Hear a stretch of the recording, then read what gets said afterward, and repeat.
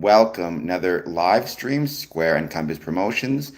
Please take a moment, hit that like button, hit that subscribe button. Any thoughts you have on Freemasonry, positive, negative, or neutral, please let me know and let's just hang out. Let's see who joins. I just discovered, amongst other things, that today is National, or excuse me, today is Archaeology Month in Canada, but I believe it's specifically kind of noted and celebrated in Quebec, one of, our Canadian provinces. Obviously, a big part of archaeology, a big part of archaeological digs is a discovery of stone, be it stone tools, stone structures, stone as used to create. I remember doing an archaeological dig back in my undergrad. I took anthropology. And one of the things we often found was stone that was used to, create fire pits, which was kind of a cool thing. Stone ornaments. I've always said that the history of humanity can very often be connected with and to the history of our ability to shape stone. Stone has been used as part of our ability to hunt, for our diet, to increase actually our protein intake, which was a major evolutionary factor. Stone has been used for shelter. Stone has been used for religious observance. Stone has been used to protect and preserve our food, whether it be Gobali Teki, I think I pronounced that correctly. I always pronounce it incorrectly. Through to the pyramids of Giza, stone has been a friend to humanity since before humanity was human, since it was our hominid ancestors. And I've posted about that on several different occasions, the way that archaeologists and archaeology has helped to discover, document, and promote that relationship between human and stone. So I do want to kind of discuss that a little bit if I get the chance. I have discussed in the past on this channel as well, as you know, or yesterday, I should say, the recent finding of guilt for the murder of a Freemason in Texas, a worshipful master, if I recall correctly, which I can discuss again, although obviously it is an incredibly sad story.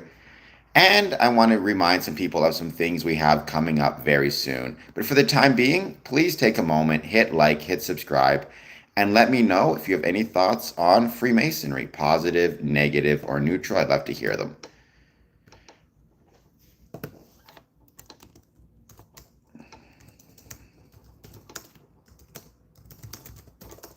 I saw some hearts here. That might have been Smokey the Clown. If it was Smokey, welcome. I hope you're doing well. By the way, Smokey and I are friends on the Discord. If you have Discord, please find me there. I'm trying to grow my Discord a little bit. It's not something that I've been particularly active on. I would like to be a little bit more active on Discord if I could help it, to be honest. So find me there. I can send you guys the link in the chat. I'm not even sure how many friends I have on Discord at the moment, to be honest. All right, guys, let's give it some time. Let's see who joins. Please hit like, please hit subscribe. As you know, for the first 60 minutes, I really just hang out, talk about whatever, see how people are doing. Any thoughts you have on Freemasonry, positive, negative, or neutral, please let me know. And I hope everybody is doing well as always. Finally, once again, it cooled down a bit. It was quite warm the last couple of days. So it's nice to see it cooling down once again and getting a bit more refreshing after being very, very hot.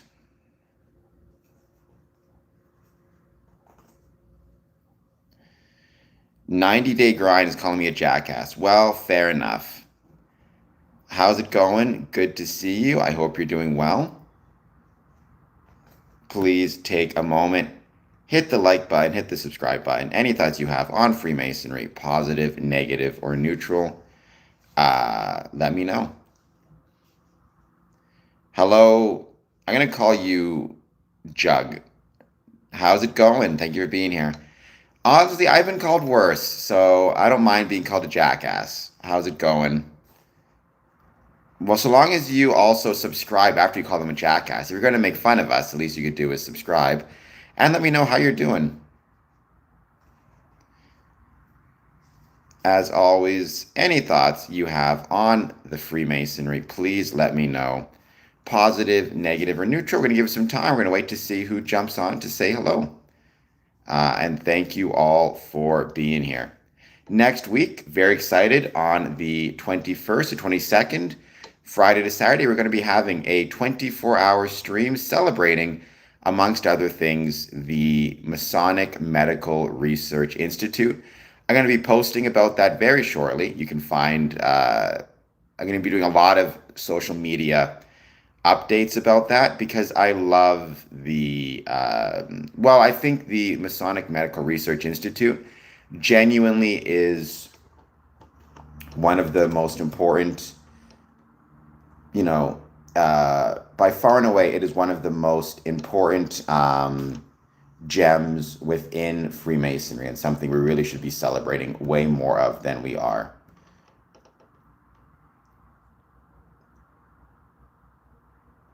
Jug, I don't think you did something. Dude, so you say I'm a faux Mason. Why do you say that? What makes you think I'm a faux Mason, as otherwise known as, I believe what you're trying to say is a fake Mason? Um, and Jug, Doodle, Dust, please hit like, please hit subscribe. Dewoots, once again, what makes you think I'd be a faux Mason? Corey, I'm doing well. Hey, got the name Cameron, you must be all right. I've said it before, Cameron is Cameron is an awesome name. All the most handsome, coolest people are called Cameron. I got a big nose. I've grown to accept it. Isn't that, we've had breakfast there before, right, Dad? I think, if I recall correctly.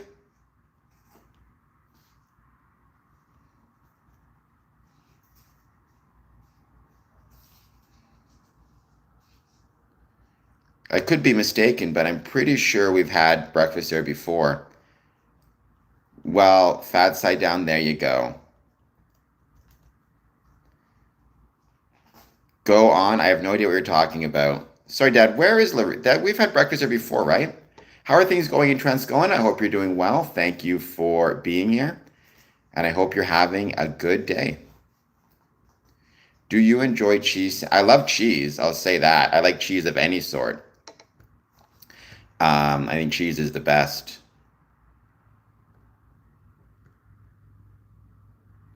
The better question is, people don't know it, but there is such a thing as Mason cheese, by the way. Mason cheese is a type of cheese that has vegetable ash running through it, made to look like bricks. So people call it Mason cheese because the vegetable ash looks like bricks, which I think is kind of a cool thing. Is the Earth flat or spherical? The Earth is spherical, Steve Finneran. Mr. Dane, welcome back home. I hope that you're doing well. Thank you for being here.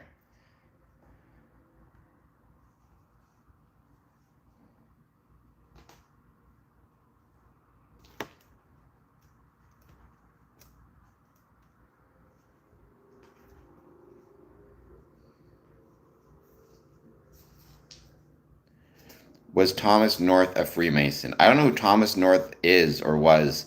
Well, then, for heaven's sakes, Corey Cameron, don't eat cheese, whatever you do, if you're going to get sick. Maybe you're lactose intolerant. I don't know. But that doesn't sound fun.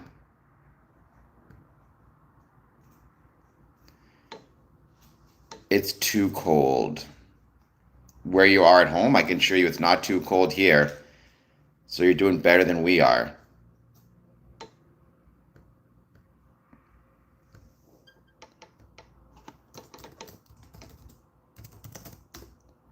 Am I the one that duct taped a duck to a duct with duct brand duct tape? I think you're trying to do a tongue twister.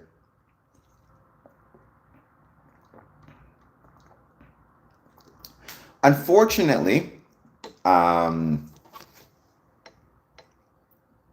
Heaton, although you're not wrong, I don't think we in our Masonic lodges spend nearly enough time focusing on actual practical geometry or even geometrical theories. Again, geometry is the basis of Freemasonry. It is what the art, the science of Freemasonry is founded upon.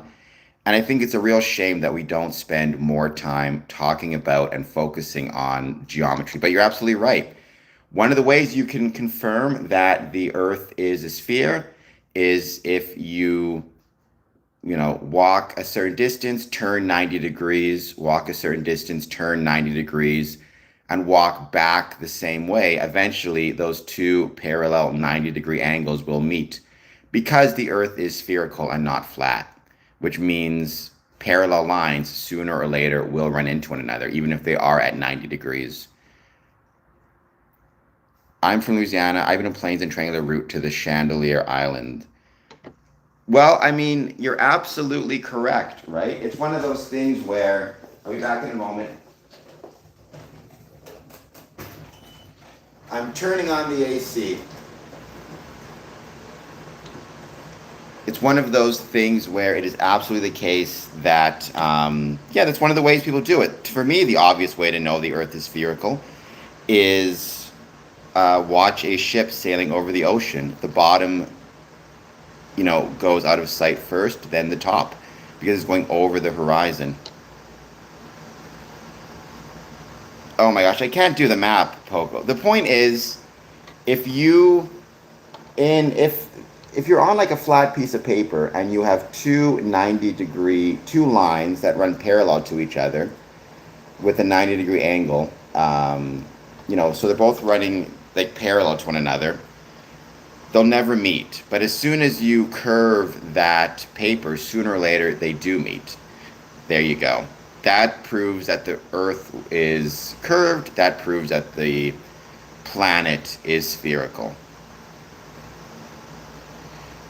Right, Steve, on a flat plane, but if the plane is curved, then the lines curve, right? So if you try to draw a triangle on a basketball, even if you have them be at 90-degree angles, sooner or later the lines will meet. The surface is curved, not the lines themselves. It goes over the horizon, and we know that because the bottom disappears first. But draw a triangle on a basketball. You're going to see those lines start to curve.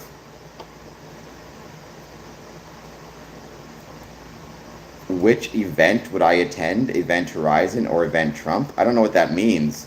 I know what an Event Horizon is. I mean, I suppose if I tried to attend an Event Horizon, I would never be able to escape the black hole, in which case I would be spaghettified. So I guess I'd rather attend Event Trump. Although, I'm no fan of Donald Trump, as many of us are aware.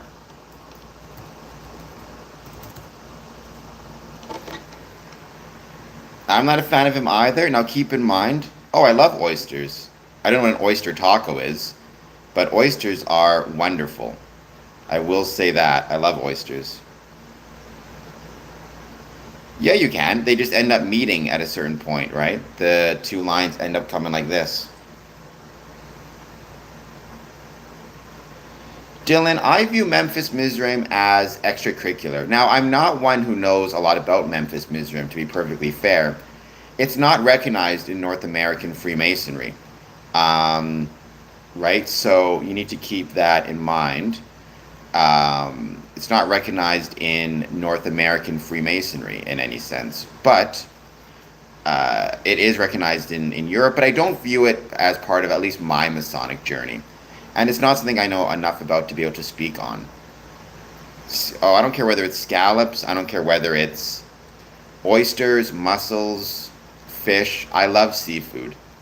The ability to enjoy, I love anything that swims in the sea. I think it's really, really good.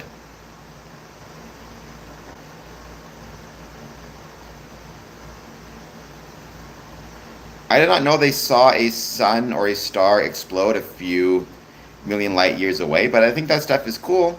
I've posted a lot of times about the extent to which we within Freemasonry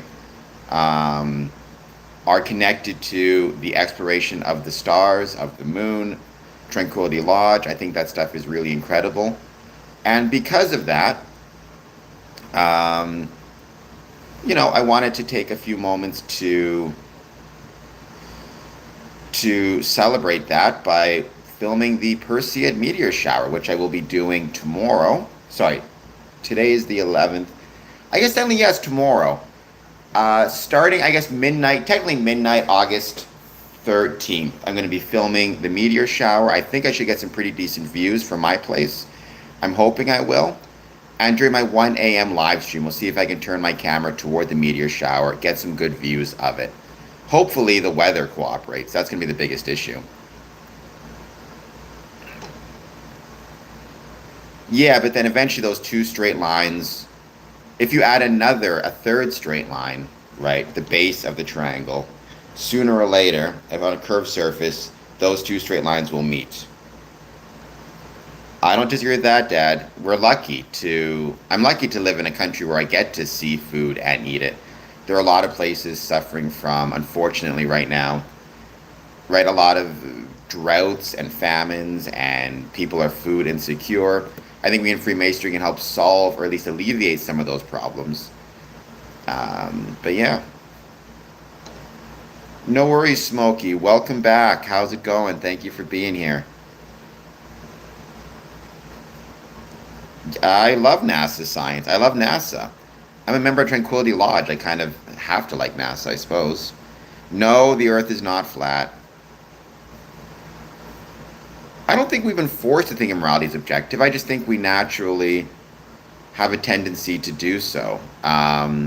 I think it's a natural human instinct, but I do think morality is probably more relative than literal. Um, it was good. It was a lot of fun. I posted a couple clips from it. It was a blast. I really enjoyed it. I was grateful. I thought it was awesome. America does, but that doesn't always mean the issue there is not the lack of food or too much food, it's a lack of healthy food. You can be obese and malnourished at the same time, right? I've talked about this before, why I think within Freemasonry we have a responsibility, amongst other things, to try to make sure at our lodge meetings we are at least providing some healthy food options to people or for people. Um, and I wouldn't call it lazy precisely, but I would say absolutely the case. Um, we need to be encouraging exercise. And again, I've talked about that with Freemasonry as well. Wouldn't it be awesome and wonderful to see Masonic lodges start meetings with something like breathing exercises, stretching, light yoga? I think that stuff could be incredibly helpful and really cool. And I'd like to see us do more physical activity within our Freemasonry.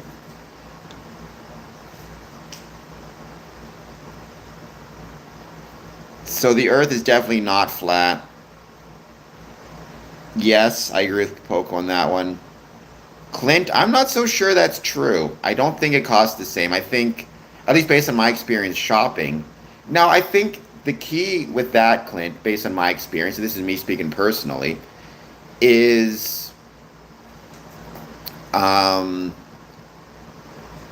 if you want convenience, then eating unhealthy is cheaper because you don't have to prepare the food. It's all pre-prepared, pre-packaged.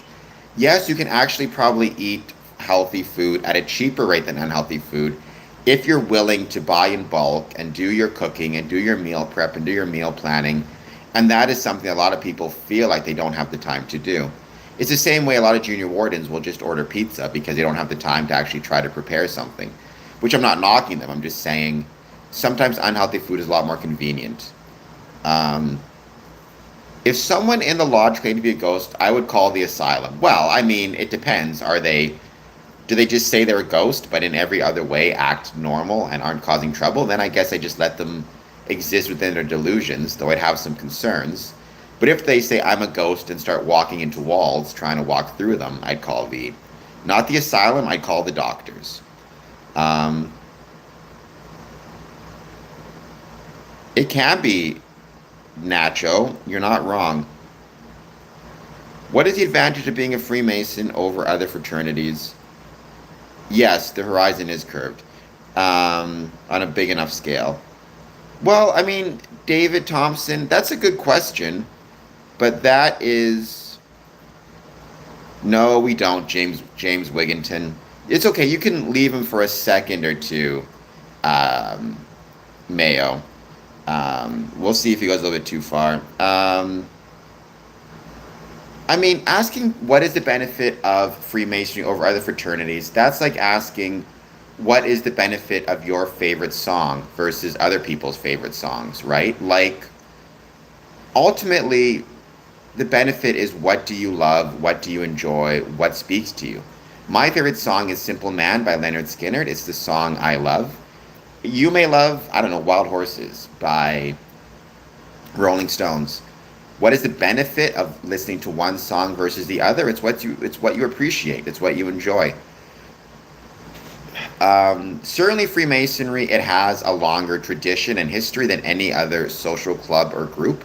So if you like history and you like tradition, that can be a mark in its favor. Certainly, Freemasonry, a lot of people have family members who've been part of it or friends. And so if you had a friend or family member who was also a Freemason, you may feel closer to them by joining.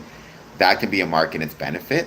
There are certain skills you develop through Freemasonry that are harder to get in other groups, especially memorization, combined with the ability to really enjoy, like learning how to organize and run a meeting successfully, which a lot of people struggle with. Like if you have a job and it requires you to organize and run organize and run I'm trying to think of it like a board meeting, have motions, have knowing the Robert's rules of orders, motions, seconding, paying of accounts, creating an agenda for a meeting, sticking to that agenda when things aren't going well. Like those skills you would develop through Freemasonry and through being the master of a lodge. You get a social safety net, but you can get that in other groups. Ultimately, though, it's what speaks to your heart. What is the advantage of playing football instead of playing basketball? What is the advantage of playing the clarinet instead of playing the guitar? It's what you enjoy and what speaks to you. That's really all it comes down to. My opinion on Mexico, I love Mexico. I've been to Puerto Vallarta 4 times, and I've been to Nogales, Mexico once. I thought it was incredible.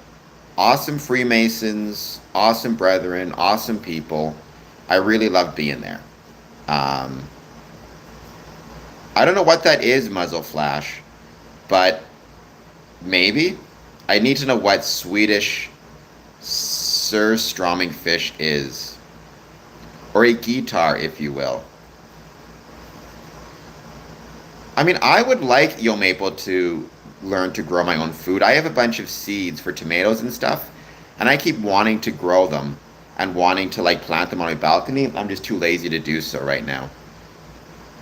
So, not beliefs per se, Nacho, but definitely Solomon is an important figure within Freemasonry. He is an important figure for allegorical or ethical teachings. But we don't really, like some Masons may believe that Solomon literally existed as a historical figure. I don't. I think he was more likely or is more likely a legend, kind of like Priam or King Arthur. But I think he can nonetheless provide very valuable insights and valuable lessons and ethics. Um, Swedish, is it good? I mean, what's it taste like? As a general rule, I like, as a general rule, I like fish and I like seafood. Hello, Kurz. Welcome. So I am thinking maybe next year, because it's obviously too late now. I'm not going to start trying to grow something in winter or in fall, which we're coming up to. But maybe next year in spring, I'll plant some tomatoes and see how they do.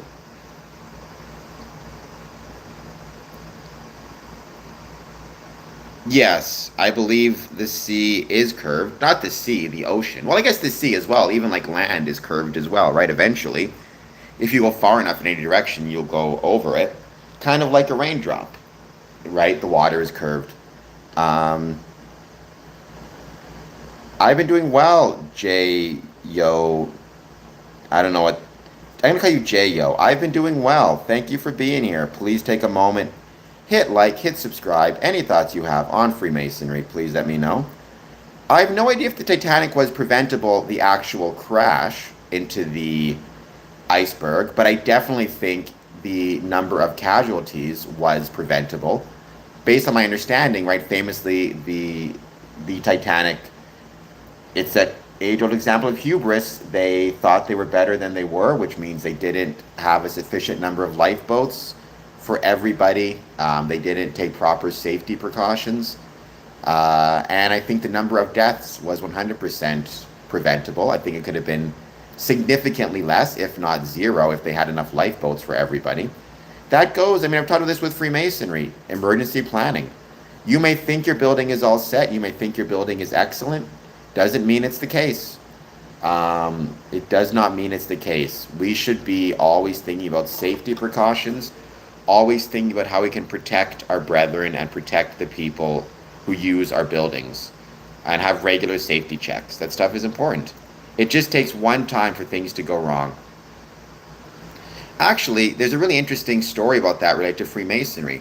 One of the reasons we have modern safety protocols, at least in the States, as it relates to like how many exits you need and fire alarms and capacities, is because in Chicago in the 1800s, if I recall correctly, the late 1800s, there was a major fire which actually took place in a Masonic building and a theater. It was both a Masonic meeting place and a theater space.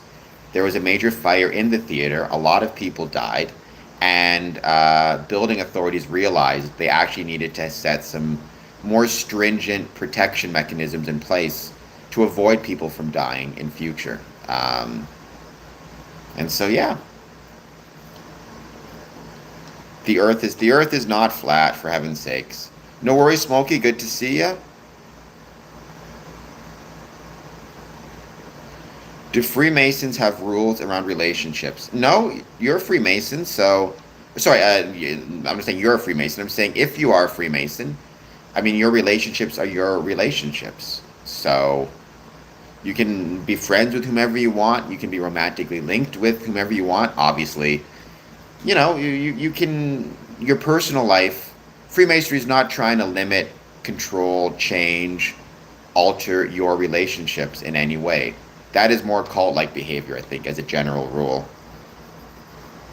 Robert Heaton, a lot of people gave their lives doing their jobs. I don't know if there were any Freemasons on the Titanic. That's kind of curious. Freemasons on the... I'm kind of curious about that now. Oh, interesting. At least 29 This is from an AI overview, so you can take this for what it's worth. At least 29 documented members of Freemasonry were aboard the RMS Titanic when it sank on April 14th to 15th, 1912. This group included first and second class passengers, third class travelers, and crew members such as postal clerk Oscar Woody and ship musician Percy Cornelius Taylor. That's kind of cool. I mean, I guess it's not cool because I would not want to be on the Titanic when it is sinking in any circumstance, but I should have probably looked into that. I mean, by 1912, Freemasonry was growing quite a bit, and Freemasonry famously has some really fascinating connections between its membership and being on the sea and being on oceans, so it shouldn't shock me that there were a lot of Freemasons, or at least 29 Freemasons on board the Titanic.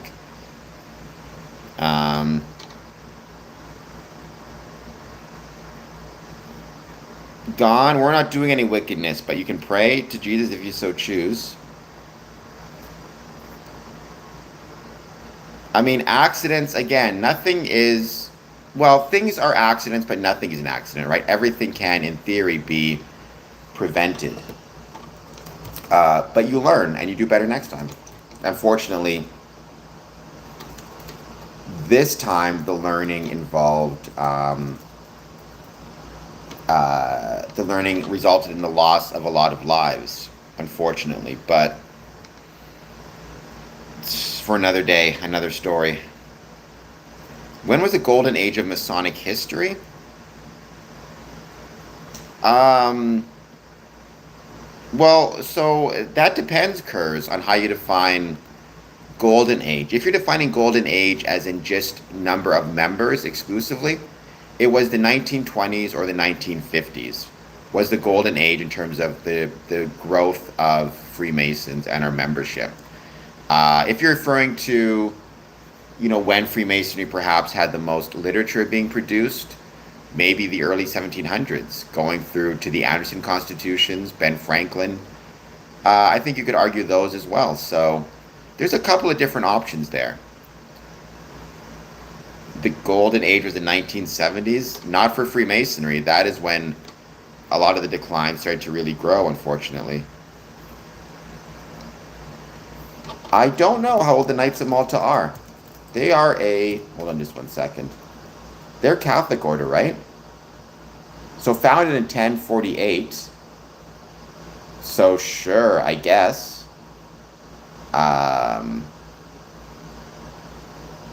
Looks like, according to AI, already started as a small hospital in Jerusalem to care for the poor. I suppose.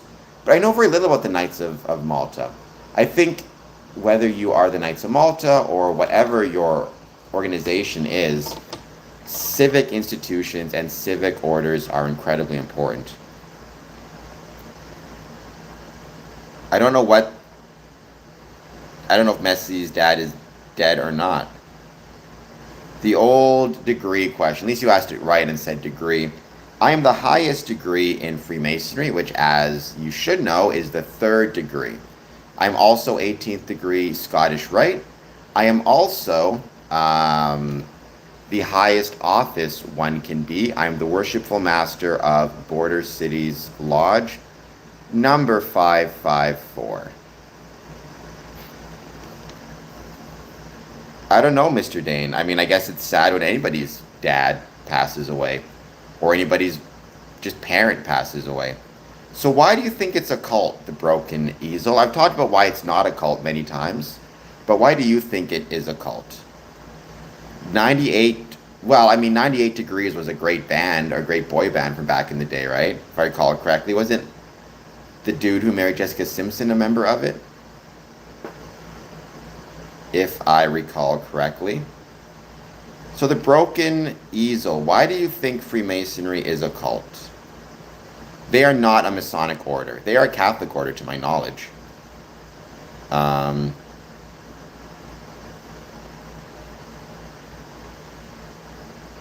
VIC, welcome. Thank you for being here.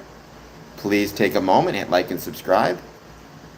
Oh, that's the temperature of a body. I did not know that. All right. I'm not a doctor, right? I am not a doctor, so I should not be doctoring it up. That is true. Unfortunately, Dad, if you define ups and downs based exclusively on membership numbers, we've been going down for a very long time. Since 1959, in fact, at least in North America. I look like 50-year-old JNXY. Damon, I don't know who that is, but I'm sure he's a very handsome person. Please hit like and subscribe. But I'll have you say I'm not 50. I'm a carpenter. Then tell us what goes on in the dark. Nothing goes on in the dark, but I assume you're asking about Masonic rituals and ceremonies. I've given this example before. They are not mine to give the quote-unquote secrets of. Being a Freemason, and our Masonic rituals is no different than having a family recipe. It's incredibly important that we remember that, if somebody has a family recipe for their aunt's cookies or something, or their grandmother's cookies, the reason they don't share it outside the family is not because there's anything illegal or wrong with the cookies. It's because the recipe belongs to the whole family, and maintaining its secrecy is the way you maintain the bonds of brotherhood. In the same, or the bonds between the family, excuse me. In the same way, the reason I maintain the secrets of Masonic rituals and ceremonies is as a way to maintain the bonds between past, present, and future generations of Freemasons. Also, all you're doing is giving out spoilers to people who, I want people to learn about Freemasonry by becoming a Freemason. Now, I can give you the general, which I've talked about before. Within Freemasonry, no ritual has anything illegal, immoral, unsafe, or against one's civic, religious, familial, or even employment responsibilities for that matter. I'm not ethnically French. My pops is English. My mom was born in Canada. Um, if you watch 48 Hours, sorry, Kurz, that is not true. Well, maybe one day I'll be as popular as Jinxie. Who knows? Um, Vic, I'm a carpenter. That's awesome. Welcome. Freemasonry evolved from stonemasons and stone Masonic guilds. So the fact that you are a carpenter means, you're a journeyman, which means you are part of the Masonic family. Or you're part of the, I should say, the operative family, right? Of stonemasons, carpenters, electricians, plumbers. It all comes from ultimately the same operative source, which is of craftsmen.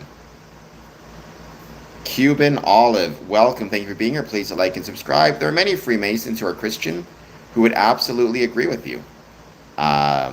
Freemasonry has many men of many different faiths, and women for that matter.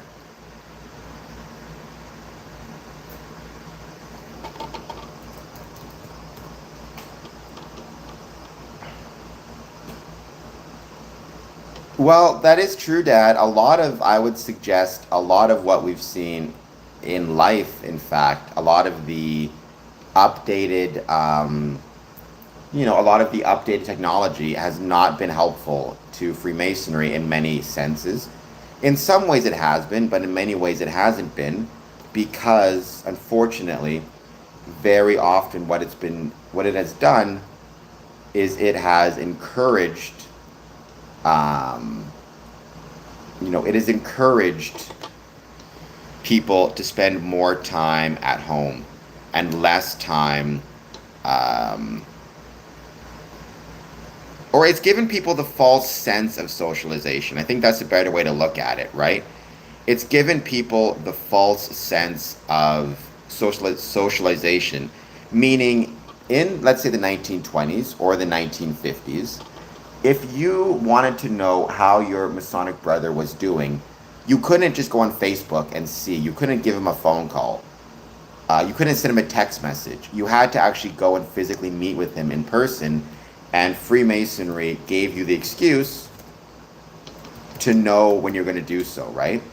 Unfortunately now, or in some ways fortunately, in some ways, not. What's happening now is,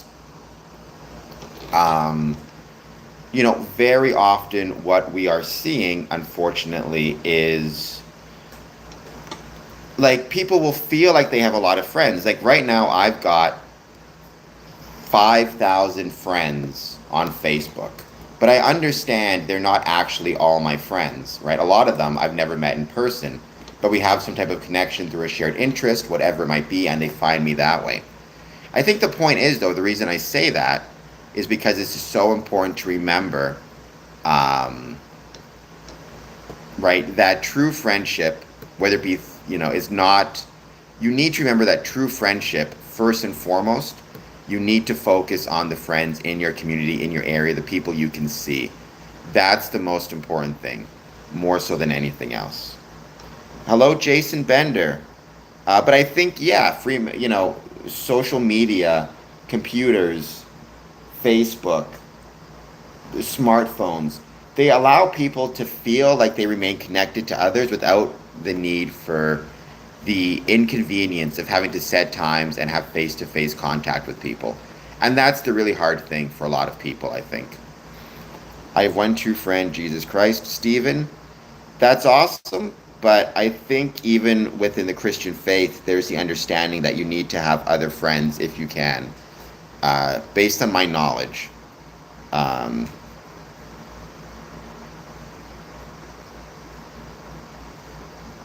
so there's no bad, well, I mean, there's no such thing as bad masonry. I think Freemasonry is at its core, the ethics of it are always good. There are, of course, bad masons, just like there are bad plumbers and bad doctors and bad elks. It's human nature, right? It is the nature of humanity that unfortunately there are both good and bad people. Um, our job as Freemasons, as much as possible, is to try and, we call it guard the West Gate, make sure that the people who are joining are good people. Ultimately, whenever you have somebody looking to join Freemasonry, it's a leap of faith, right? You don't know for sure that they are going to be good people. You can never know for sure because you can never look fully into somebody's heart. But you do your best, you get to know them, you take your time before you admit them, and you hope that they will reflect good upon your decision. I do think if everybody lives in accordance with Masonic ethics, I think without question you can find examples of, you will find people to be good, or at least good neighbors, good friends, good citizens, etc., etc. Search up Coretta Beach was my hotel. Hello, Mary Hoffman. How's it going? What does their G represent in Freemasonry symbol? I never say, because I feel like it's more fun if you discover by joining. So I will leave it up to you to figure out. Although honestly, you can find it online. A lot of people will share what it means. I prefer people find it out by joining. I think it's a better way to learn what it means. Nacho, you're not wrong about that. One of the characteristics of psychopaths very often is they move around from group to group, from place to place, trying to either use a group to act as cover for their bad or nefarious strategies, or to take advantage of the group itself. And then they move on to the next one once they're found out, which does happen very often, unfortunately. Laundry is fun until it's the folding stage. I mean, I have a big, giant, you can't see it, but I have a giant pile of laundry next to me that I need to fold and haven't done so yet. So you're not wrong. Some Masons, both old and young, Septimists, like what I'm doing. Some Masons don't. It's one of those things where you just kind of have to accept the fact that not everybody is going to be on your side or agree with you. And that's okay.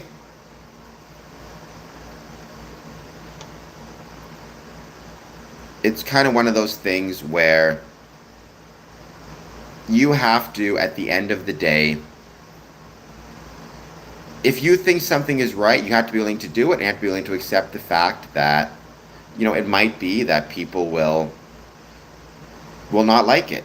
But I think no one can deny that Freemasonry right now is declining in a variety of ways. And if we're not willing to push back against that and actually do something about it and make some decisions and try to do some different things, I don't think I think it's going to be ultimately for the worse.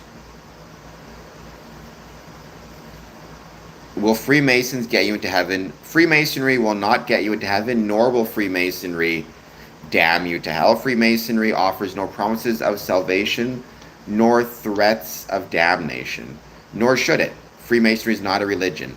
If you want to know about getting into heaven, talk to your priest, talk to your rabbi, talk to your imam, talk to your religious leadership.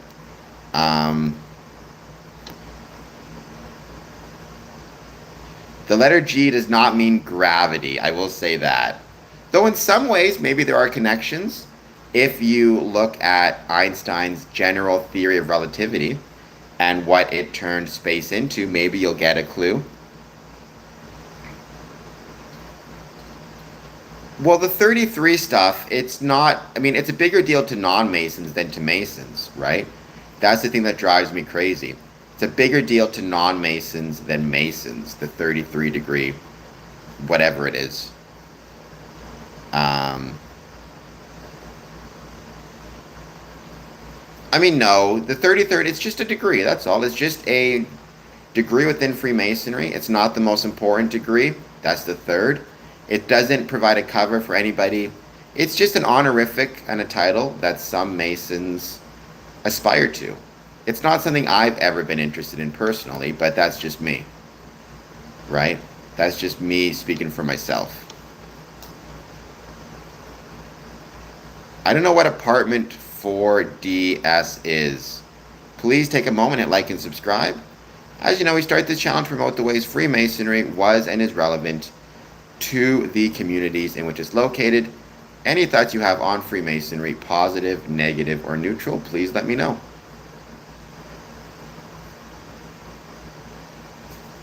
He was. Sometimes, however, Stephen, you don't want to put too much stock into any of this stuff. There's also 33 vertebrae in the human back. Careful on how much you put into these things. Do I think chronic boredom is caused by lack of purpose? I think lack of purpose helps for sure. But I think ultimately one of my favorite quotes is boring people get bored. Meaning, look, you can find a way to, I don't care what it is. Look, if you enjoy Freemasonry, if you enjoy things in life, you're not going to get bored. Like, I don't really like, one of my favorite expressions is boring people get bored. If you are a boring person, you're going to find anything boring. If you find interest, curiosity, enjoyment in things, you're not going to get bored. I'm a big believer in the latter. I try to find the interest in things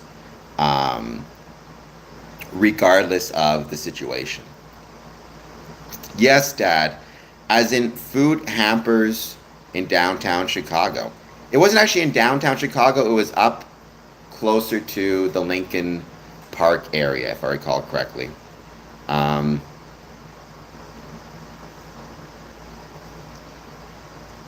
Yeah, but don't forget, Rondo, that's for Scottish Rite. That's not for craft masonry, right? The Scottish Rite 33rds, they don't control the craft degree, right? That is the Grand Master. So there's no council that tells the craft lodges how to operate. That comes from the Grand Master and the Board of Masters. That comes from the Grand Master and the Board of General Purposes in Ontario. What do you think the word pseudo means? Well, I do not know what pseudo-Romanian for space means. I know the term pseudo means approximating or almost or kind of. So pseudoscience is science that approximates or is kind of science, but not truly science. Would be my example of that.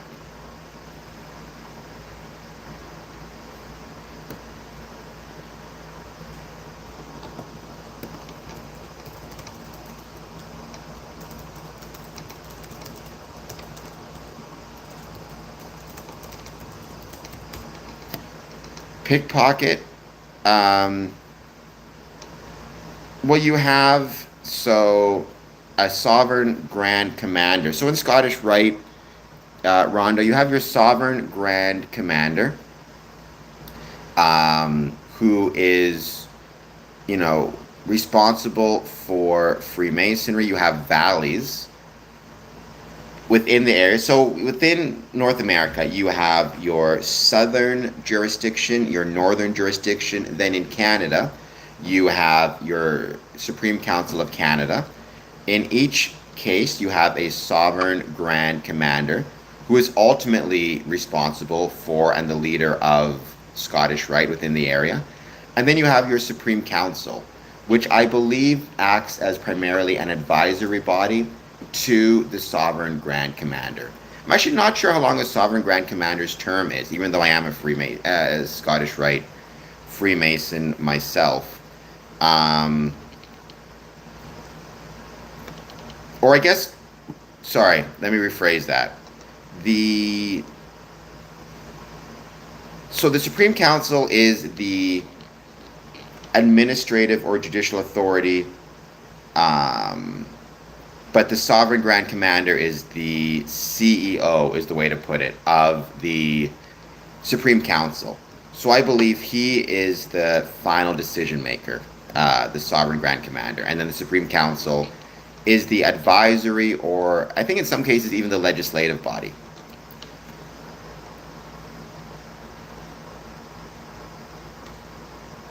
Um, the Organization of Scottish Rite, yeah. So I think in Mexico and in Europe it's different. I don't know much about the Scottish Rite, to be honest, in Mexico, but in North America, primarily not central, but just north, there's southern jurisdiction, northern jurisdiction, and Canadian jurisdiction. There's a sovereign grand commander who, to my understanding, has to be a 33rd degree.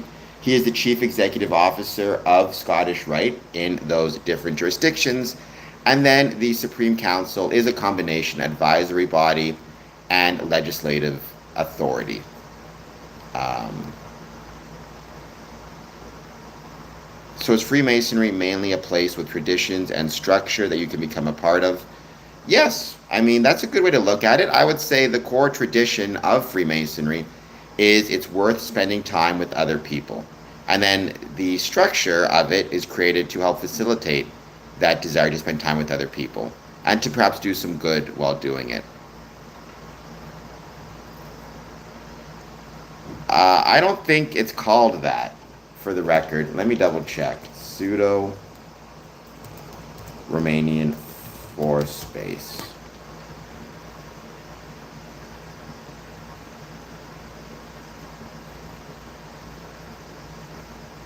Um, so it's a Laurentian manifold.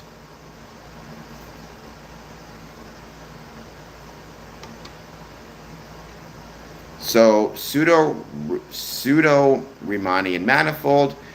Never learned about this before. I'm learning about this in real time. In mathematical physics, a pseudo Riemannian manifold, also called a semi, is a differential manifold with a metric tensor that is everywhere non-degenerate.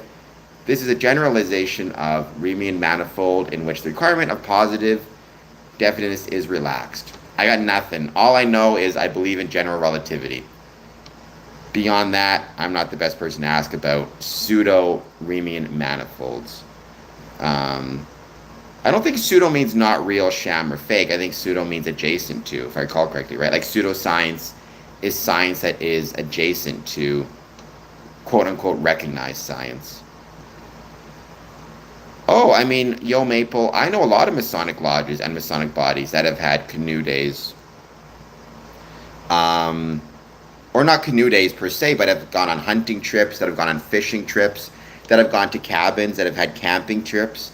And I'm sure that some of these trips involved, on at least a few occasions, canoeing. I would not doubt it. I think getting Masons outside, spending time hunting, spending time fishing, spending time in cabins, I think that stuff is really cool and really beneficial, um, and really valuable. Well, I've known fellow Masons who struggled with alcoholism. I've known fellow Masons who struggled with drug addiction. I mean, it's tough to say. I can tell you in those circumstances, he was not kicked out, but he was an officer at the time, and he was asked to vacate his chair because he was not able to perform the work because he was showing up to lodge intoxicated. Um, in those cases, it's really hard to know precisely what to do. It comes down to how do you view Freemasonry? Do you view Freemasonry as a responsibility or as a support group? If it's a responsibility, then any brother who is not fulfilling his responsibilities by, for example, showing up to the lodge intoxicated should be asked to leave. If it's a social support group, you keep him around. For me, what I did in that circumstance is I supported having him not in the chair. But then I wasn't really good friends with him. I didn't know him well, but I encouraged him when I did see him and others. I talked to his actual brother about where he could find help and where he could get help, and gave him some resources to where he could find that help, or at least told people to talk to him about where he could get those resources. But I've known Masons who struggled with mental health issues, with addiction issues. Freemasonry is not a guarantee that you will, quote unquote, solve all of these problems, right? Or that you're not going to struggle in life. I do think Freemasonry can significantly reduce the likelihood you will struggle, or can provide you with some significant resources to get you through it. But ultimately, it is up to you to put in the work. But that's why I've suggested in the past that we as Freemasons should have, amongst other things, right, should have a list of community resources to give to people if they are struggling. I think that should include lists for local rehab or rehabilitation centers.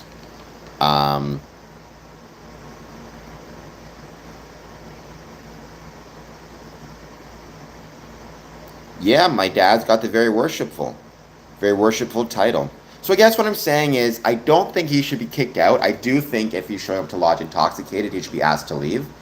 One of my personal opinions, and I've always believed this, it really bothers me when Masons show up to a lodge intoxicated, whether it be alcohol or anything else.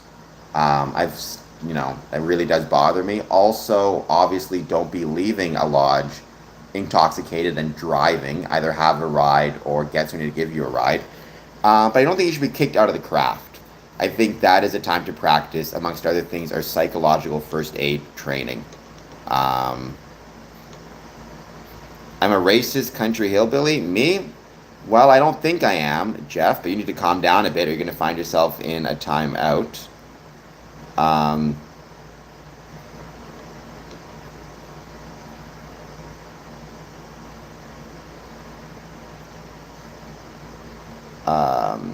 I would like to include...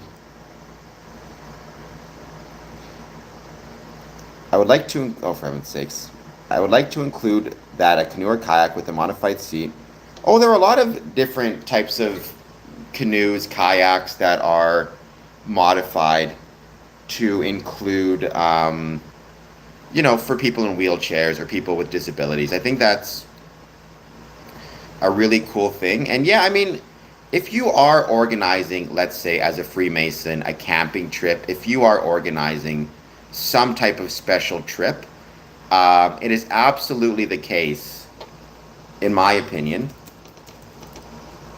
that, you need to think about, okay, who wants to come with you, who will come with you at that time, and what type of issues might they have.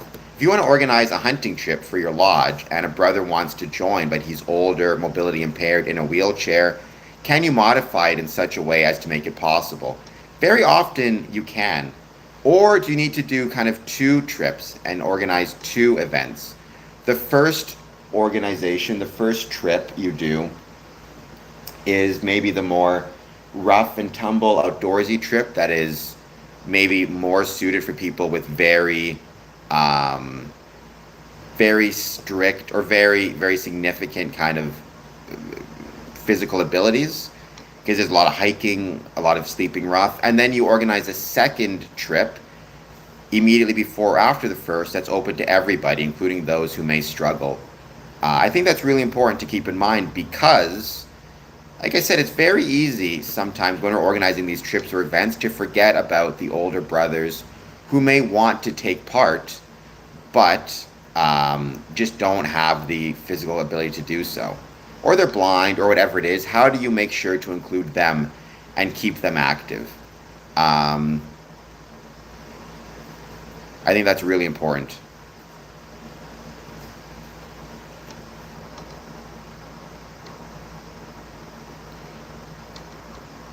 Well, we're going to put that guy. Thank you, Mayo, for hiding the message. We're going to put him in we're going to just hide him, I think. Generally, my lodge urges. Yeah, well, I mean, obviously, so nacho. I think for a lot of people, weed um, can be kind of a an opiate of sorts. I think even behaviors can be an opiate, like gambling can be an opiate for people, right? I just think you need to be really careful about any behavior or action, whether it be consuming a substance or a physical action that starts to interfere with your day to day life and your ability to perform, right? I think that is something that it's unfortunate those things can happen, but they do. Um,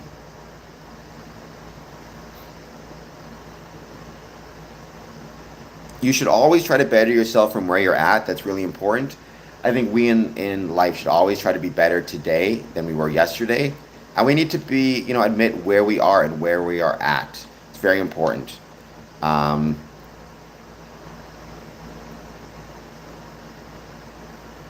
yeah, Dad, I mean, oh, sure.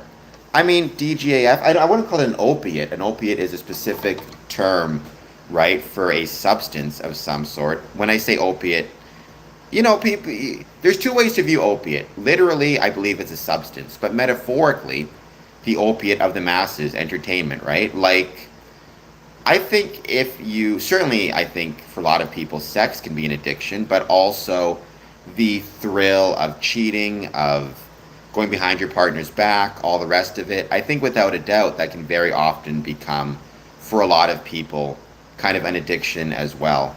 Um,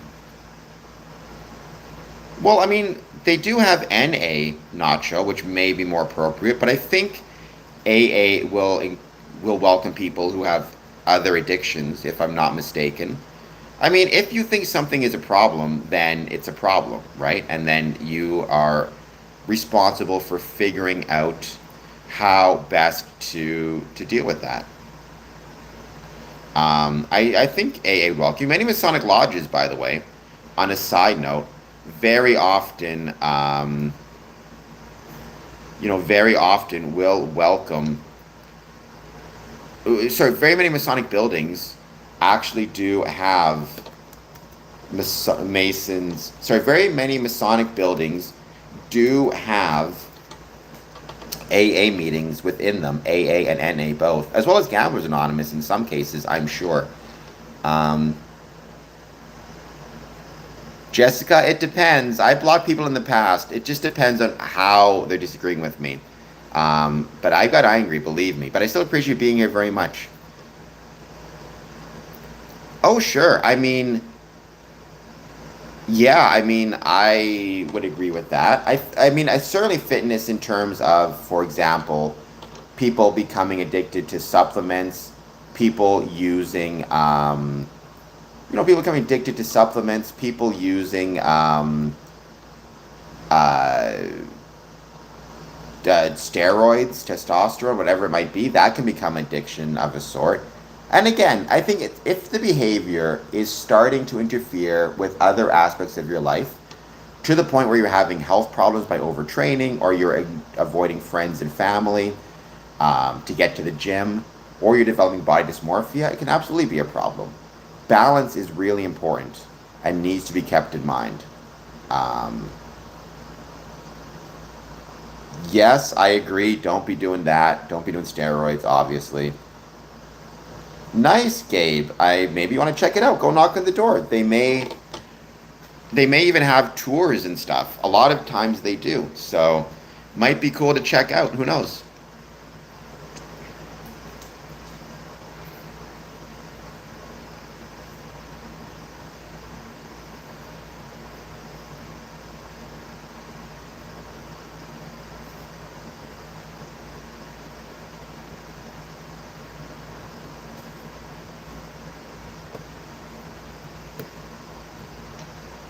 Why don't Masonic temples have windows? My Masonic temple has, I used to know this number, 50 windows, 60 windows on the facade. They're beautiful, but they're a pain in the ass because it means that you're always ending up dealing with, you're always ending up, and it's a pain dealing with heating issues because windows, especially my building was built in 1920s, weren't always the most energy efficient things in the world. So wind getting through, it's a pain in the butt. But yeah, many Masonic buildings have windows. So, I mean, I am not a fan personally. I've said this before of having windows directly into lodge rooms, though it does happen very often, because I like our Masonic rituals to be private, to know they're private. In theory, someone could, use a ladder to climb up and look through a window, although I don't think it would happen in reality anymore. But they do have windows. Again, though, I think our lodge meetings, the importance of our ritual of keeping it private is it maintains a bond of brotherhood. If people can look through a window and see the rituals and ceremonies, suddenly it's not so private anymore. So I guess, Jessica, type in Windsor Masonic Temple. You're going to see a building with a lot of windows. Glenview has a fair number of windows as well. So, Yo Maple, yes, I agree with you, with the very important caveat that you are not ultimately responsible for them and for their life. One thing I've struggled with in the past is I see a friend suffering, I see a friend making bad decisions and bad choices, and I choose to take on more than I should to try to help them, or I feel personally betrayed if they continue making those bad decisions. As though the fact I tried to help them and they chose to ignore me or not take my advice is a slight against me. And that's really a dangerous thing to do. You have to be really careful about that and really careful with that. Because unfortunately, it's easy to fall into that trap. And that's true for Freemasons as well. Like, how could this person ignore, he's my brother, he's my friend, and he's ruining his life, and I tried to help him, and he's not, and he's still ruining his life. That somehow must reflect upon me. I don't like that. I've done that. It's very dangerous. There are limits to what you can do, and there are limits to how much you can do, even as a Freemason. And so you just always need to keep that in mind and remember that. And I think it's unfortunately very easy to fall into that trap.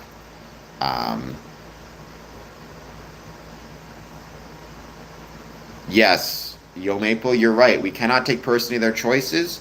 We can and we should, obviously, try our best to alert them and provide them resources. That's one of the things you learn about psychological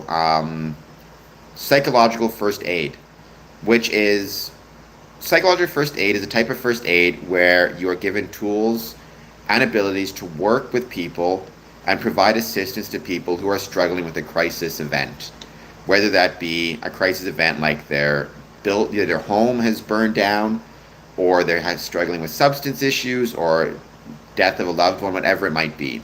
But one of the things you are taught in psychological first aid very early is it's not your responsibility to tell them what to do.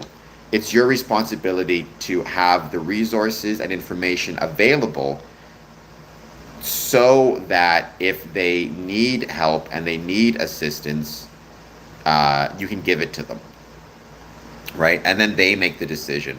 That's why one of the things I'm always emphasizing is within Freemasonry, our brethren, right, our secretaries and treasurers should have on them a list of resources, shelters, food banks, AA, NA meetings, social assistance, benevolence through Freemasonry,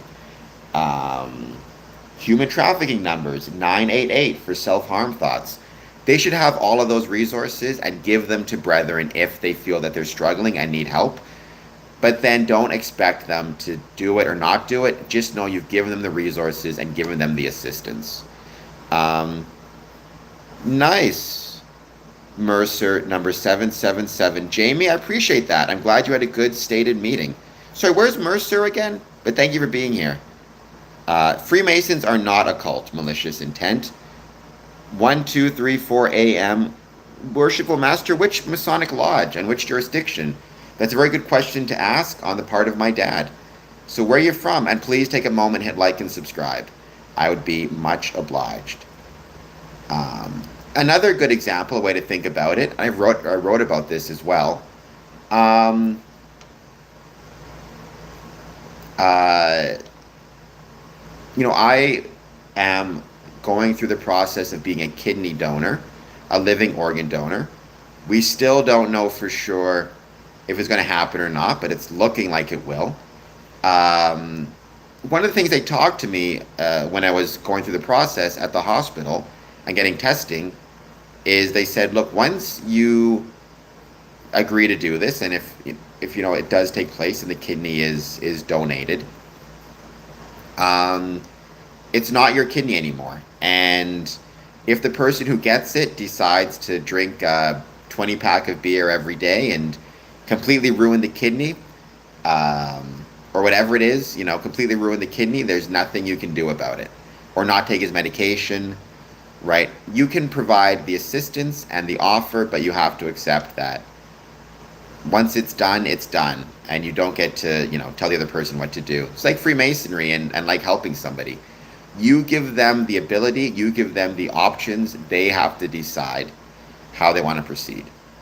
It is a choice. Daneville, Kentucky. Nice. I'd like to get back to Kentucky. I've been to, oh my gosh, Louisville, Kentucky, and somewhere else, and I can't remember where it was now. So, but that's really, really cool. Jamie.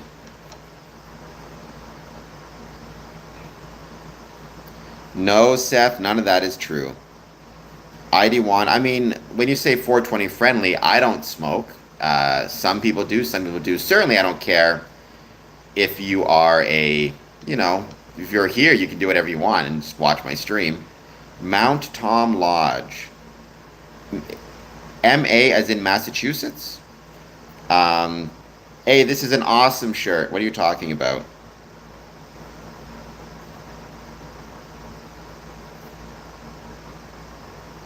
Yeah, Yo Maple, that is going to happen. If you want to sell substances, it is a bad idea and you are probably going to get arrested for it. I'd recommend not doing it. That's just my humble opinion, for whatever it's worth. And if you're a Mason and thinking of doing it, remember, not only are you putting yourself into disrepute, but you're kind of putting Freemasonry itself into disrepute. So you need to keep that in mind also. So I wanted to start this second hour, though we're a little bit past it. I've been to Kentucky before. I just can't think of where now. Hold on one second. I want to look this up. I remember Kentucky was beautiful.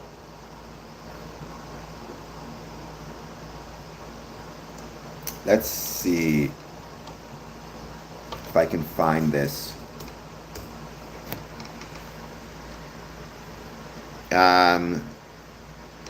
So the Masonic homes of Kentucky. I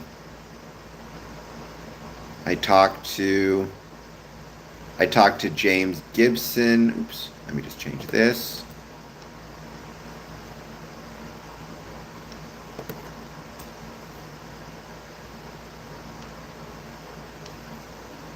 Let's see.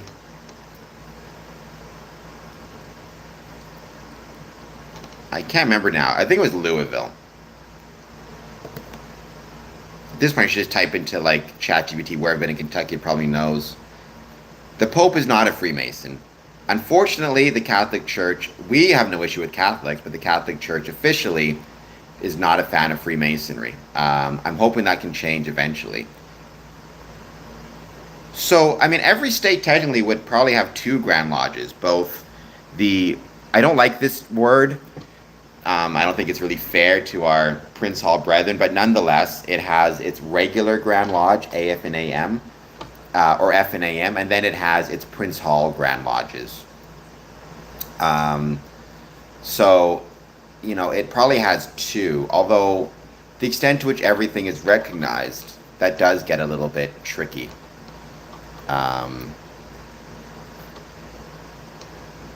So there are some really interesting things coming up, both with Square and Compass promotions. Well, you can be a Christian and a Freemason. The Pope is Catholic and not a Freemason.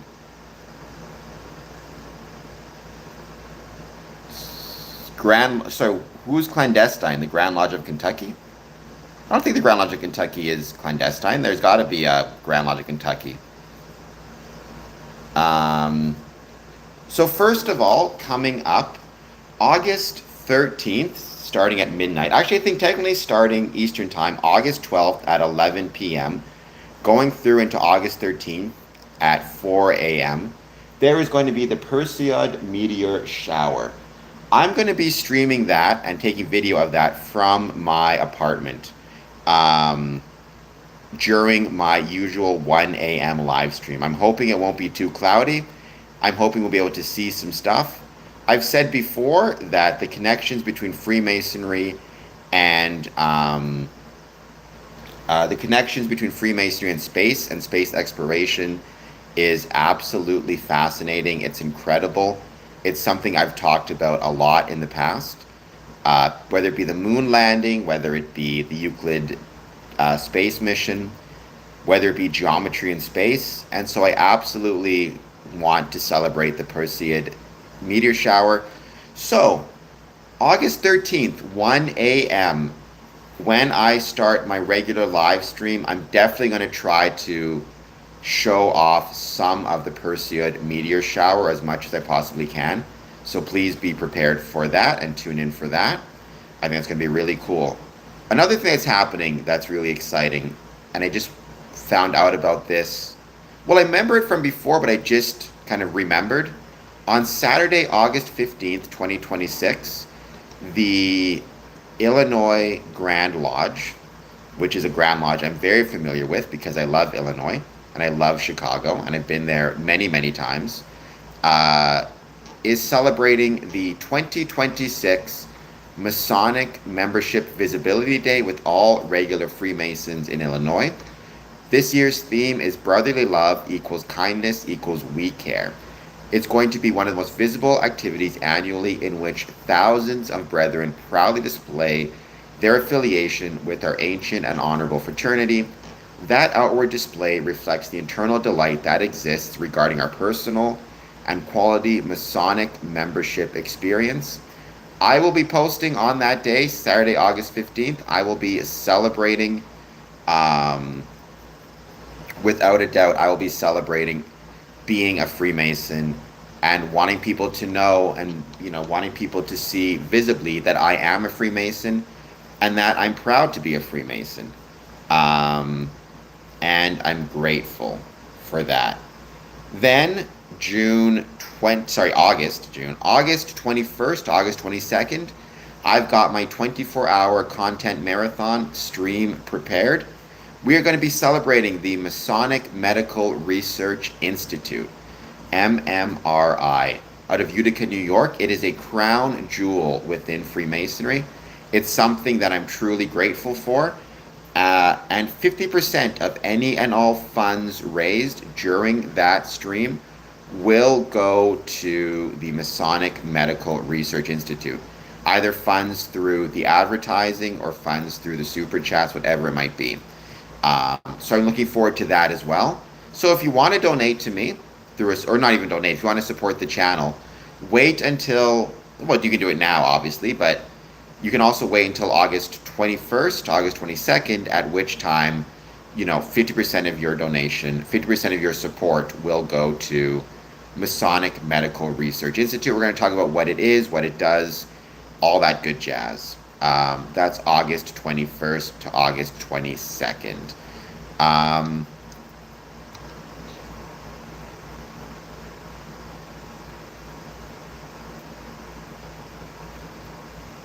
Look up Grand Lodge in Kentucky. It's not. I meant Prince Hall. Oh, well, I mean, I have to double check. I always forget. There are 3 Grand Lodges. There are 3 Prince Hall lodges in the States, which, if I recall correctly, are not recognized. But I think they're working on sorting that out with at least one of them. I'll have to double check that. Hold on just one second. Grand Lodge of Kentucky, Prince Hall. Was it Kentucky? Chris Hodap talked about this. The Grand Lodge of Kentucky. So this is an AI overview. FNAM officially granted sovereign fraternal recognition to the most worshipful Prince Hall Grand Lodge of Kentucky in October of 2011. Full intervisitation and open lodge doors between the two mainstream and Prince Hall jurisdictions followed later in October 2016. This is from myfreemasonry.com. I believe they are recognized. I mean, I could double check. Oh, this is from the Freemasonry for Dummies blog. They know what they're talking about. Chris Hodap. This is from October 18, 2011. I just received a brief note that the Grand Lodge of Kentucky FNAM has recognized the most worshipful Prince Hall Grand Lodge of Kentucky FNAM. No visitation privileges were granted at this time. They are recognized as a sovereign jurisdiction. I guess that was updated in 2016. This is from, again, 2011.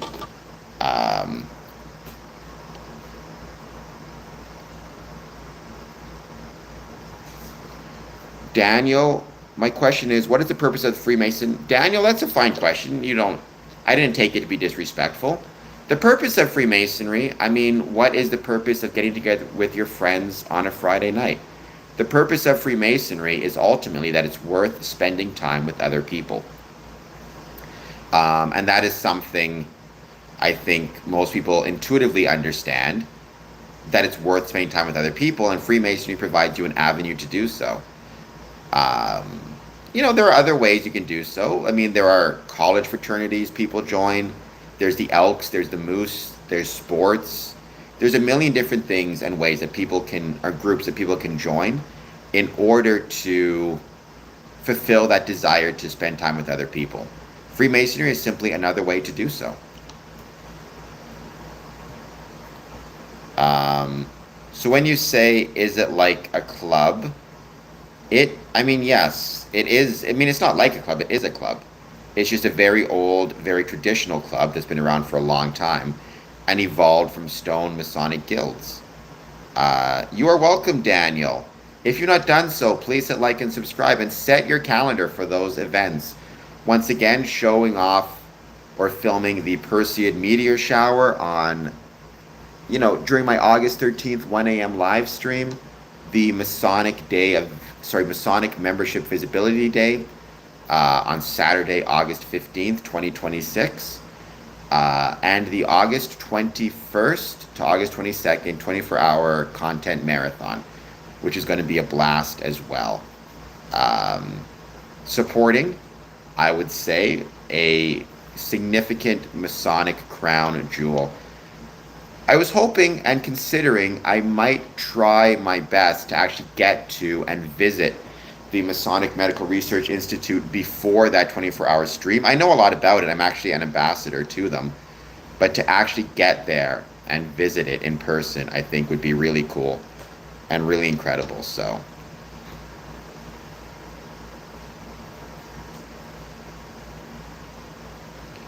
or do I want to try to make it back to Illinois for the August 15th Masonic Membership Visibility Day, which would be really fun as well, but it'd just be a long day. SCP. Square Compass Promotions, that is right. So those are the events I wanted to talk about. I also wanted to make sure, once again, to touch on this, because it's so important. Hold on just 1 second. If I can track it down and find it. By the way, this is on my Facebook account.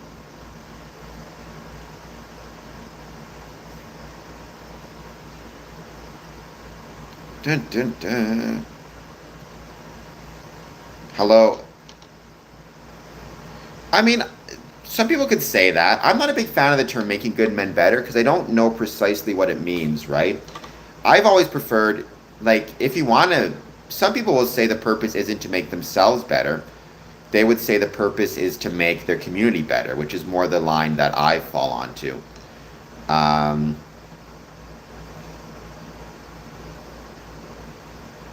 yes, here it is from Freemasonry for Dummies. Once again, um, Julio Diaz found guilty in arson, fires, and murder of Texas Mason. Julio Diaz has been found guilty in the arson fires of 2 Masonic lodges and the subsequent 2023 murder of past master Robert Wise. Oh, he was not the current master, he's a past master. Outside of McAllen Lodge 1110 in McAllen, Texas. He now awaits sentencing. This is from the KRGV TV website. The verdict came after the jury deliberated for about 30 minutes. Diaz now awaits sentencing. Prosecutors called more than 24 witnesses during the trial. They presented surveillance videos, cell phone evidence, and videos they said proved Diaz shot and killed Wise. The defense called only one witness, a woman related to an elderly family member. Diaz was helping care for her, and she testified about a post-it note the defense said Diaz wrote, which reportedly mentioned the Freemasons and the Anunnaki. Diaz's case dates back to 2023. Police arrested him 2 days after Wise was found shot outside the McAllen Masonic Lodge. Diaz also faced 2 arson charges, one linked to the fire at McAllen Masonic Lodge a year before Wise was shot, the second linked to a February 20th, 2023 fire at the West Laco Masonic Lodge, which destroyed the building. Diaz chose to have the judge decide his sentence rather than the jury. His attorney spoke with Channel 5 News about that decision. That is largely attorney-client privilege. There are tactical reasons why the biggest reason is the health information did not come out in trial. So the judge will be deciding the sentence for the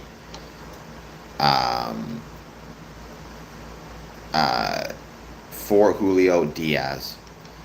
I think what this goes to show is we have to take our security in our Masonic buildings seriously. And we need to be thinking about that all the time.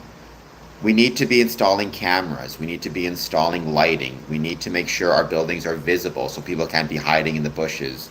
We need to make sure we have fencing if necessary, not a big ugly bunker fencing, but decent fencing that can kind of help provide a level of security. We need to also be active and engaged in our communities. We need to keep up with spray paint and graffiti. And any instances of people vandalizing our buildings need to be reported to the police, and records need to be kept. Because this incident did not start with the now convicted or now adjudicated murder. It started with vandalism. We need to take all of these instances seriously. You're not wrong. It is tragic. Yes, it does, Dad. It doesn't just slow, I talked about this a few weeks ago during International Brain Day. All the evidence indicates that the type of activities involved with Freemasonry, the cognitive work of memorizing ritual, memorizing titles, memorizing names, memorizing how to move around a lodge and the proper process and procedures, all of those things have been indicated to, amongst other things, help people live longer, healthier, and happier lives, be more physically fit as well as mentally fit, and have a better ability when it comes to both activities of daily living, creating shopping lists, taking medications, remembering what they have to do, balancing a checkbook, but also physical activities like standing up and sitting down, getting into bed, transferring, things of that nature. Yo Maple, I would agree with that 100%. So yes, I would agree with that. Dennis, hello, how's it going? Thank you for being here. Why is it always aliens? I don't know why it's always aliens. Who's talking about aliens? You get used to it. Honestly, Dad, I have trouble remembering names as well, so you're not alone in that. I think you and I are both the same in that regard. The other thing, right, about Freemasonry is it keeps people around you. And the benefit of that, um,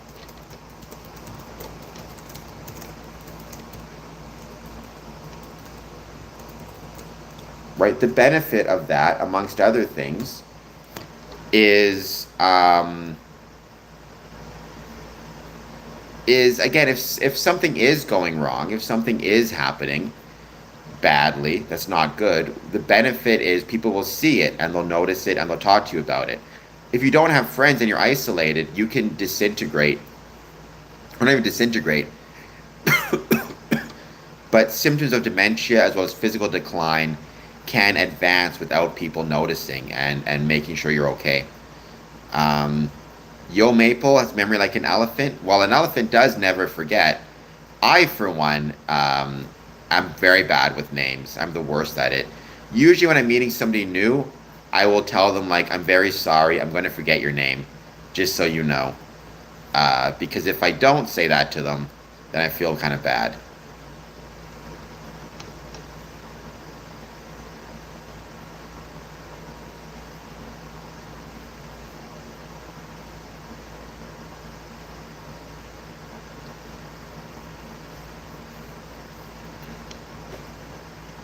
No, I don't know what it means to use Kabbalah. Freemasonry ultimately, I mean, it evolved first and foremost from stone Masonic guilds, right? And stone Freemasonry. That is the place from which it evolved, um, more so than anything else. It evolved from that, and then it became, the social club. But ultimately, Freemasonry is an evolution of ultimately Freemasonry is an evolution of stonemasonry. It just in a social setting. Now there are parallels, without a doubt, between Freemasonry and the Kabbalah, but that doesn't mean that one evolved from the other or one uses the other.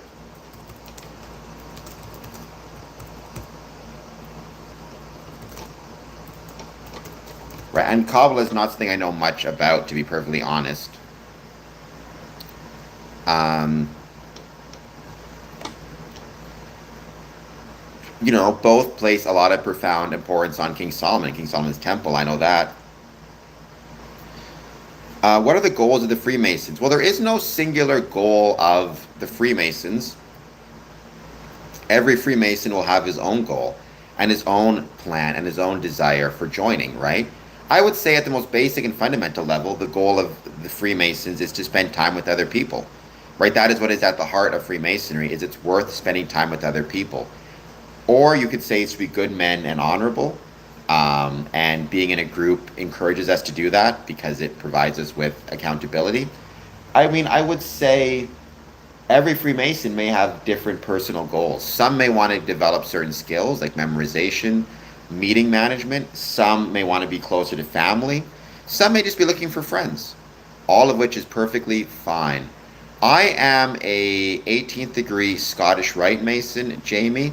I also was on the temple board in my, group for a while, and I consider this to be a kind of Masonic body, or at least a Masonic adjacent body, more so than anything else.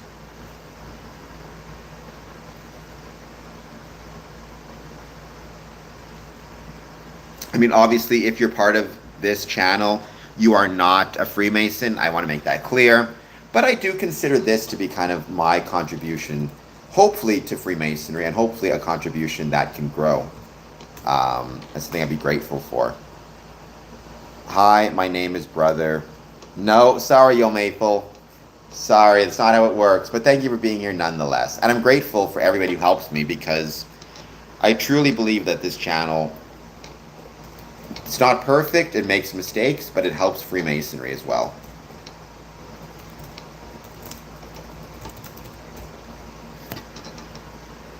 Hi, the balance of non-hammer.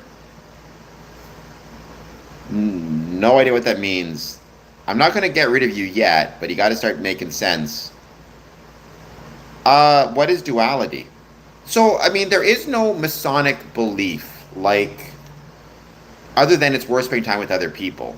So, like, some Masons are Christians, some Masons are Jewish, some are Muslims, some are Hindus, some are Sikh. Buddhist, Wiccan, some are like me and are not really religiously affiliated. Um, so I do not know precisely to what you're referring. Freemasonry is not a belief system, it's a social club, it's a group. Assam, well, to you as well. I'm not Muslim, or Islamic, but I am grateful that you're here. I know many Muslim Freemasons. They're awesome. They are a valuable part of the craft, and I'm grateful that they are part of it. Please, Demi, hit like and subscribe. Eastern Star and Shriner. Awesome. I love the Shrine. I love the Eastern Star. They are valuable parts of the Masonic Order. They have in Kentucky a Shriners Children's Hospital, right? If I recall correctly.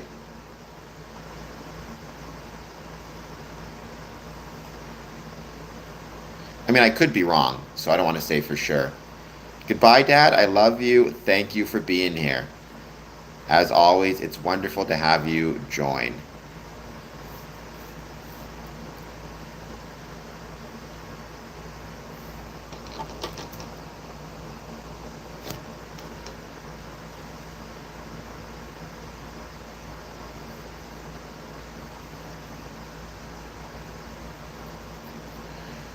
We're just going to keep hanging out, wait to see who joins. I hope you guys took note of all the upcoming days and events, and perhaps, and we're even willing to leave a note in your calendar or turn on your notification bell.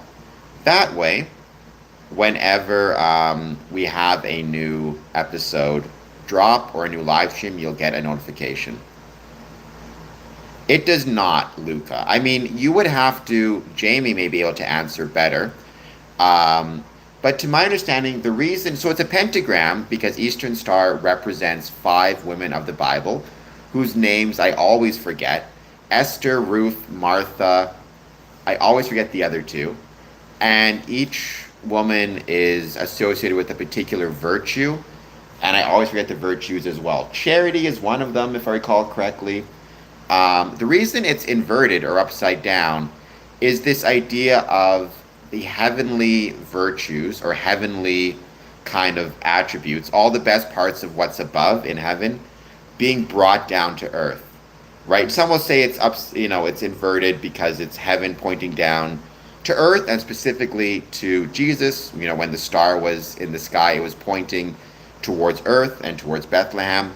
But I've always taken it to be more metaphorical, just to mean heavenly virtues here on earth in a general sense.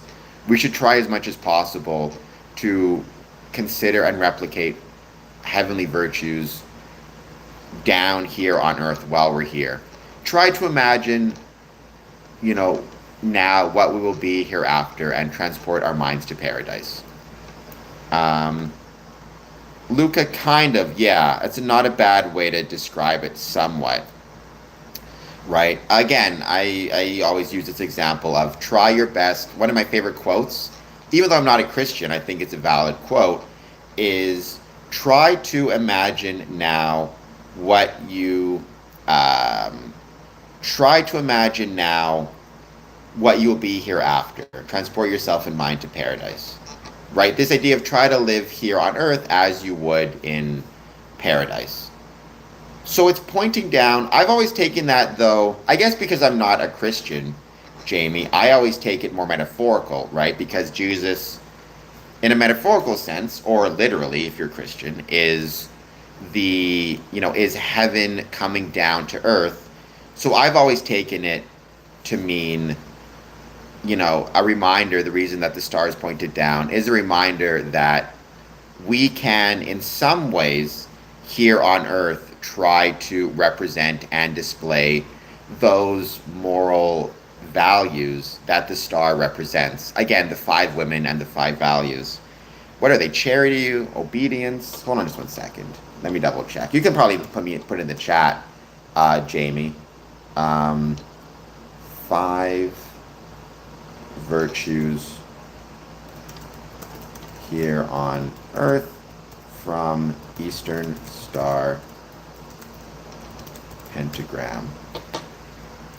Um, so obedience and sacrifice, loyalty and friendship, honor and courage, devotion to the home, fervent love and faith. So if you were to say in heaven, those five virtues will be practiced to their fullest, the star points down in a way for us to say, here on earth, let's practice them as much as we can, even though we are imperfect beings.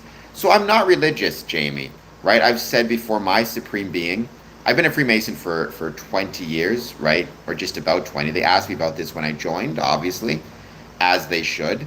My supreme being is the rational nature of the universe as expressed through science and geometry, um, which makes its will known to us through our ability to understand the universe and create mathematical equations and observe those equations in action, and favors virtuous action, otherwise known as action that is in accordance with nature and natural laws. If I try to jump off a building and want to fly, I'm going to find out very quickly I cannot, and it's going to be a very negative or bad outcome for me because I did not act in a virtuous manner, otherwise known as acting in accordance with the laws of nature. Daniel, man, thank you for being here. I mean, so I guess what I'd say is, to my understanding, Kabbalah is a description of a mythical system or mystical system that may take place beyond this world. I'm not one who necessarily believes in magic in this world or the next. Um, they have one there. They also have one in Lexington, which I've been to before. That's the place I've been. I was trying to remember. Um, so, yeah. The shrine, an incredibly important part of our Masonic family, and one that I'm grateful is a part of our Masonic family. As always, I hope everybody watching this is doing well. Please take a moment, hit the like button, hit the subscribe button. Any thoughts you have on Freemasonry, positive, negative, or neutral, please let me know. Risk taker, you know what's not a risk because it's completely free? You hitting the like and subscribe button. So please hit like, please hit subscribe. Any thoughts you have on Freemasonry, please let me know. I hope you guys mark your calendar. We're going to have a lot of special events coming up.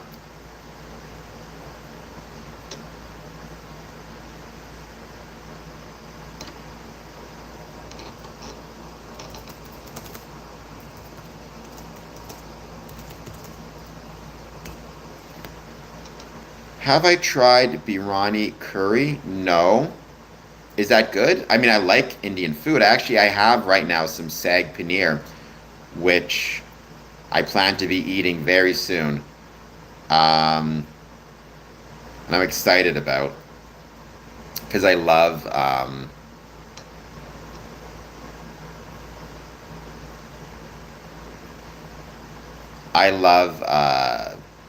Indian food very much. I think it's the best.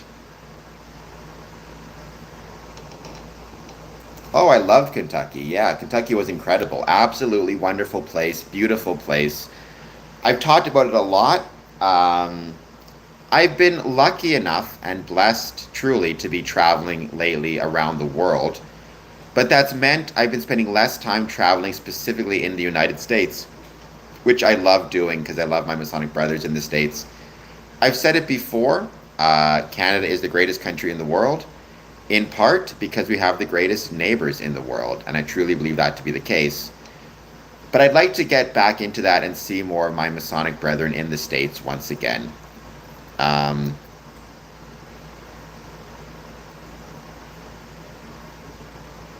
that is so. I'm guessing that's a good thing. There's a lot of farms in Kentucky, right? That bluegrass must be growing pretty well. I mean, it does. I'm not personally, and I speak personally because within Freemasonry, we're not allowed to discuss religion or politics in a lodge. I can say I'm not personally a big fan of the president or the current political situation, as I think many people are not, but, and some are, I suppose, but I am a fan of the states.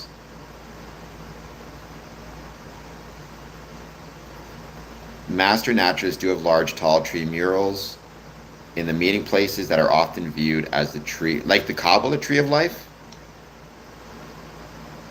Again, Kabbalah is not something I know too much about, so it'd be fun to learn more about it, for sure. But I kind of understand the basics.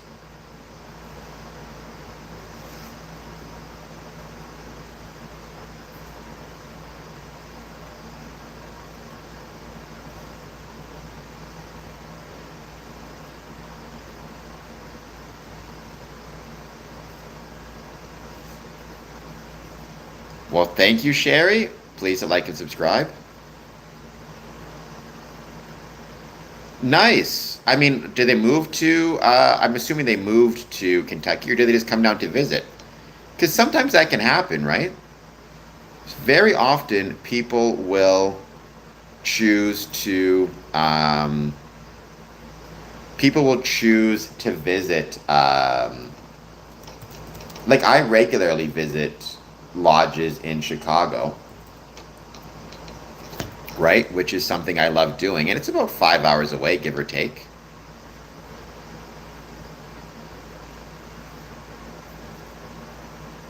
Nice, but don't forget,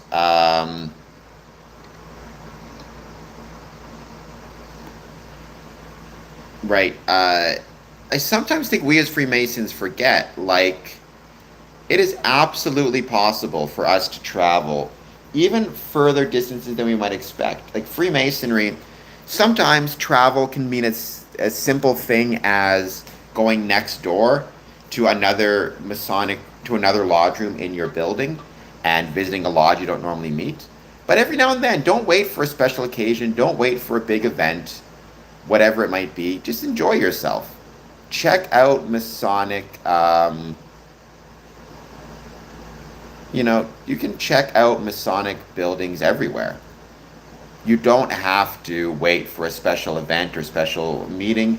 Just going to a business meeting in a place like Kentucky can be absolutely incredible, like genuinely.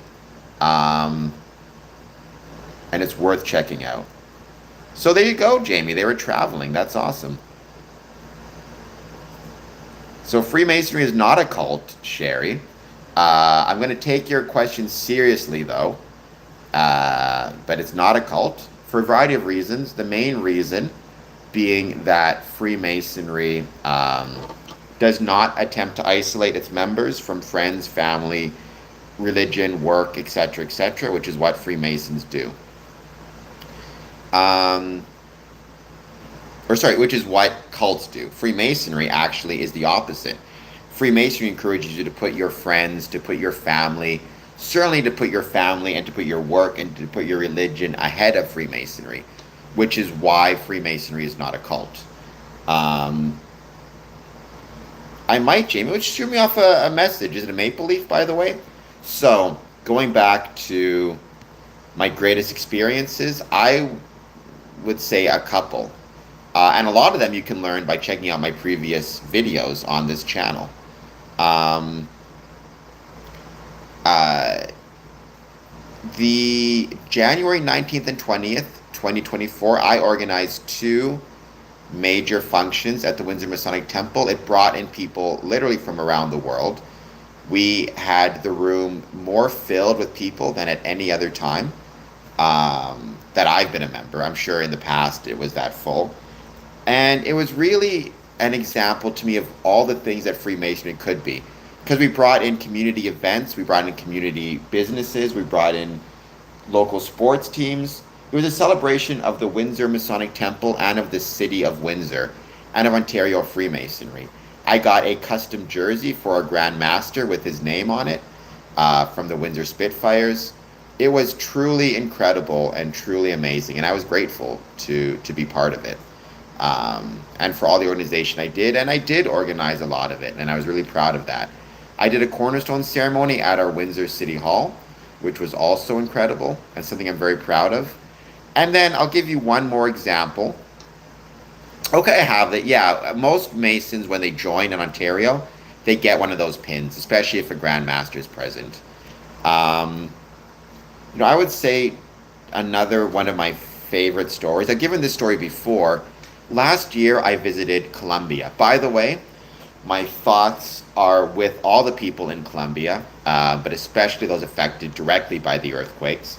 Colombia, I was in Bogota, a beautiful city, a beautiful state.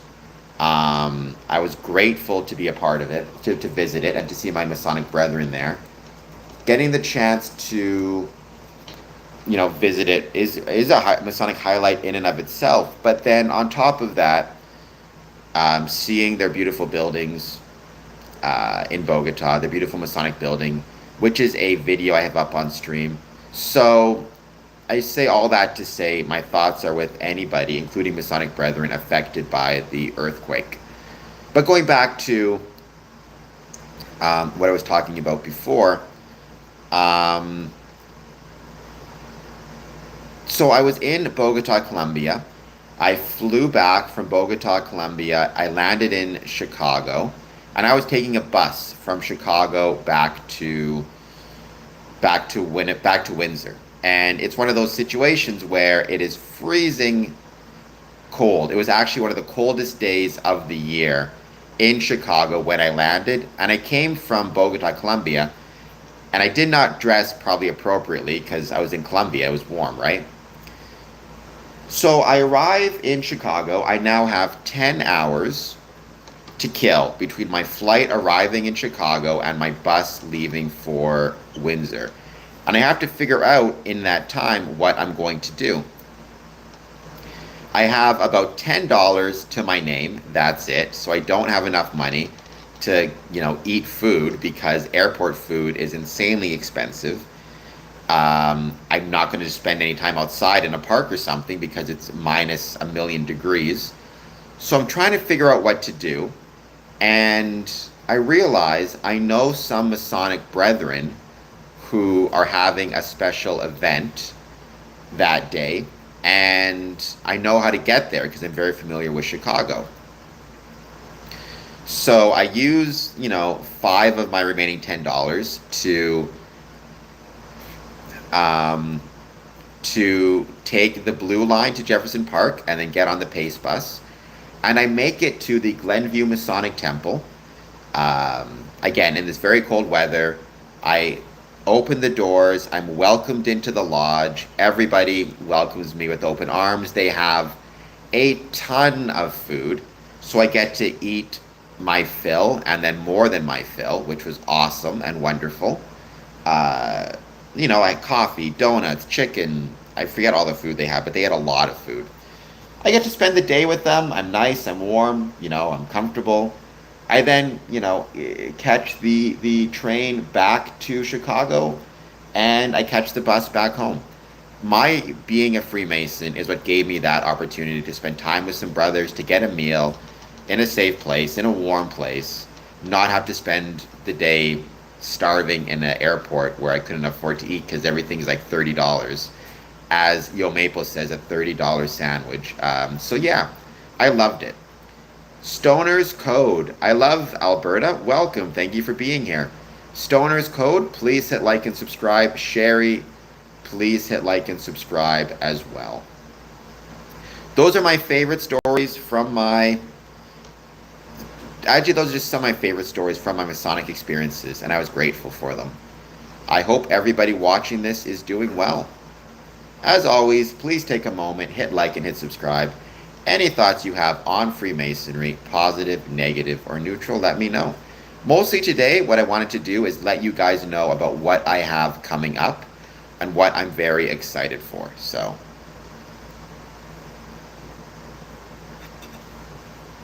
because there's going to be a lot of really cool things.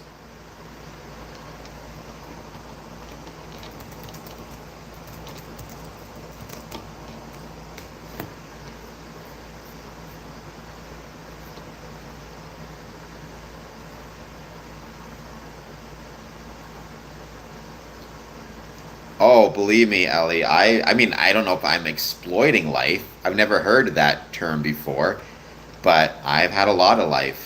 I guess most recently, the thing I did was visit Chicago.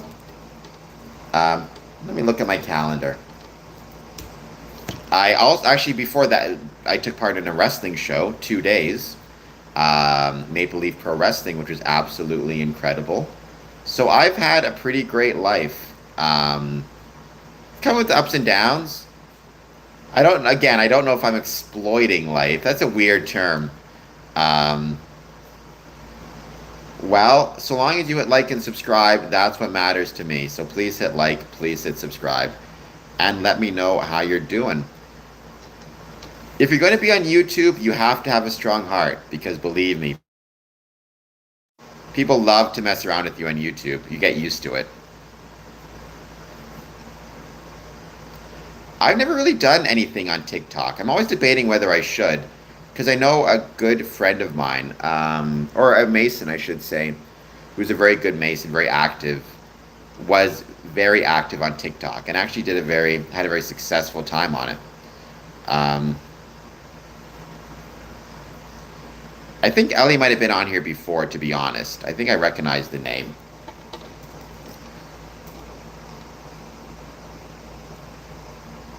So please, as always, make sure you're taking the time to mark in your calendars what I have coming up, hit like and hit subscribe.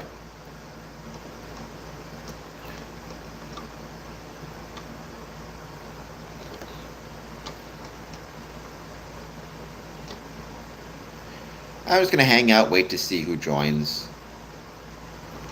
Any thoughts you guys have? I mostly came on here to share what we have coming up, and what I'm really excited for. I'm really excited about, if you will. Not to get too Canadian on you. Douglas Marks, how's it going? Thank you for being here.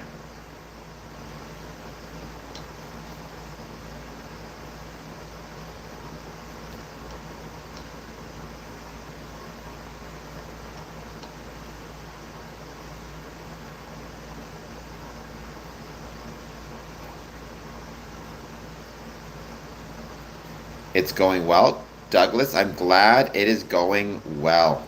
Anything new and exciting?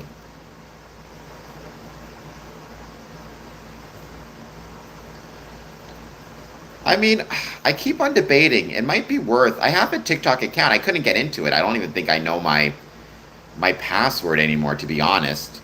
I have to figure it out. Maybe it's worth trying it out again to see if I can grow. Because I mean, I think we should be involved in as many different sites as possible within Freemasonry and content creation. I mean, social media. I'm very active across a lot of different channels as well. 4LC. I really want to get to Miami. That's on my list, believe me. Um,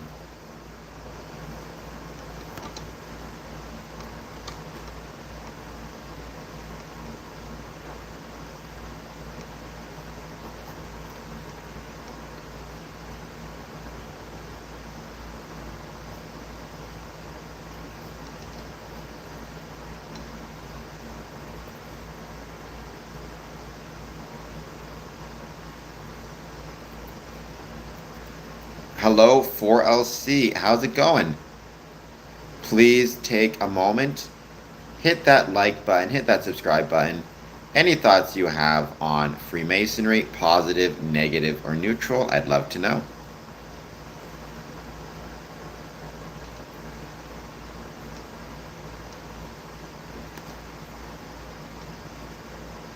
And we're just hanging out, chatting about whatever. Mostly today, the goal was to focus on talking with you guys about what we have coming up.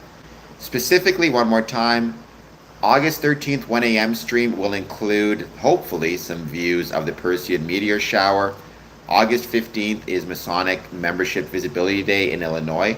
Let us know on that day or any day what makes you proud to be a Freemason, and that you are a member. August 21st to August 22nd, Masonic Medical Research Institute, 24-hour stream to celebrate the Research Institute, as well as, any income, all income from that stream will go towards the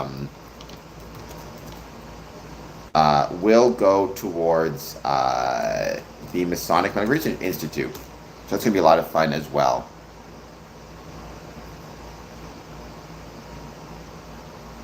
I should, Yo Maple. I mean, like I said, we are going to figure out, like everything in life, I think it might be, again, it's one of those things where I just decided to focus on YouTube. And I'm grateful. YouTube has been really good to me, and I'm grateful for that. I understand they've changed a lot of the rules recently, which I was thinking about talking about at some point. Specifically, I believe they've doubled the number of watch hours you need to be monetized through YouTube. Um, so I'm going to see about. I mean, that's really interesting because, again, there are benefits and drawbacks to that. But especially if you are a newer content creator trying to get started, um, that fourth now, if it is the case, I have to look into it, that it's gone from 4,000 to 8,000, that can be a big hurdle to try and get over. Um,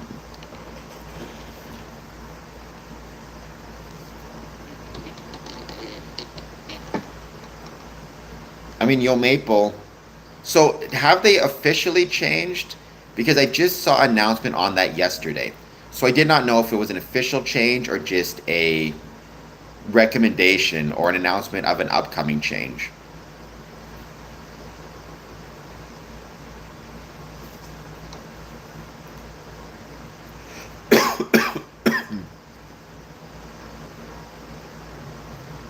As they need to get more water. Yo Maple, let me know what your thoughts are. I'd be curious to know. I might make that a poll question on my other channel as well.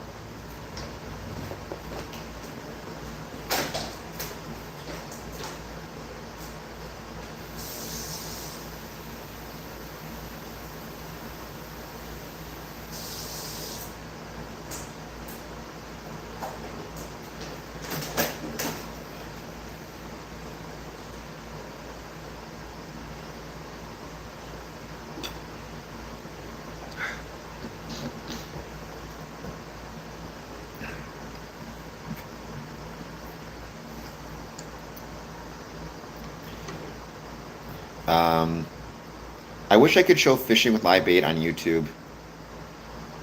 Really? I did not know that, Robert Heaton. That's really interesting. I mean, I feel like I've seen fishing videos on YouTube. I don't remember if it was live bait or not. That's really interesting.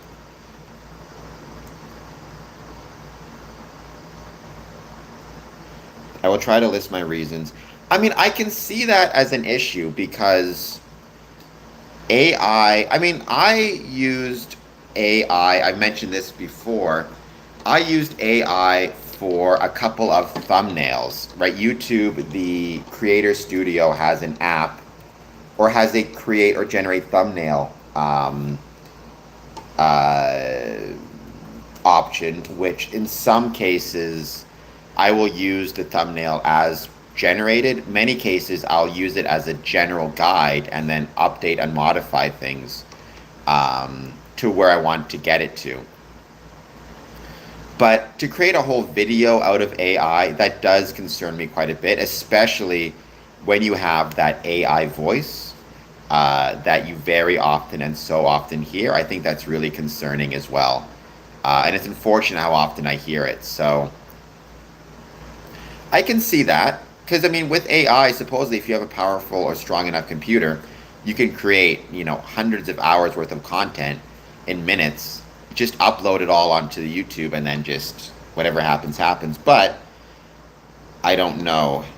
Um, Upping the bar uh, of entry for monetization actually incentivize use of AI for faster content creation, even more so.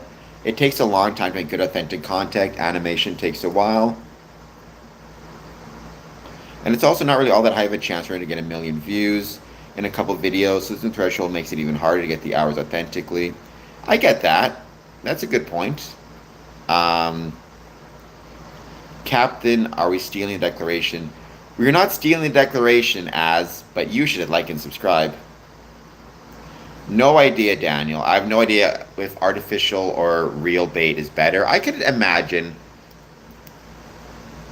I mean, the issue would be stuff getting lost, right? So I would imagine If you, let's say, spill a bucket of live bait, minnows, worms, even like bait that's dead, but because I've seen people use like giant fish heads as bait to catch big fish. I'd imagine that's not going to be bad for the environment because it's minnows, it's worms, it's stuff that is already in the environment anyways. It'll just decompose, or they'll just swim away if they're alive. Whereas if you drop a bunch of artificial lures, that's all plastic and whatever artificial lures are made out of, that's not supposed to be in the environment and it won't decompose. It will just, sit there at the bottom of the ocean or whatever it is forever. So I can see that as being an issue.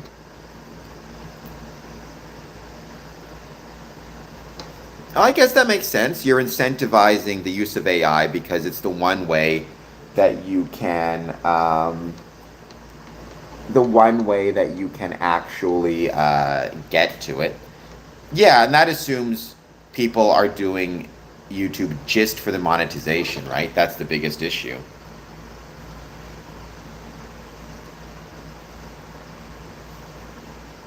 I guess that makes sense. Yo Maple, I wouldn't disagree with it. I mean, I know I struggled to get to that 4,000 threshold. Now I don't think it retroactively affects users, right? It's not like if you were monetized at the 4,000 mark and now you're no longer monetized now if you're not getting your 8,000. I'm over 8,000 in the last 365 days, so I think I should be okay. But still, what I'd say is, content creators out there, it's tough and it's a lot of work. You just got to put in the time and the effort and do your best. But the most important thing, though, is I think what you need to focus on is passion, right? And making sure as much as possible you have passion for what you're talking about. If you can do that, you're going to be possibly or probably able to weather the storms and the ups and downs of content creation. I mean, yeah, I'm not a big fan of AI slop. I do sometimes get really concerned over when I see Masonic lodges using AI slop a lot, especially on Facebook. A lot of these YouTube shorts being created by Sora, things like that. Again, I've used the YouTube thumbnail generator before, which is a type of AI usage. I always try to point out when I do. Um, but I do think, AI,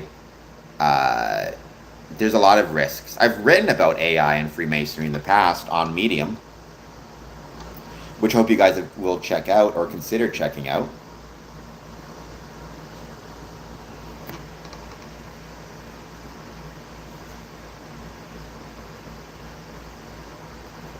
That is true, because if you already made your 4,000 with AI, then you're kind of all set.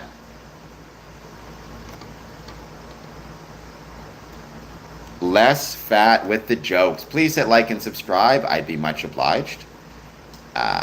We are slowly growing. I'm on my way to 5,000 subs. I'm currently at 4,522. I'm hoping to get to 5,000 sooner rather than later. Fingers crossed. Maybe, because usually my 24-hour streams do quite well over time, so maybe I might make it there by the 22nd. We shall see.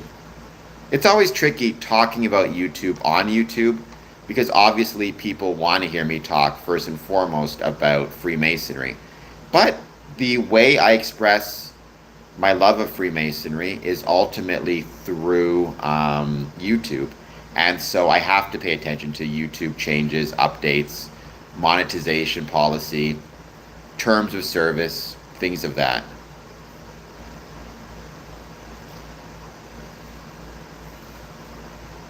The problem with the TTS videos, text to speech, is so often it has that really funny, well, thank you, Stinky. It has that really funny kind of, I don't even know what to call it, text to speech accent. Like, especially when AI both produces the script and the words.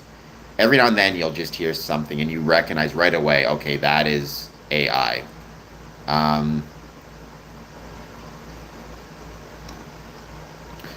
Which can be quite concerning. Thank you for the thumbs up, Stinky. Much obliged.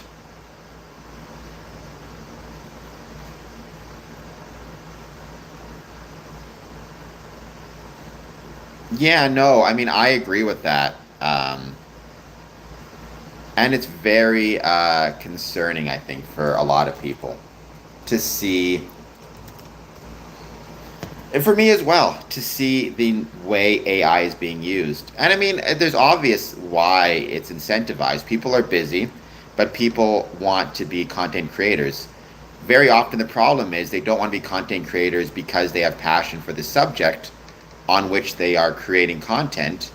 They just want the money or want the whatever it is, right? And that is really dangerous. So, and that encourages them to use AI. Um, because it's like, well, I can just get it out there and just, basically break the break through the algorithm type thing.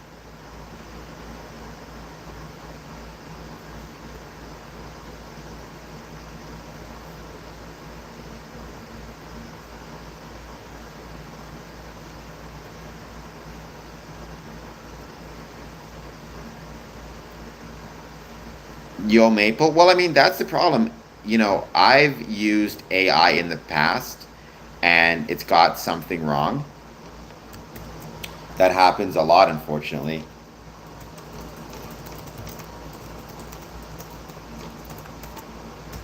Um, you can't always rely or trust artificial intelligence. You have to, first of all, have a grounding and know what you're talking about, and then go from there, right? You have to be really careful.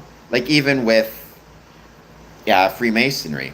There's been things I've searched about on AI and Freemasonry and known it to be 100% wrong. So, trust but verify.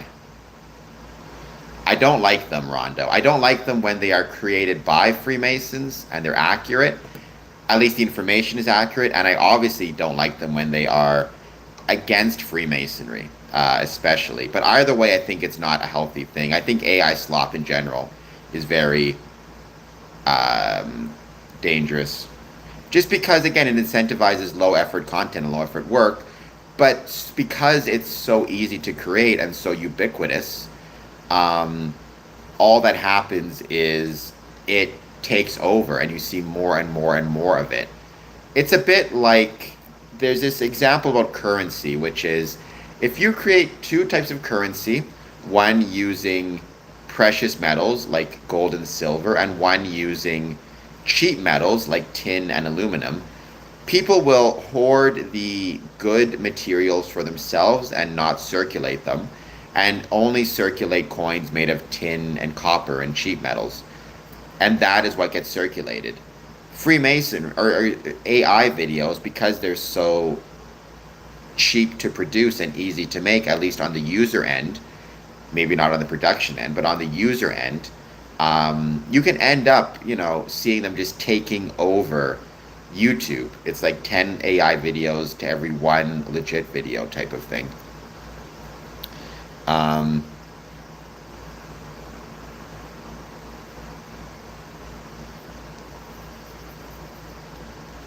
I mean, stinky people do that. By the way, thank you for all the gifts. I'm much obliged. People do that all the time. That's the problem, right? People do that all the time, and you end up with these. You end up with what's called AI slop, right? Obvious, low content, low effort, I should say, slop, just hurts the rest of which just hurts the rest of us within Freemasonry or within YouTube creator sphere, especially though if it's about Freemasonry. That hurts my videos specifically. But I mean, things change, right? Our responsibility is to just focus on making sure, as much as possible, that we work within whatever the system incentivizes to get our information out there. I've interviewed 33rd degrees, but never about the 33rd degree specifically. But they have been 33rds. And I've had a lot of 33rds on this chat, like Michael Moore. Um, Yeah, well, I mean, language models, Rondo, did you read my article about, do you follow me on Medium? And did you read my interview with LMs about Freemasonry? Um,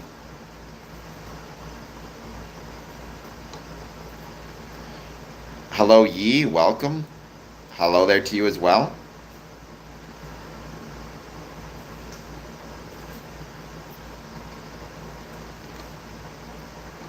Okay, so yeah, it was interesting what they had to say about it, right? I recently did the same thing with uh,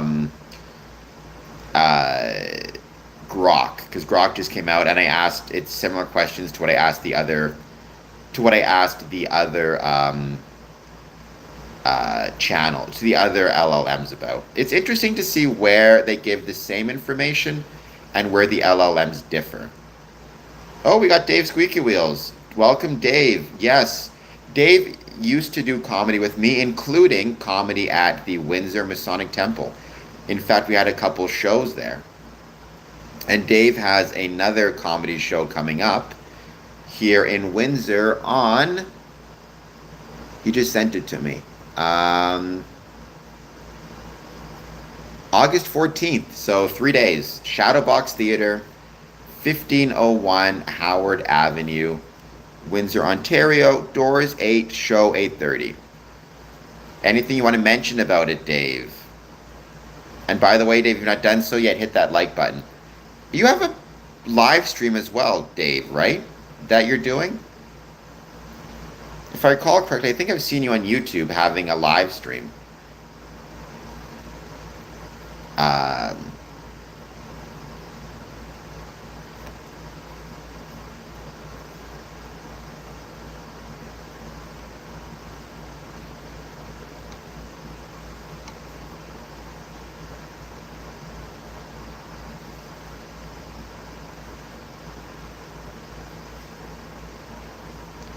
we're gonna give it a couple minutes to see if Dave wants to jump in and mention anything about.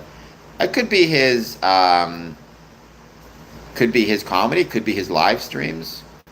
I think he's doing more YouTube content as well, not just stuff through live performance. Although obviously, first and foremost, he is a stand-up comic and he does live streams or he does live stand-up comedy.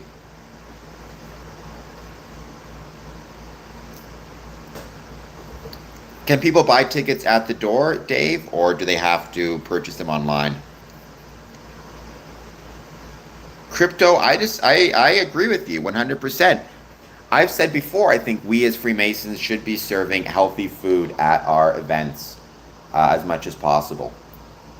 Um, at least at our meetings. I understand a lot of people go to Masonic lodges and they have this tendency to kind of view it as almost a vacation from the wife and from the family and from the kids, and they kind of view it as their chance to be a little bit irresponsible with things like I'm going to have a pizza instead of healthy vegetables. But you want to be careful with that. We within Freemasonry do have a responsibility to keep ourselves healthy. And is the show exclusively comedy, or is there some other type of artist performing as well? And what street is the Shadowbox Theater on again? I know I've been there before. At least I think I have. I just can't remember where now.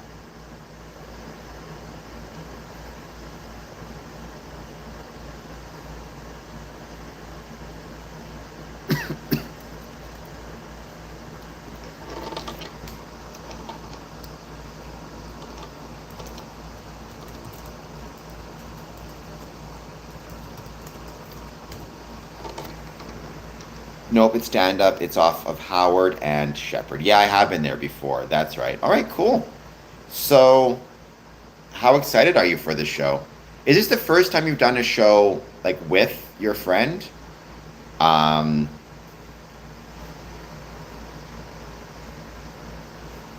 I didn't set it up in advance, so I can't do the invite through this one.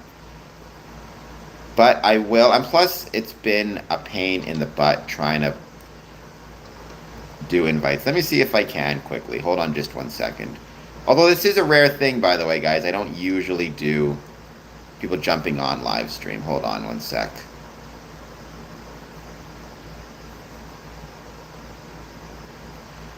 I've laughed before, Mort, but I feel like there's a time for laughter and there's a time to be serious.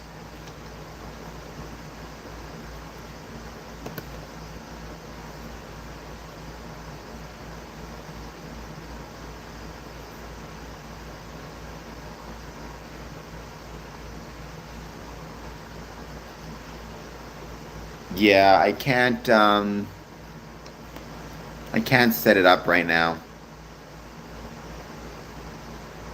We're teaming up this year to do a mini tour. Where are you doing your mini tour at, Dave? And by the way, would you consider wanting to do a mini tour or wanting to do a stop off at the Windsor Masonic Temple? If you wanted to sell tickets to it, I'm sure I could talk to them. I can't make any promises, but we have the space. We have the space upstairs, but also downstairs in the ballroom, right? Which I think you've been to before as well. Um, where might some of these tours be taking place?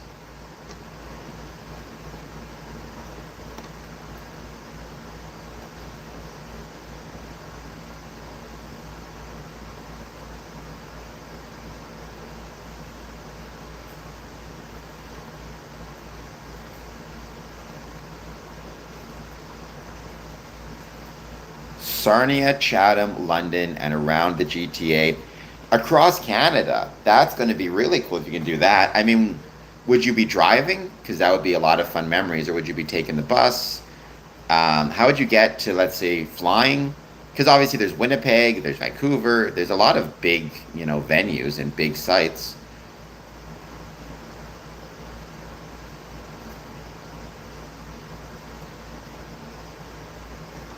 Well, keep me informed. I think that'd be really cool. And if you're ever looking at performing at the Masonic Temple, let me know and I could talk to them. Can't make any promises. Um, I mean, train would be fun, super expensive, but a lot of fun. Um, if I know anyone who has an accessible van, I mean, for that one, right, I would say obviously Facebook Marketplace has some pretty cool stuff. Well, I mean, I assume it'd be you just have to be able to sell tickets to it, but can't make any promises. I would say though, whenever you're traveling around, and this is to any artists watching this, consider um, Masonic temples as venues to hold events. It could be concerts. It could be, it could be concerts. It could be um, comedy shows. It could be cooking demonstrations. Like, there's a million things I can think of that you could do if you had the equipment and could set it up. It could be a movie shoot. There's so many cool things that you could do, which would be incredible. Um, I think sometimes, unless you're a well-known venue already, like for example the Detroit Masonic Temple, I think very often we fail to advertise our buildings for all of the incredible things that can be done. Um,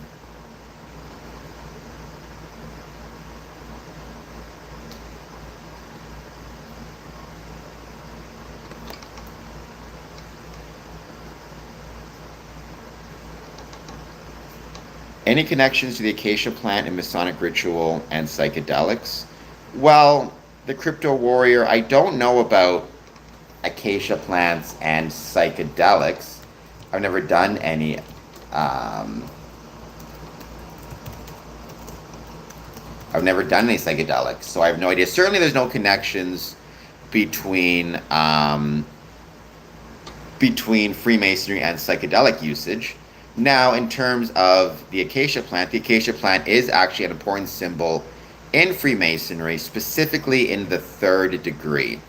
Um, Specifically referenced in the third degree as the marker of a very important spot. What that spot is, you're going to have to join to find out. You too, Dave. Keep up the good work. Before you go, like when do you, if you're still there, when do you do your live streaming?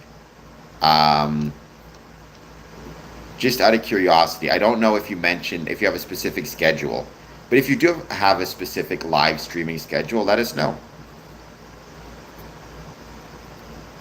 I mean, I will always like the sense of brotherhood from any organization. The problem is, where is that brotherhood being directed and towards what, right? And that's the problem. So, again, it's not that I have anything against brotherhood, but when you're using that brotherhood to encourage criminal activity or outlaw activity, then it's not okay.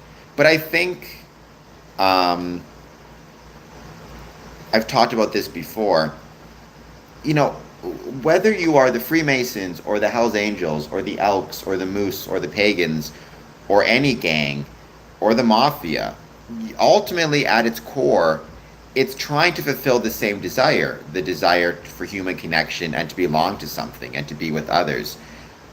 Freemasonry just channels that in a positive sense. But I think as Freemasonry declines, one of the impacts is people start to look for that sense of brotherhood and support in more and more unhealthy of places. And that could include Hell's Angels, or that could include the Manosphere. Well, keep it up, Dave. I mean, I think obviously things like a good microphone is important. That stuff does matter. But I also think it is absolutely possible to create a good and a really exciting and a really enjoyable stream, even if you don't have the even if you don't have the best equipment. It's about you and the relationship you have to your audience that matters. Luigi, you watch away. But first, hit the like and subscribe button.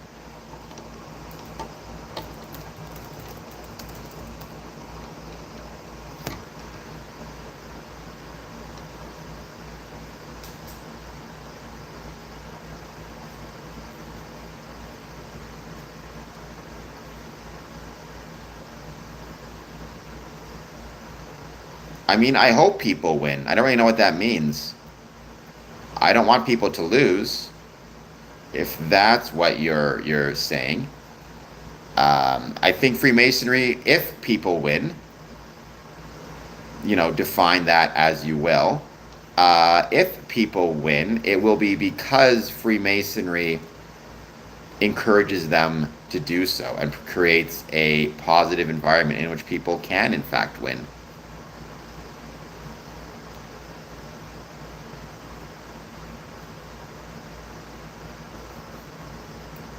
Yes, the Crypto Warrior. I've heard that before. Not your secret societies. We're not a secret society. We are a society with private information, and we want everybody to win. I can assure you of that. Including Freemasons.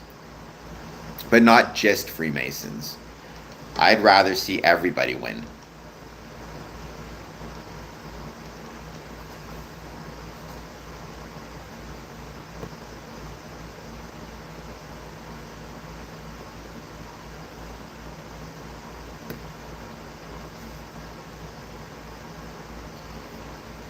Yes, there is a Crypto Warrior. I've heard of that before, actually. It's a really interesting lodge. I mean, performers have been part of Freemasonry forever. The most famous example, I would say, would be Harry Houdini. But we've had musicians, Brad Paisley. So that stuff is really cool as well. A very important distinction as well. Hello, Star Warrior. How's it going? Please hit like and subscribe, and I hope you're doing well.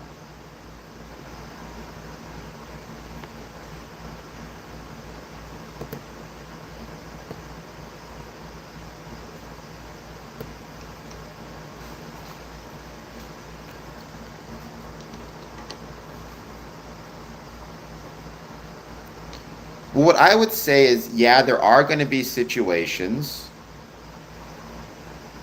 where, and it's unfortunate, but there are going to be situations where where the law is in contradiction of some type of moral or ethical standard. And I guess what I would say for that is, I don't know what the best answer is to that. or the best way to deal with that. But I'd like to think that we as Freemasons are able to be both good citizens and compliant with the moral law. However it is that we may understand that. Um,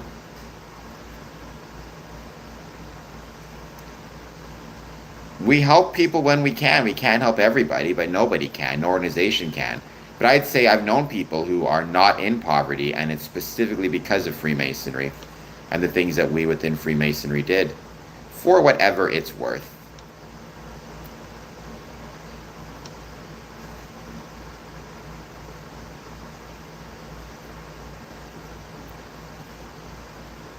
I mean, there are many motorcycle clubs that do a lot of really good things, don't get me wrong.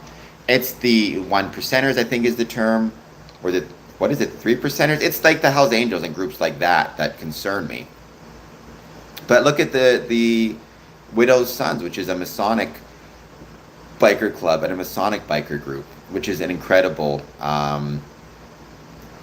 organization as well, and does a lot of incredible charity work, right?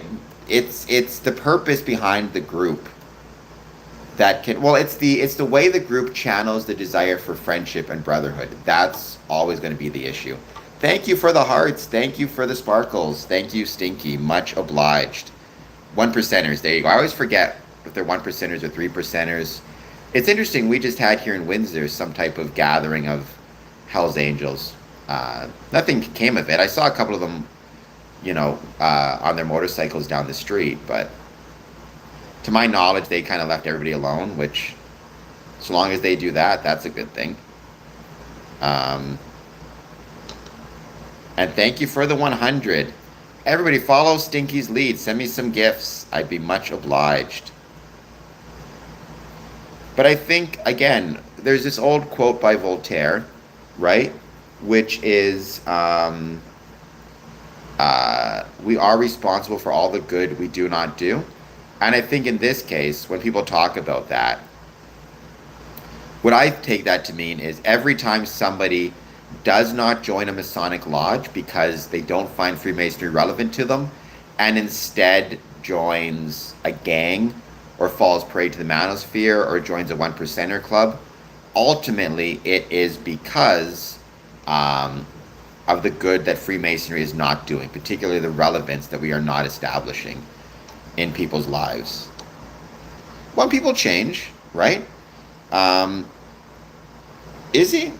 I mean, if he is, that's incredible because I love Bob Dylan. Hold on just one sec. I did not know that. I think that's awesome. So, this is an AI overview. Take that for whatever it's worth. There is no public record or credible evidence that Bob Dylan is a Freemason. That doesn't, I'm not saying for sure. I'm just saying I never heard he was a Freemason. But I mean, I'd be thinking cool if he was. Mr. Tambourine Man is one of my favorite songs. By far and away.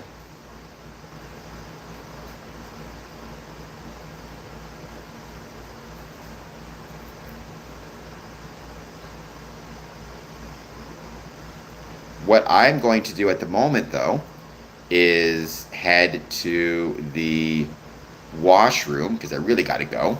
I'll be back in a moment, I promise. I'm not going too far. What I am going to do, however, is be back in a moment. I'm going to give you guys... Oh, I can't find him now. All right, no... Sorry, no co-host for you. I was going to get my friend, the dog. But I cannot find him now, my stuffed animal. You're on your own. I'll be back in a moment, I promise. In the meantime, please hit like, please hit subscribe. It ain't worth the ink. Do something else.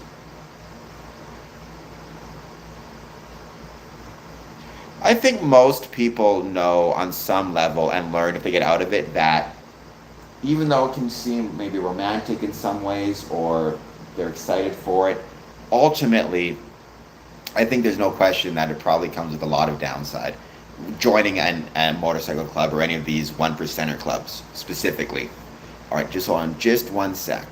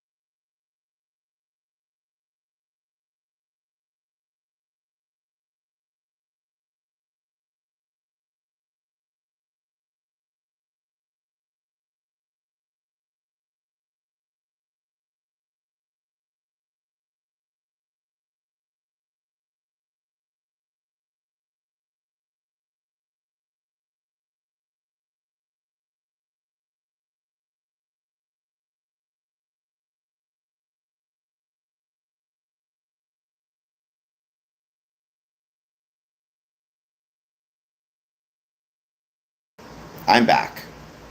I hope everybody's doing well. Just had to run to the washroom. Braided edges on the vest. You're from Australia, Mortem? That's cool. I mean, I really want to visit Australia at some point. It's just so expensive to get there, is the problem. It's like forever away. Um, I once somebody said, I can't remember who, but he said it was a comedian, and he said basically Australia is as far as you can go. It's like the end. And looking at flights to get there, because there's some really cool Masonic lodges and buildings there, it really does feel like it's at the end. I would not disagree with that. But I'm sure it's beautiful, and there's a really incredible amount of Freemasonry there as well.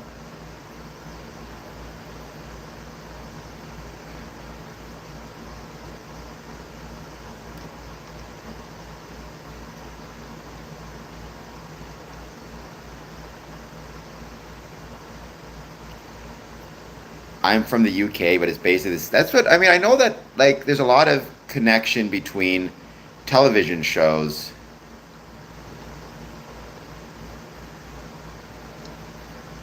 Um, it seems like there's a lot of connection or overlap between Australian and British, television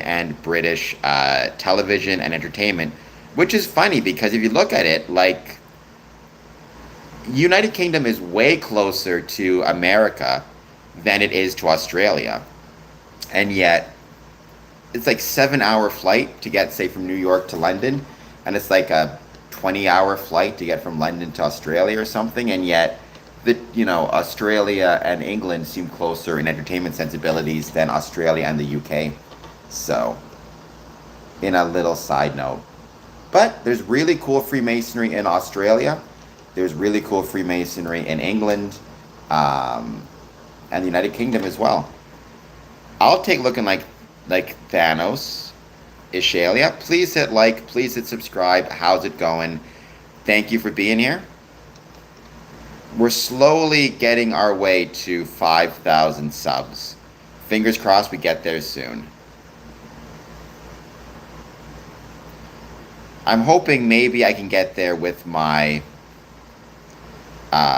very soon to be 24-hour content marathon. The Aussies are like, I'll tell them that if I ever go to Australia, I'll say you guys are just mutated Brits.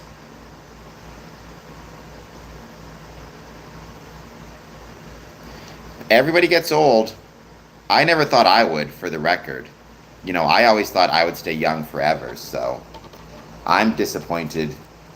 I was supposed to be 25 for my whole life. I genuinely don't know what happened and how I ended up getting so much older than I thought I ever would. I have never tried Pani Puri, but we want to remember that within Freemasonry as well. One thing I've noticed about membership within Freemasonry and within any of these organizations, a lot of times younger people join, and they join at a time they don't think they need Freemasonry, or they don't think they'll ever need it. They're doing well financially, they don't have a lot of expenses because they're very young. They just got a job, they are able to take care of themselves, they don't need help with anything. And then they get older and a crisis strikes. Maybe they lose their job and suddenly they need to look at getting benevolence. Maybe they're isolated, they no longer have friends through work or family through work, or they're a widower. They're alone and their kids have moved out, and suddenly having Masons in their life becomes very, very important. And very often you'll see they'll have not attended lodge for decades. They will come back into lodge. They'll say like, it's great to be back, or whatever it might be. But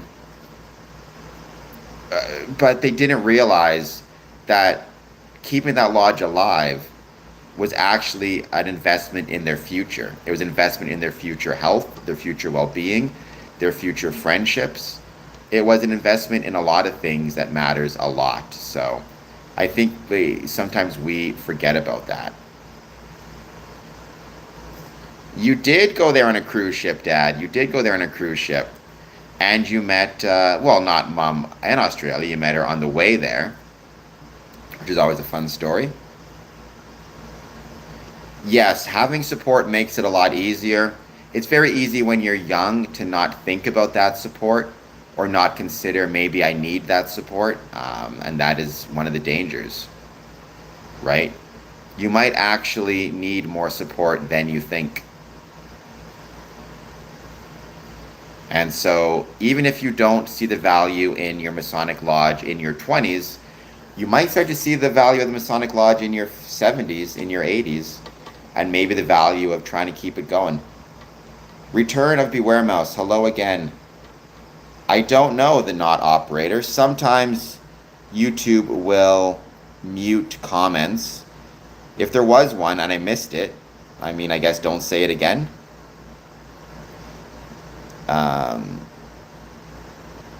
We are all subject to environment. What do you mean, Mort? Do you mean like social environment, physical environment, both? Political environment? Environment means a lot of different things, right? Environment means a lot of different things depending on the circumstances.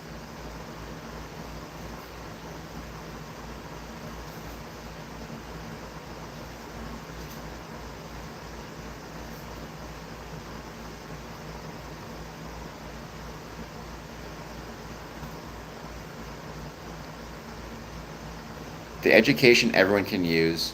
Well, you don't require a membership to learn about Freemasonry any more than you don't require a membership to learn about. You don't need to go to. You don't need to sign up for a philosophy class to learn about philosophy. You can just go to the gym, or sorry, go to the library. Excuse me. But having a membership gives you a better opportunity to be part of the thing, right? Like you're a member. Stuff like that matters a lot to people. Being able to say that you are a member of something, you get that sense of belonging, that sense of being part of something bigger than yourself. That stuff matters a lot and is really important. And it's something that I think we should all do our best to remember. You need to be a member to be a member, in other words, is what I would say.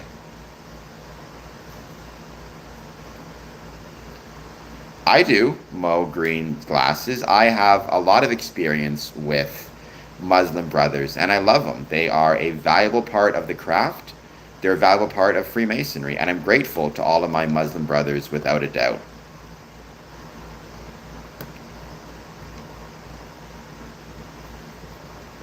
Especially, I mean, I visit Masonic lodges in Dearborn, Michigan a lot. There's obviously a significant Muslim population in Dearborn, Michigan, and a lot of the Masonic brothers there are Muslim. I mean, I would say, yeah, you want to be really careful. Just because you think that we in Canada are always nice, not always the case. We can go when we got to go. I believe, in my experience, there are some Muslim religious leaders who don't like Freemasonry. I don't think there's any official statements against it in the way you have with the Catholic Church. But in my experience, the Muslim Freemasons I've met and talked to, if their religious leadership does have any concerns with them being Freemasons, they kind of treat it the same way a Catholic or anybody else will. They just do their best to be good people, to show the benefits and the value of Freemasonry, and to show that through their actions, and hopefully slowly start to turn some people around. Which is, I mean, that's the kind of way you have to do it, in my experience. What is the most esoteric part of Freemasonry? Well, I mean, the ritual work, in theory, though it's all online at this point, but I mean, ritual work is obviously a very esoteric part of Freemasonry as a way to maintain the bonds of brotherhood. Um, I do not know what the Coral Castle methods are.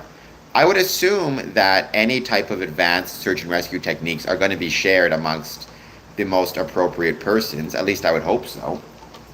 I would be quite sad if they were not. Hello, Jet Gear Lab. Please hit like and subscribe. I'd really, really appreciate it. And thank you for being here.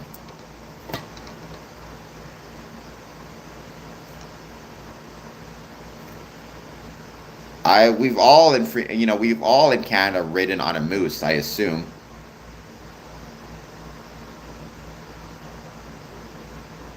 And had a pet beaver. So I primarily live stream chat, although I do every now and then produce interviews, though it's been a little while since I've done that regularly. And I promote the ways Freemasonry was and is relevant to the communities in which it's located, as well as talk about stories of Masonic interest, all with the desire of turning my passion for Freemasonry into a profession. At least that is the goal. If you want to help me out with that, super chat, like, comment, subscribe, etc., etc. I mentioned before, I've been lucky enough to be in,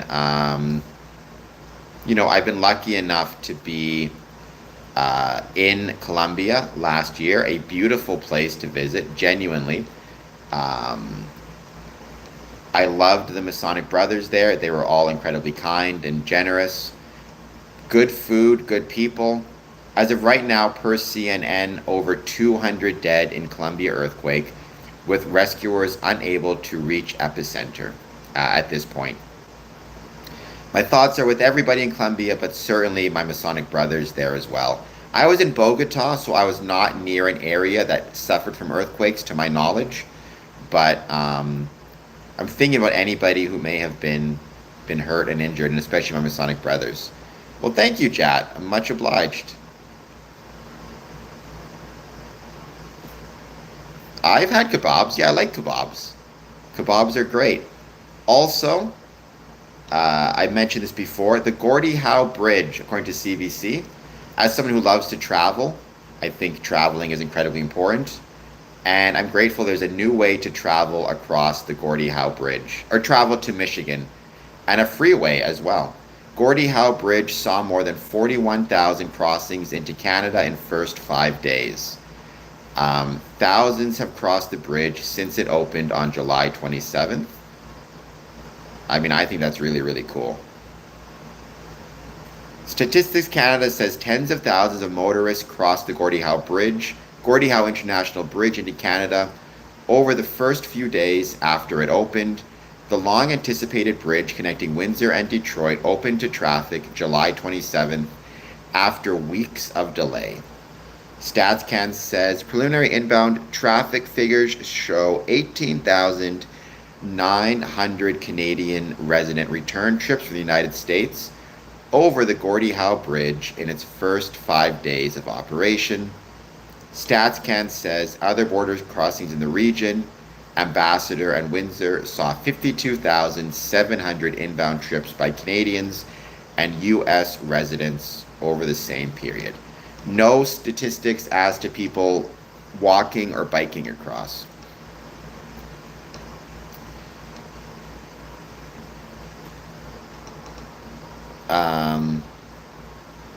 Wake up, zombies. What are we waking up to? See, I don't drink, so I cannot confirm or deny either whether Guinness or Murphy's are excellent. I feel like they both have some pretty significant history to them. I, for one, though, have never had either.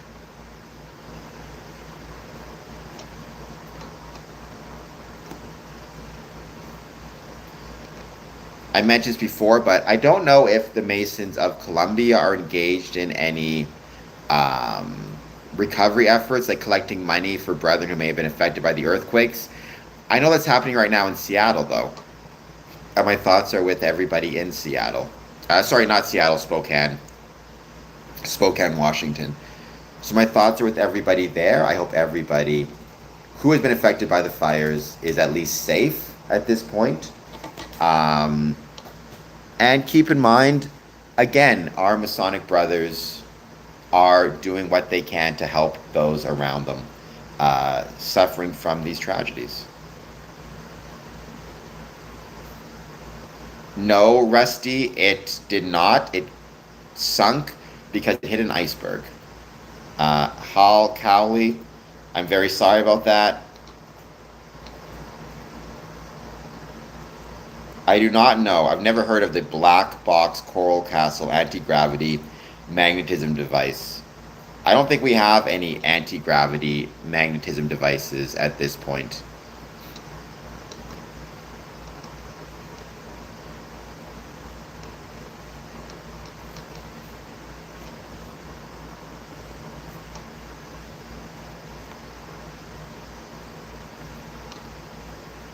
So when you say everybody runs their mouth to you, what do you mean by that? What are the ways that people are running their mouths to you? And we're just going to keep hanging out. I'm pretty much done. I just wanted to take the time today to remind people about what I have coming up soon, to mark your calendars.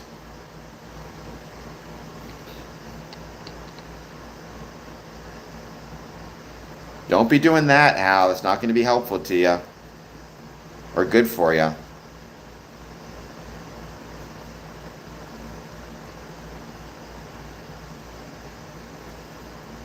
Small rewards for weekly efforts are good. You got to treat yourself. Just make sure, as always, it doesn't become a problem. But if you can keep it to that, there's nothing wrong with that at all. I think we all need to find ways to reward ourselves or appreciate the things that we do. That, it makes our life. It makes our life better to remember that we are deserving of rewards for our successes. If I were ruler of my own country, what would be the first law I would enforce? Do you mean the first law I would create and enforce? Or a law I feel like is not a law I feel like is not being enforced to the extent that it should be? I don't know, Kaba. I would not disagree with that, Yo Maple. Like always, just make sure you're being safe and monitoring, as is always the case. Well, but we already, Robert Heaton, enforced that law, I think. Unless I'm not aware of something and we're dealing with a purge situation, right? The question is, do I think we need to have a new law, or do I think we're failing to enforce laws already on the books? I would like to see a little bit stronger enforcement of some regulatory laws. I think some of those are kind of declining a little bit. Well, first of all, you cannot convert to Freemasonry. Freemasonry is not a religion. You can join Freemasonry, but you cannot convert to it. And there'd be no punishment for being a Freemason. There'd be no punishment to joining civic groups of any sort, because that would be counterintuitive. I obviously want to make the world a better place. And civic institutions create better communities, better countries, and in fact, better worlds. So keep that in mind. Sarah, please hit like and subscribe if you're new. That makes me smile. And thank you for being here. I hope that you are doing well.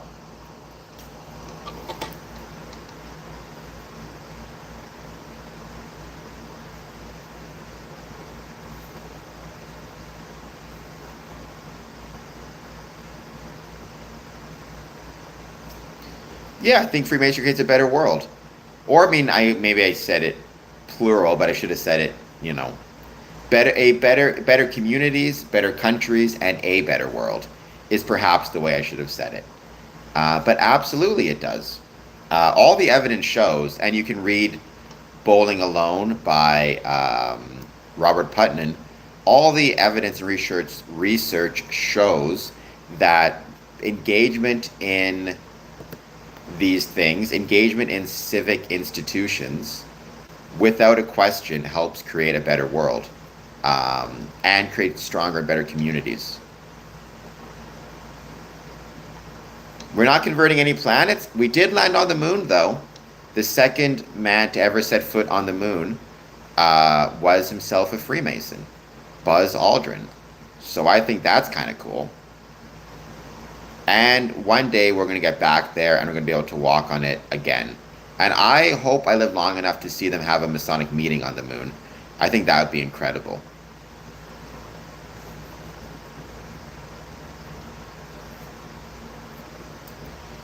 I've never had that feeling, so I can't really speak to it, but it does not seem enjoyable to me, right? I mean, to me, we're already in life so like, our brains are already so, for lack of a better term, untrustworthy.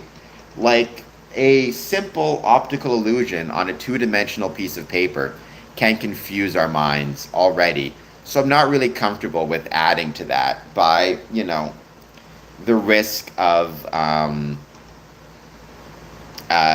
substances. But that's my personal opinion. I don't speak for Freemasonry. Some Masons imbibe, some don't.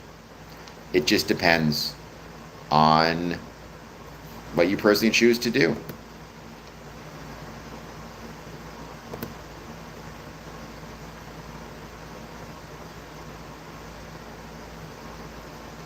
It just matters that you're careful, at least in my experience. No, Maverick never had a drink before.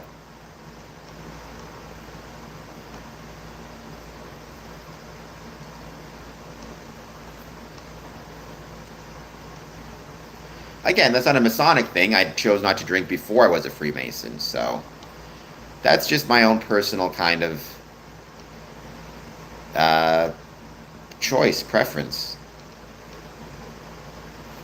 I mean, probably Caesar's, because I love a virgin Caesar, which is tomato juice and or clamato juice with, if you're having it not virgin, with vodka usually. But for me, I just have the clamato juice with Tabasco sauce, the rim, usually pickle juice. I like to add in it as well. I love pickle juice. I love pickles. So those are my kind of favorite things. Hello, Armando. Thank you for being here. I hope you're doing well. Please take a moment, hit like and subscribe. Well, I mean, it's a, what's the word? It helps people. I think for a lot of people, it helps them get out of their head if they're trying to interact with others, or if they're worried about something. It helps them relax a little bit. It can be of benefit in a social setting, without a doubt. I would eat crocodile.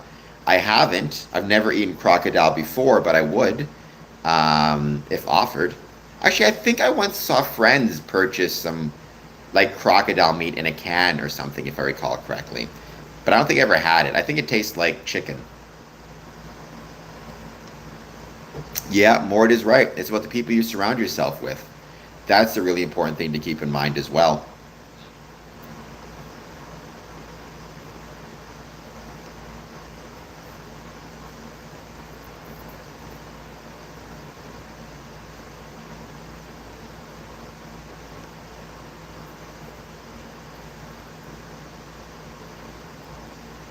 I eat elephant for breakfast. Well, I mean, there's a lot of meat there, I guess, so you'll be able to eat for a while. So it does not seem like a good idea to me. I feel like that's probably illegal based on my limited knowledge of rules around what you can and cannot eat. But I feel like that's probably illegal. No, a Caesar, well, I don't know. A Caesar is usually an alcoholic drink of some sort. I know Mom used to like them. I like a virgin Caesar, so I don't know what it's made with precisely. I think it's usually vodka. I've never had turtle meat either, but I hear that's pretty good. Yeah, well, you want to, maple, obviously enjoy what you're eating. It seems to me crazy to, like, just scarf down something super quick without taking the time to enjoy it, whether it be a drink or otherwise.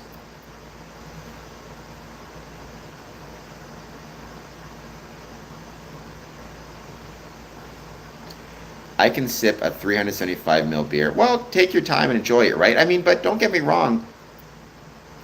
I mean, I've talked about this before. There's a lot of really cool stuff that you can within Freemasonry.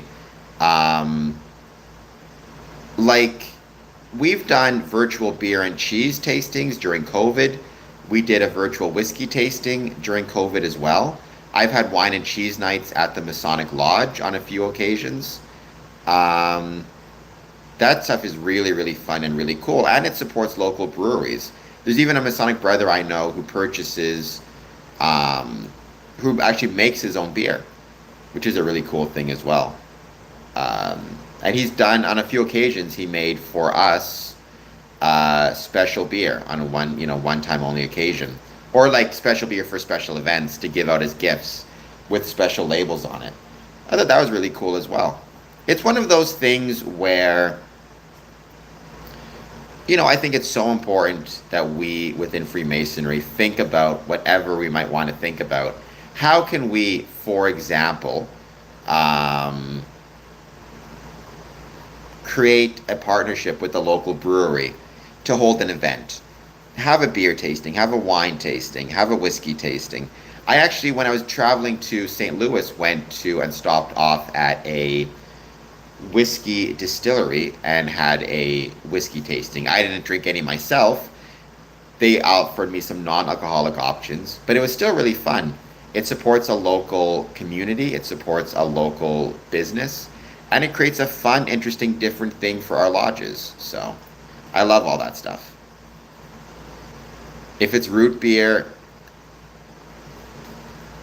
really, Dad? I know, I don't think I've ever tried rabbit either here in Canada, but I know it's becoming more popular. Like, I've been to a few places where they sell rabbit. Actually, no, that's not true. I have had rabbit on a few occasions. Um, that's right. I went to one place. I forget what it was called. It was a restaurant, and they had this charcuterie board with meat and cheese, and one of the types of meat was rabbit. I remember also trying what was called rabbit prosciutto once, which I purchased at a farmer's market. So it's happened, but it's rare. I don't eat it as, very often at all.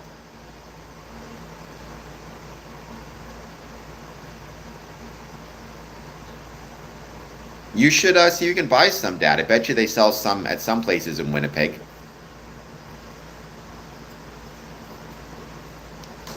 The old country, if you will. I would say my favorite non-alcoholic drink, though, is ginger beer. So good. It's unbelievably good. Ginger beer is. And you guys should check it out if you get the chance. Um, on a hot day, I promise you, nothing is better.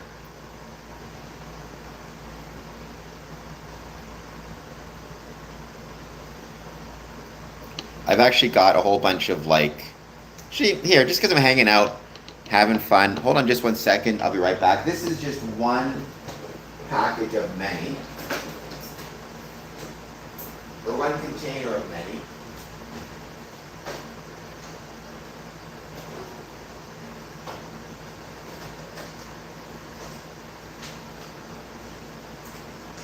But when I lived in Ottawa, um,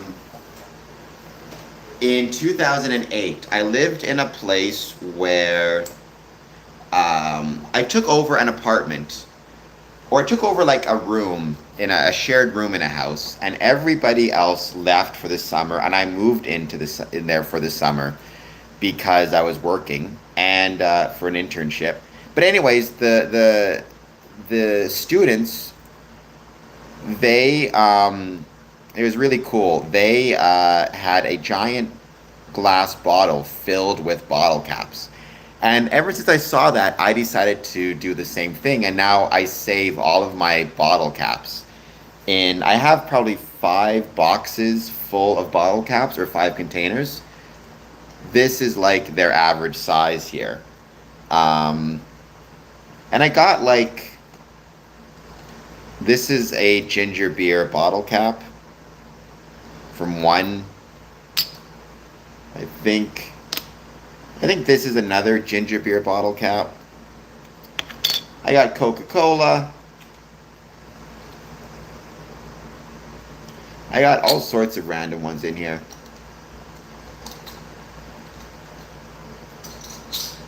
If I ever were to go through them all, it would be nuts how many different ones I have. Got to be a few hundred at this point, easily. Here's an Island Soda one.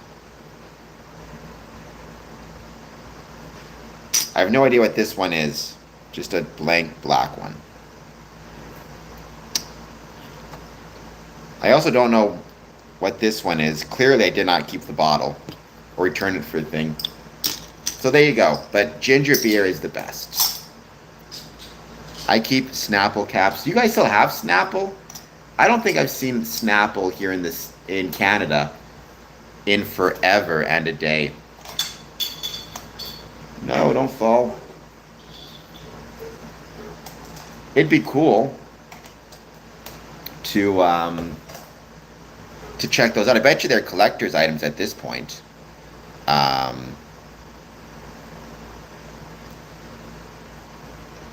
but a lot of these too are from Masonic events I've done, and that is one thing I wish that I had separated out. The bottle caps I got whilst traveling to Masonic events versus the bottle caps I got here at home, or whatever it might be, before traveling.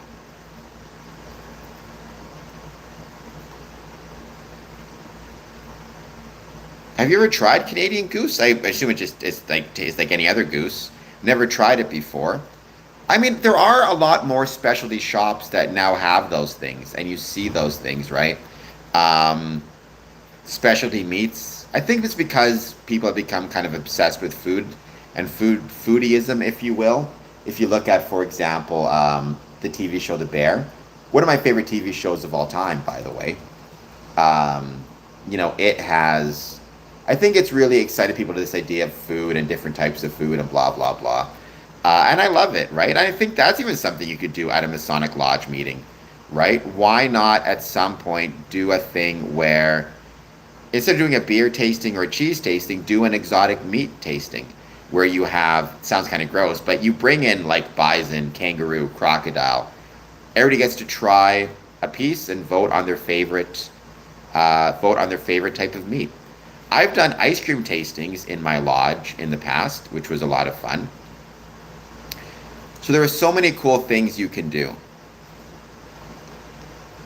Um, and I think one of the things that's really fun is taking a few moments here to talk about those things and consider those things. How, I don't know who you're talking about, but you need to calm down a little bit. Maybe consider finding different people to be around. I mean, I think goose is known to be a more gamey meat, right? Like, I remember, I think I saw an episode of Gordon Ramsay cooking a goose or something. It was really cool and really interesting to see. And he seemed to do a really good job, but of course it's Gordon Ramsay. I'm sure he can cook anything really well. So,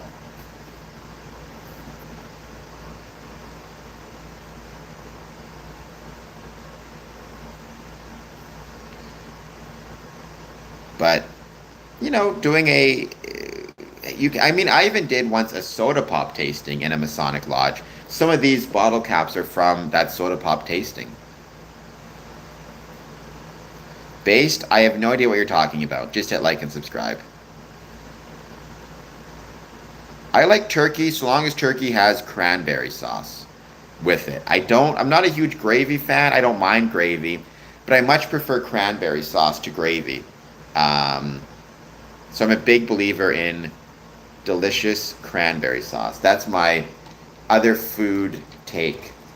Cranberry sauce is better than gravy. Never put ketchup on a hot dog. I feel like I'm probably missing a couple. Never put ketchup on a hot dog. Don't mix mayonnaise and Oreos, for heaven's sakes, as mayo and Oreos well knows. So all of those things are important.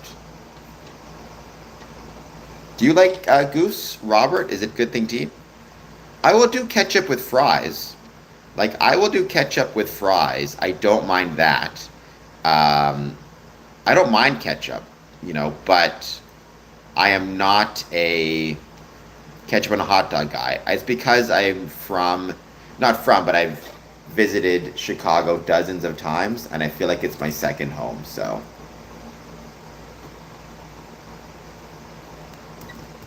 I would not want to disparage my adopted home by daring to put ketchup on a hot dog. I do like ketchup potato chips, Hal. I will say that I do really like ketchup potato chips.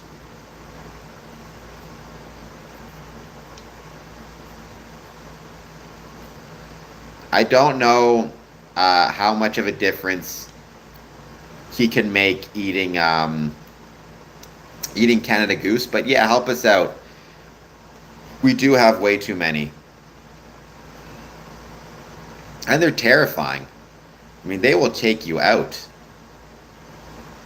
Like those things. I was once wheeling to the mall, and a Canada Goose set up a nest, and obviously the female lays on the eggs, and the male guards the female. Normally, if you go up to a goose, they'll just run away from you. But when they're protecting a nest, they will run towards you and try to chase you out. And it was terrifying. That goose could have taken me out quite easily. That's right, Yo Maple, help us out over here. We got too many of them and they're terrifying. No, according to people from Chicago, you never put ketchup on a hot dog. And I support that.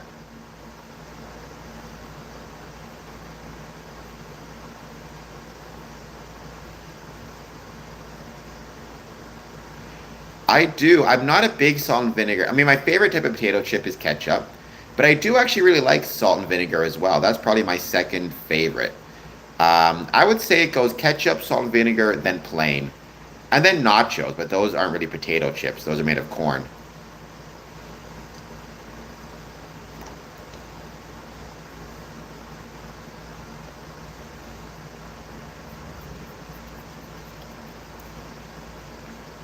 More. I mean, I've said it before. I don't mind gravy, but for me, gravy, it's like I said, it's cranberry sauce first, gravy second. Green beans, stinky butt. That's an old time joke. People will say, what is a Mason's favorite food? And they'll say green beans. I don't know why. Look, on a serious note, I would say generally speaking, what Masons prefer is always, like from a junior warden perspective, is always going to be stews or soups. Something that it's easy to produce a lot of, relatively inexpensively, and you can keep heated for a long period of time. And it's easy to serve. You just serve right out of the crock pot. Um, well, that was always a famous thing that my mom used to always make, homemade shrimp dip. I never liked it because it had like mayonnaise in it. I don't like mayonnaise, but um,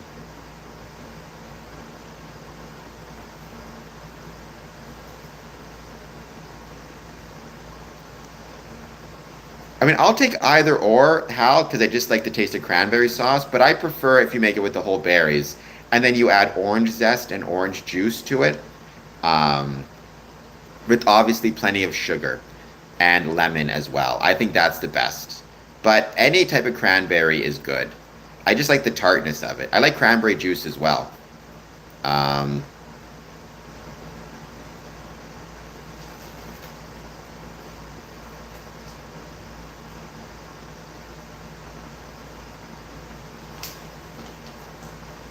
Unpopular opinion. Hey, I've had unpopular opinions before. I don't like whipped cream. No ketchup on hot dogs. Um, but I gotta disagree with you on that, Yo Maple. You're welcome to your opinion, but I will say I don't think squash is gross. I think squash is pretty good. I've grown to like vegetables a lot more in my old age, I guess, if you want to call it that. So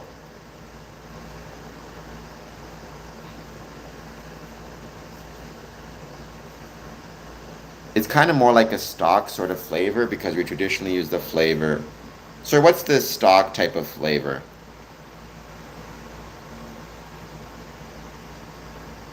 Squash? Um,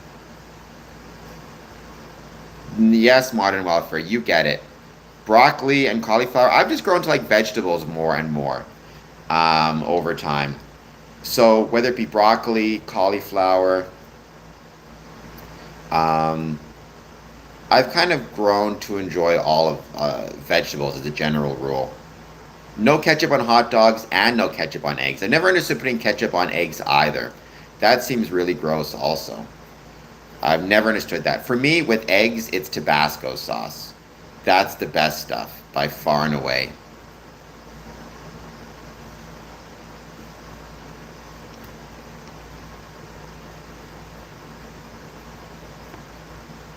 I would say any type of squash, but yeah, butternut squash is really good. I also like spaghetti squash a lot. So Tabasco sauce with scrambled eggs, you really can't beat it, I would say. Good for you, Dad. I've tried your apple and cheese scones before. They're pretty good.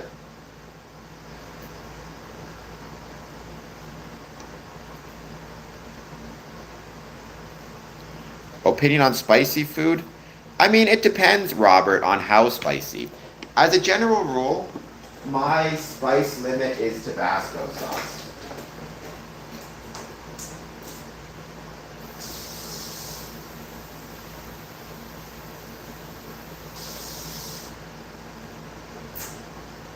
You know, that's my personal favorite. I would say, um,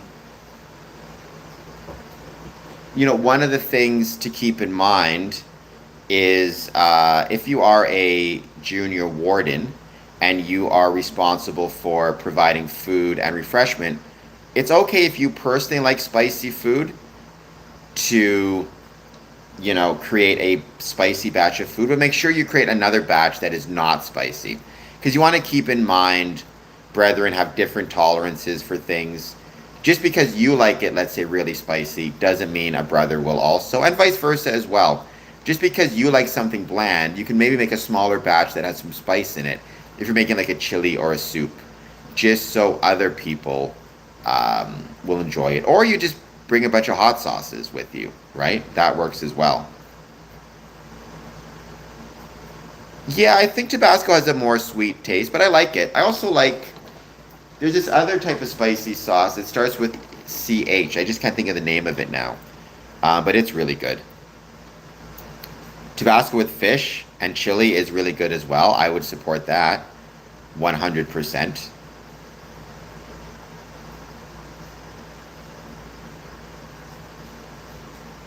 Chili might be my favorite food. Oh, so the chili like meat chili, beef chili. Do you have a favorite recipe? Here's the question: do you put beans in chili?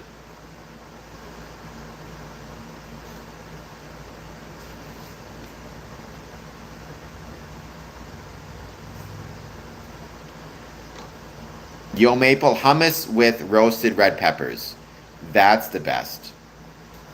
Hall, I like chili and cheese with Fritos and chips. I mean, I would prefer them not with Fritos, but with nachos that you could dip into the chili and cheese. But that sounds to me more like what you're making is a chili pie, which is really good. I've had it before. It's like a Southwest thing. It's basically a level of chili, a level of cheese, a level of Fritos, then another level of chili, etc., etc., etc.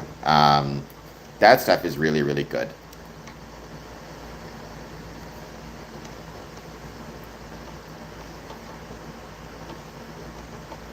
Whatever I've got, Hal. I will always go first and foremost with pita bread if it's available. But if not, I mean, I'm perfectly fine with chips or with anything really. I'd say roasted red pepper chili though. That is the bomb. That is what's really really good. Or sorry, roasted red pepper hummus. Excuse me. Roasted red peppers in general are awesome. All this talk is making me hungry. I was going to wait till 7 to have dinner. I may have to have it earlier. Oh, modern. I think it's the type because chili is such a broad thing. Like, there's so many different ways to make chili.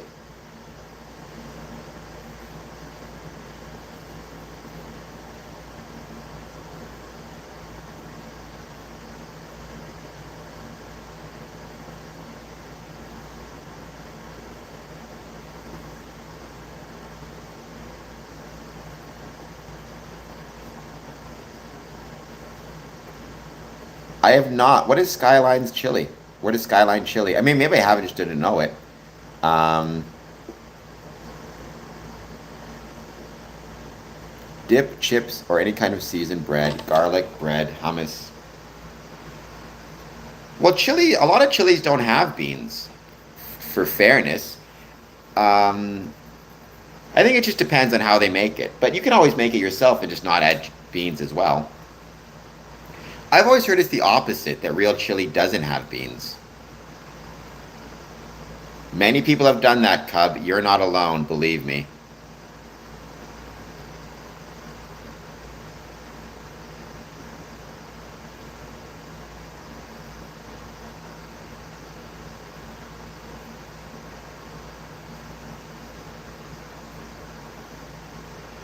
It's a brand in a can, and a restaurant in Cincinnati. I don't think so. It's like, what makes it unique, out of curiosity? Is there something that makes it, say, more unique skyline chili than other types of chili? Yeah, that would be a fun thing. Even actually, and I could say this before, many times here in Windsor, we have had chili cook-offs, which is a really, really cool thing where people bring their favorite chilies or their favorite chili recipe. I've, been to a bunch in Amherstburg, and they're always really fun. Um, I mean, that makes sense because basically chili is just you know, a very thick, almost meat sauce. So adding it to spaghetti with cheese seems reasonable to me. Um, Bit of steak and garlic butter is game changing. I could see that.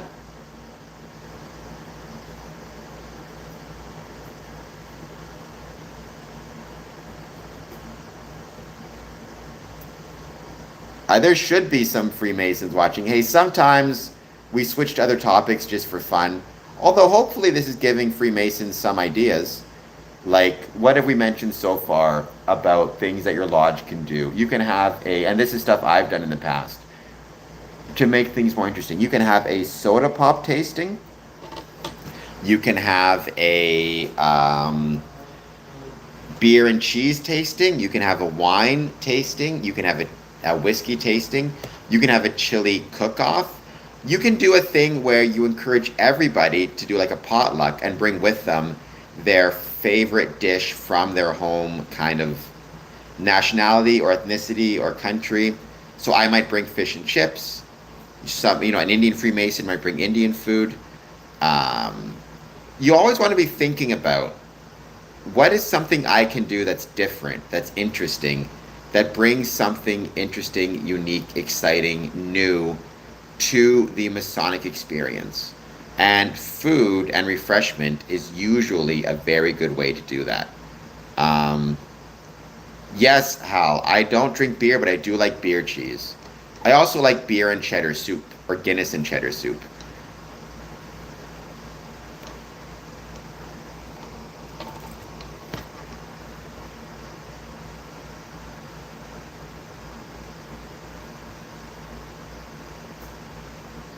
Hey, I wouldn't doubt it. I would not doubt it at all. I mean, in my experience, Yo Maple, um, food is one of those things that kind of speaks across multiple languages and speaks to different people, right? Like, you can be in a place where you don't speak the language, don't know anybody.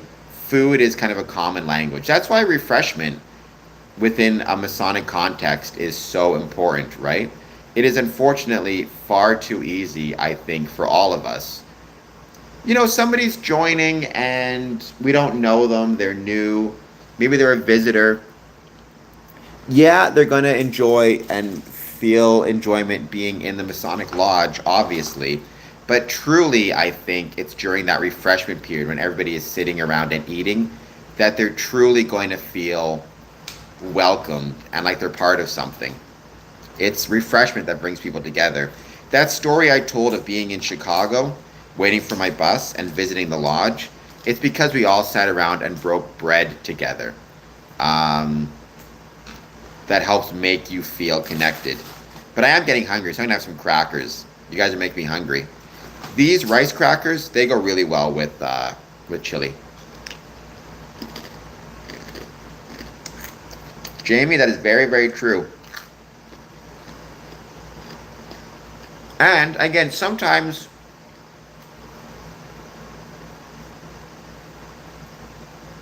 it's going to just be You stop at the store, you pick up a vegetable tray, some donuts, whatever, and that's the end of it, depending how busy your junior warden is.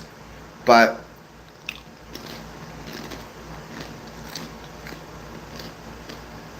if you have visitors coming, especially, food can be a really special way to share with your visitors your local town, your local community, and can be a really valuable way to support the economy of your town, right? Every time you cater food in or go to a restaurant or have a local delicacy like Skyline Chili, like Portillo's in Chicago, um, it's a little way to show support for the community and show support for the food and the economy of that community and that you care about it. Like when I went to, I love deviled eggs, but deviled eggs are delicious. I went to visit a lodge in Dearborn, and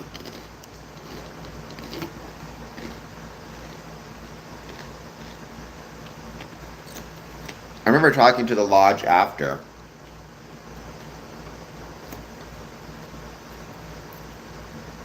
And one thing the worshipful master always did is after the lodge was finished, he always made it a point to go out and visit a local restaurant and eat there as a way to show the community that Freemasons wanted the community to succeed and wanted, the economy to do well. And actually put the money where the mouth is. And we went to this place, I can't think of the name of it now, but it was a restaurant that served Detroit style pizza, because we were obviously in Dearborn, which is just a little bit, which is basically in the Detroit area. So that was really cool.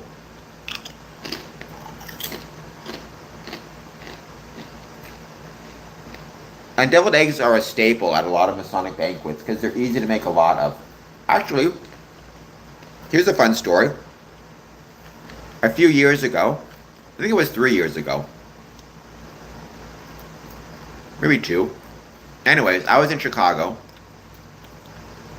and they were having a Masonic Thanksgiving celebration because it was Thanksgiving at the time. So I went to the West Chicago Temple. I got there early, and they were still cooking everything and getting everything ready. And I offered to help out and to assist. And they put me in charge of making green bean casserole and deviled eggs. And I gotta say, I think I made a pretty mean deviled egg and a pretty mean green bean casserole. I look back on that moment with a lot of pride.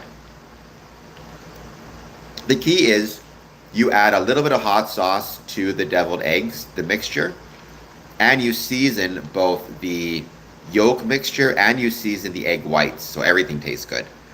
And you create a smaller batch of non-spiced as well, in case people don't want any spice in it. I was quite proud of it. It was very good.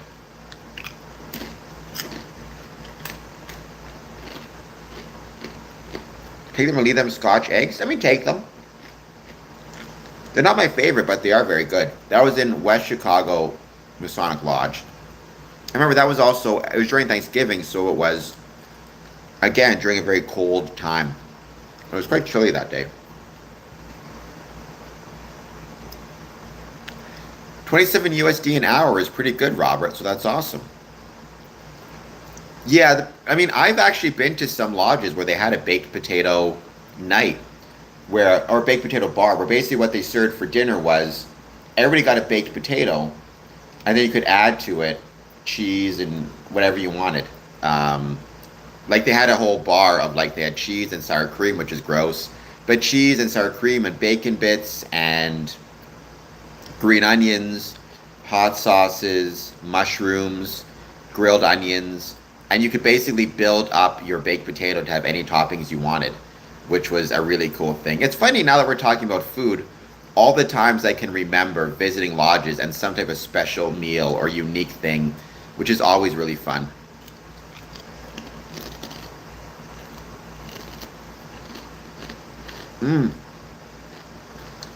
Jamie, so I cannot imagine what it's like having a narrowed esophagus. I'm sure it sucks.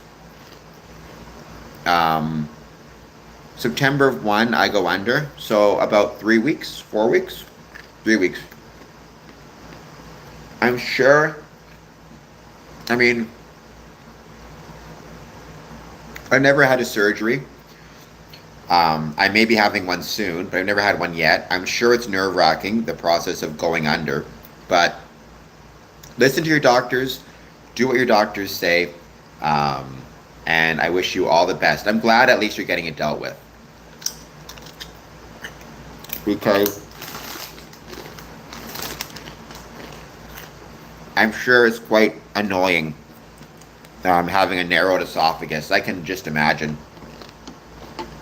At least I would find it quite annoying.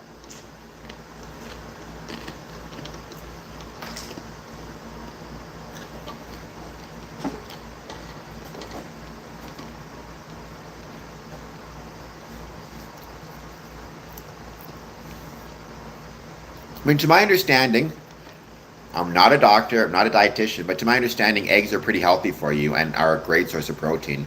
And I do like eggs. I find they're a super convenient thing to eat, like relatively quickly, you know? Like you want to make a quick food, you stick some eggs in a pot, boil them, and you've got, hard boiled eggs, which you can take with you everywhere. They're super convenient, good source of protein. That at least has been my experience.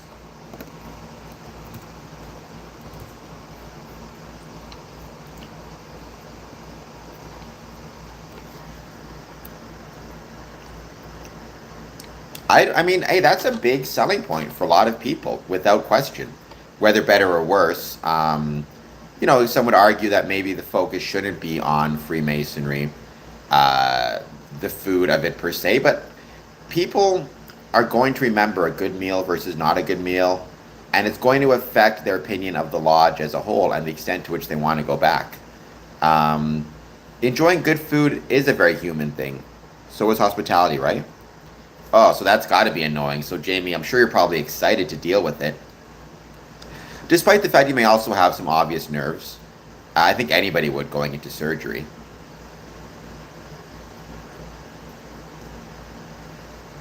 I use horseradish and tiny shrimp. That sounds really good.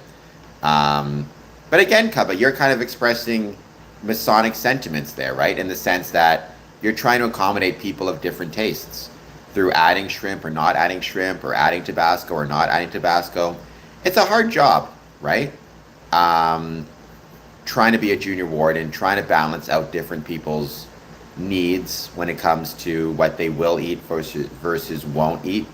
Um, but that's kind of a separate issue as well. It's just more paying attention to these things.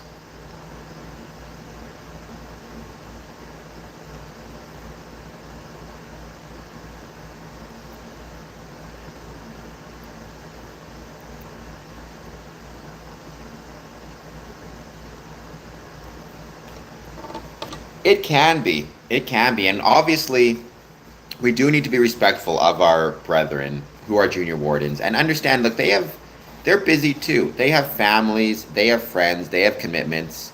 It's not easy, and it's not an easy job, but it is part of it. So that's also why you need to, as a junior warden, rely upon your brethren, especially your stewards, to assist you and help you if you are struggling.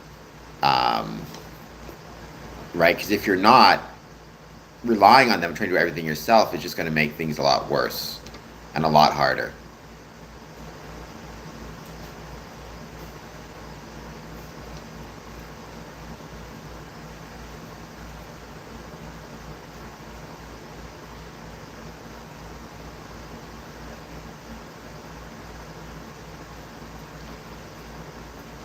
Yes, no, I mean, I've always found more. I'm not a lifter, but I do every now and then I get into exercise and I do watch like as much as I can. I do try to watch food. I find actually hot sauce, but also lemons does a lot. If you're having chicken, broccoli, and rice, squeezing some lemon on it can be a great flavor enhancer as well if you don't like hot sauce.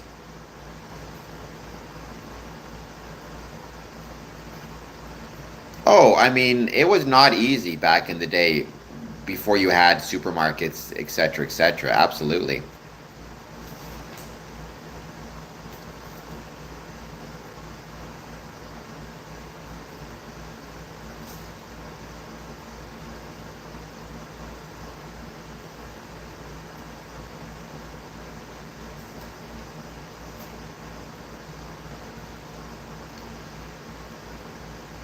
So, Robert Heaton, you bring up shellfish allergies. I've talked about this before in the stream as well. Like another thing we always need to be thinking about when it comes to Freemasonry is, and the junior wardens, is safe food handling techniques, but also dietary, it could be dietary restrictions or actual allergies that could potentially kill somebody. And how do we keep people safe, you know? All of that stuff matters and is important.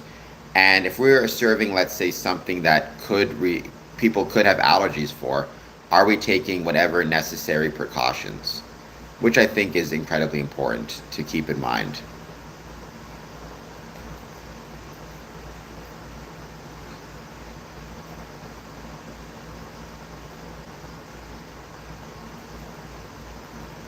I like a ton of black pepper. Depends on what you're having it on. I will say this, apples with pepper tastes really, really good. And cracked black pepper in general is really delicious. I would say apple slices with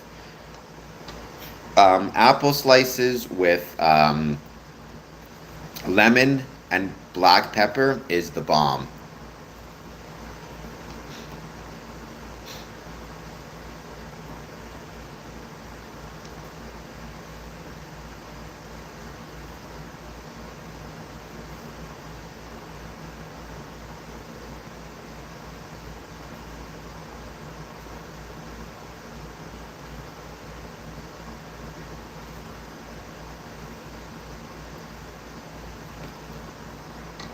Da, da, da. But yeah, whatever you're using, I mean, one of the biggest challenges you can have, without question, is I think the junior warden position, it's a really fascinating position. And it's really, I think sometimes we don't show enough respect to junior wardens. We kind of expect them to do too much when it is just a volunteer position. But also, I think more so than almost anything else, food refreshment, dinners, um, banquets, they provide a really good opportunity to provide a lot of value additions to the craft. Like there's a lot you can do to make your meetings more excited, but they are, I think, somewhat set. There are things you have to do. You have to do minutes, you have to do your paying of your bills. There are things you have to talk about. There's a format you have to do. I think when it comes to refreshment, it's far more possible to be far more broad and bring in a lot of different ideas and options you very often would not think about. At least that's in my experience. Pepper on a chicken sandwich. Pepper on almost anything is a must for me. I love pepper, don't get me wrong. I definitely think pepper is one of my favorite types of, I guess I was going to say condiments, I guess you'd call it, spices. I don't really know what you'd call it. I'd say lemon and pepper are two great things combined. On a side note, like if you were to ask me kind of two flavors that go really well together, it's lemon pepper. Lemon and pepper on a chicken, lemon and pepper on fruit. Very, very much a fan of.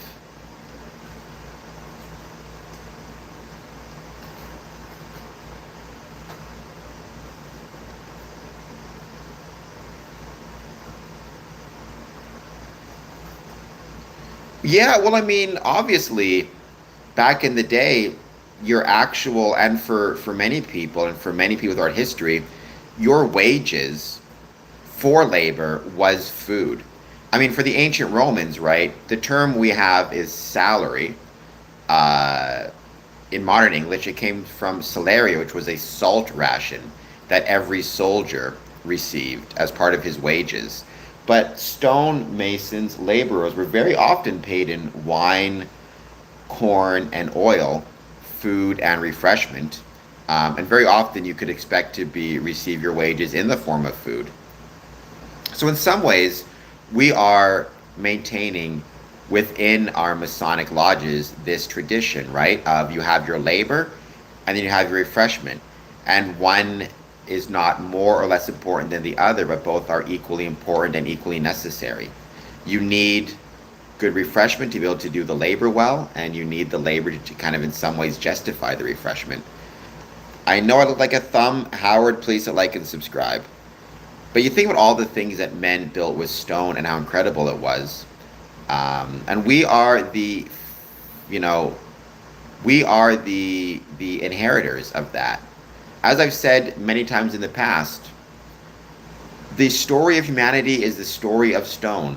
It was stone that allowed us to create the tools, that allowed us to improve our diet, and in fact have a kickstart in evolution through the increased consumption of protein, which was, stone tools to get into oysters and shellfish.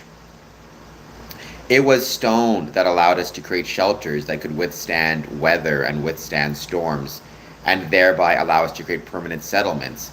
It was stone that allowed us to create shelters that could store our food and store our grains. It was stone that we used for religious documents. It was stone or religious temples, and to show our love to the great architect. It is stone that allowed us to record information onto tablets that have existed for over 3,000 years. Archaeology, because it is right now Archaeology Month in Quebec, archaeology is absolutely, amongst other things, the documentation of humanity's relationship with stone.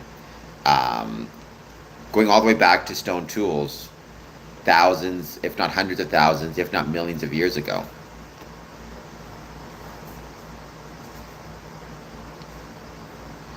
Not much changes, Yo Maple. Human beings are human beings. I keep hearing about Nando's as being like the place I have to go. Is it like as good as everybody says it is? A lot of wrestlers I've seen swear by Nando's as like the greatest place in the world to eat. What would be would you confirm that or would you deny that? What would you think? Isn't it called like Cheeky Nando's or something? Nothing ever changes. People are people, for better or worse. Human beings are human beings. And we don't change.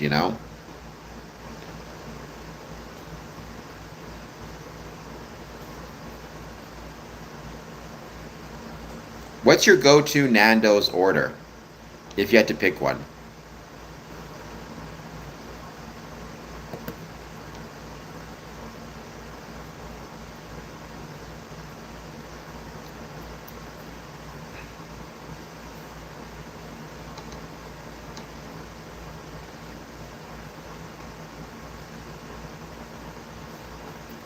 Just so, because I was in London, I didn't get to Nando's, but maybe I'll get back there soon, and I'd like to know what I should eat.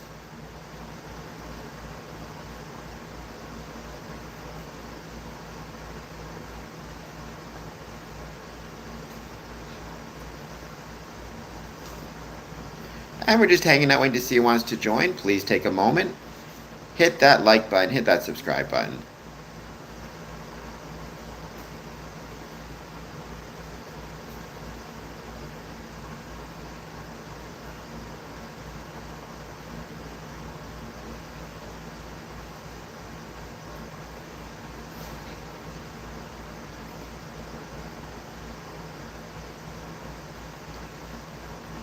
Yeah, well, I mean, it's funny, Yo Maple. One of I've talked about this before, um, and it's really interesting. One of the oldest Masonic document in English is called the Regius Poem or the Holywell Manuscript. It is a document focused on stone masonry and what it means to be a stone or operative mason. It dates to 1390, so what, about 1,000 years ago? 700 and something years ago. And the whole last bit of it is entirely about the way stonemasons should act at banquets and at celebrations put on by the leaders or put on by the people who hired you. So if you were a stonemason and you were hired to work in a castle or building a castle for a lord or a civil magistrate, they may have a banquet afterwards. And the whole entire last bit of it is telling the stonemasons how they should work in these situations. Not how they should work, how they should act. Not to drink too much, not to cause trouble, not to bring disrepute to the craft. So it was kind of really fun to read that in a sense because it shows nothing ever really changes. Even 700 years ago, workers had to worry about how they acted around others and how they acted around alcohol. Specifically, they talk about not drinking too much and not getting drunk. So there you go. Nothing ever changes. The peri peri chicken is a must. I like some extra saucy wings and chips. People are people. People were people 5,000 years ago, and people are people today. Um,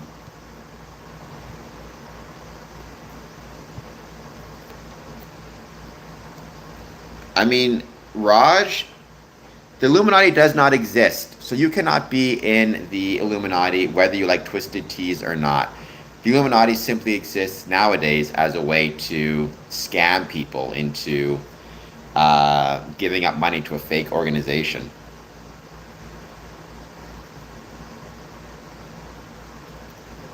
A lot of times people don't like to think like they're people. They like to think that we're either better or worse than we were a few hundred years ago, a few thousand years ago. We're not.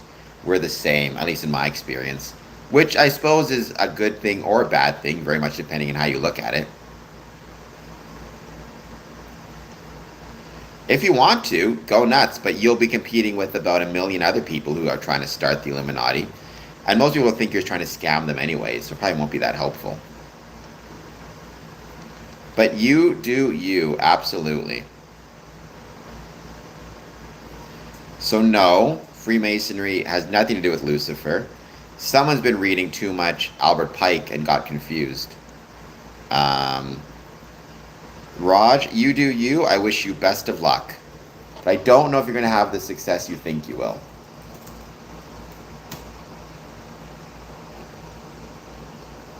I'm a trendsetter, Cubba. What can I say? No, I know there's a few of us who haven't drank alcohol, I'm sure. Right? Maybe I'm one of a few.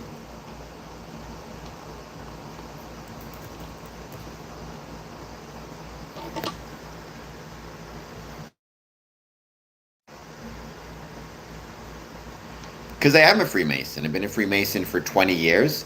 I know the operative structure of Freemasonry. I know how it works. I know how it operates. I know who is in charge of Blue Lodges. I know the jurisdictions. I know where the money goes and where it doesn't go from your dues. Because I know all of that, I know Lucifer doesn't run the Masons. No, I know some Masons who just don't drink, children or otherwise. Sorry, not Masons, Canadians. Obviously, if you're a child, you're not drinking at all, nor should you be. But I know a few Canadians who don't drink. I think I heard it's going up across North America. People not consuming alcohol. Um, I don't know if that's true or not, but I think I heard that. By whom? Right, Rob? Who is keeping us ignorant? And how precisely? I've been to Masonic lodges around the world. In Brazil, Colombia, Mexico, America, Canada, the Philippines, England, Scotland. I've been the worshipful master dozens of times. Um, right? At what point can I say that I know a sufficient amount? Brock, I appreciate that. That's very kind of you. Get the chance to email me when you can. There's obviously no rush. Um, but if you can, then do so. Brock, you're Illinois, right? If I recall correctly. Because as I'm sure you know, on August 15th, the Grand Lodge is having the Masonic Visibility Day. Are you planning on doing anything for that day?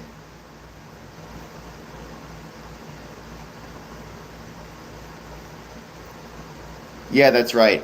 Do you know if you or your lodge is planning to do anything for the Masonic Visibility Day.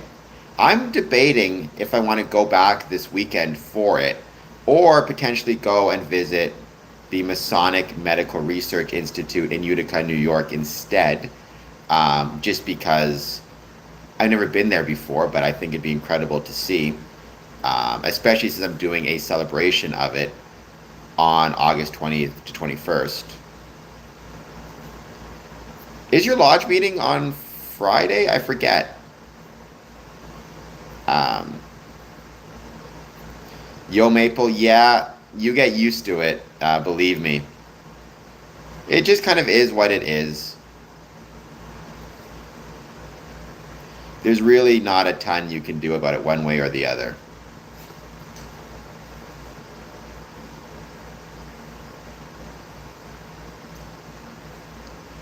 We're just going to keep hanging out, wait to see who joins, no rush.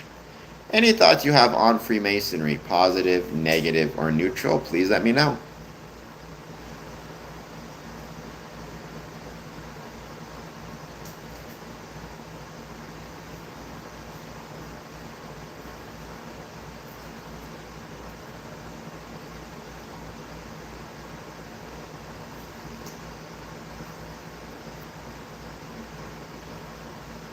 We're going to give it a bit more time.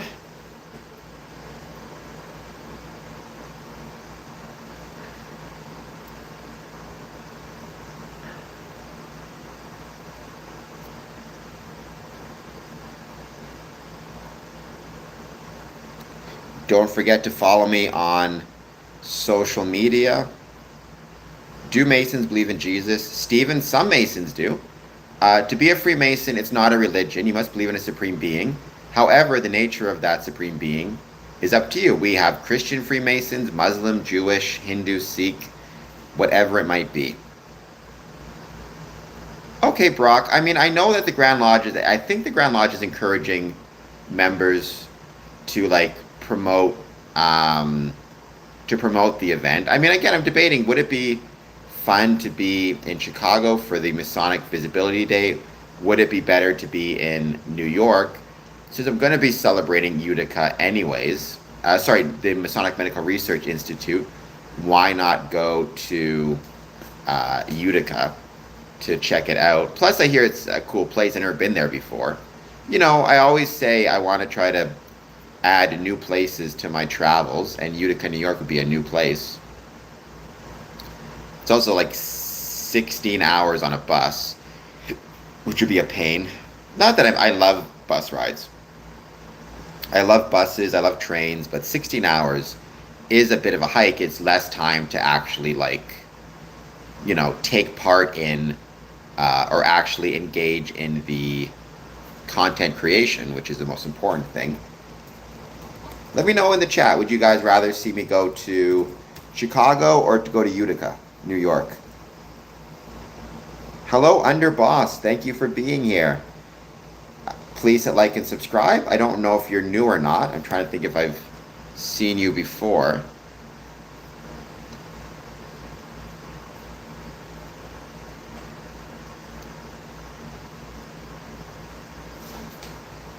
I hope that you are doing well as always. Hello, Greta Garbage. I feel like I've seen you before. Your name sounds familiar. I don't know why necessarily. Thank you for being here. Please take a moment, hit like, hit subscribe. What about a supreme force? I mean, you can call it a supreme being. You can call it a supreme force. I wouldn't necessarily be concerned about that one way or the other.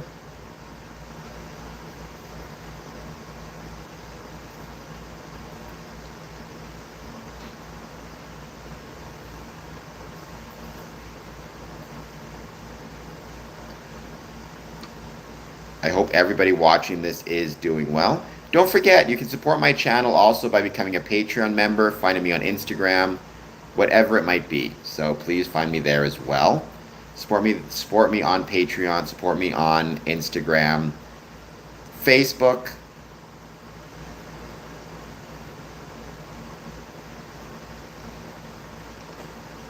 Okay, well then welcome back, Underboss. It's good to see you once again. That is a very cool story. I do remember that. I hope that you're doing well. We're basically at the stage of the stream. We're just hanging out, chatting about whatever. No specific topics or talking points. Um, Sometimes we have longer streams, Stinky. It just depends on how I'm feeling, what else I have to do. Um, right? That is the really kind of cool thing about live streaming, kind of being able to set your own schedule. Am I the Grand Poobah? I don't think so. Now, I've never heard the term Grand Poobah before, except in the Flintstones, so maybe I am and just don't know it. But no, I am not. I mean,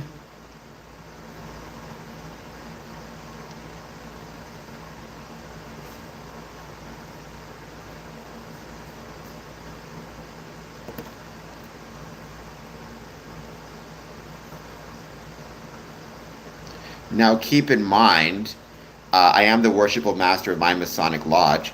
Yes, Stinky. Now, it's not going to be 24-hour without any breaks, but it's going to be a lot of 24-hour streams. Or a lot of streams. Last time I did it, I ended up streaming for 21 hours out of 24 total, taking 3 hours for breaks here and there. We're going to be celebrating and talking about the Masonic Medical Research Institute in Utica, New York. And 50% of all the revenues I raise during that time will go to the Masonic Medical Research Institute. So it's going to be a lot of fun, which I very much look forward to.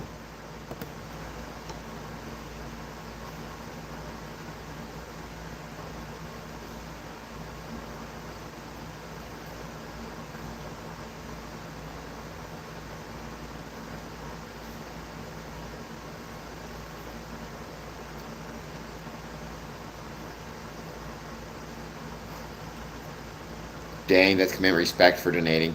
They're an awesome organization. You should look them up online. Masonic Medical Research Institute.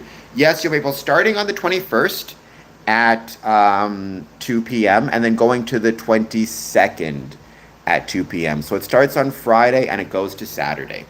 So yes, Yo Maple, that is a thing coming up sooner.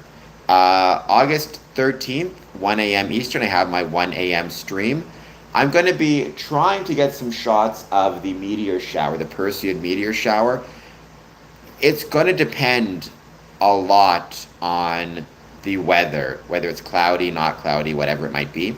But I want to try to. We in Freemasonry have a really cool connection and a really cool history with space exploration, which I think is something I want to celebrate as much as I can.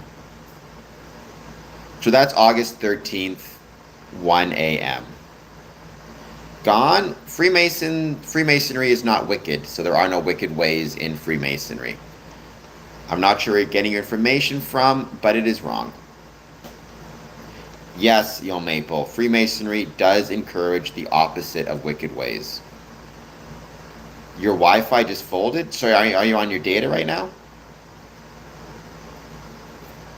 So, whether or not you can or cannot allow a secret society into Freemasonry, that's a question for in a democracy.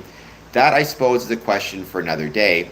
What you do need in a democracy to make it work is ultimately a civic structure and civic institutions, and that is what Freemasonry is. And all the evidence shows that if you do not have strong civic foundations, and a strong civic foundation, you will not have good democracy.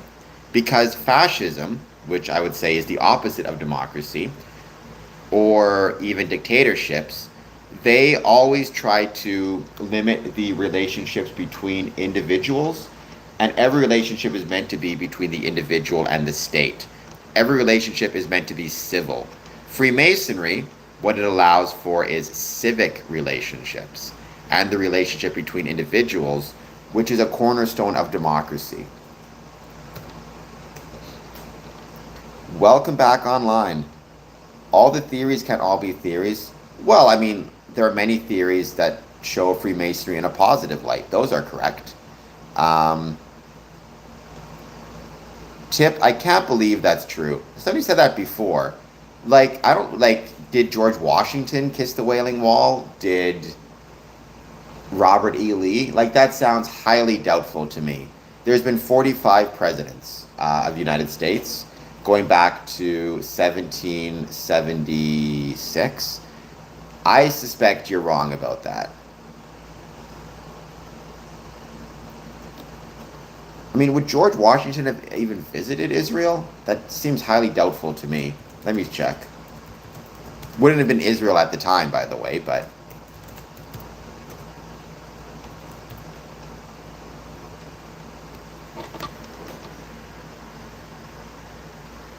So, George Washington only traveled outside of mainland North America once in his entire life.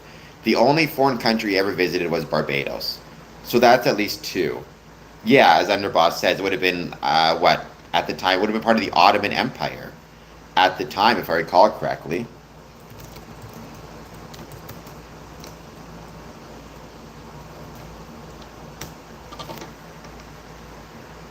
Yes, it was part of the Ottoman Empire, governed from Constantinople at the time. Um, Captain Thrusk, please hit like and subscribe. So there's a lot of different reasons. There's a lot of history of conspiracy and conspiracy theories and all the rest of it. And that's really unfortunate that those things happen.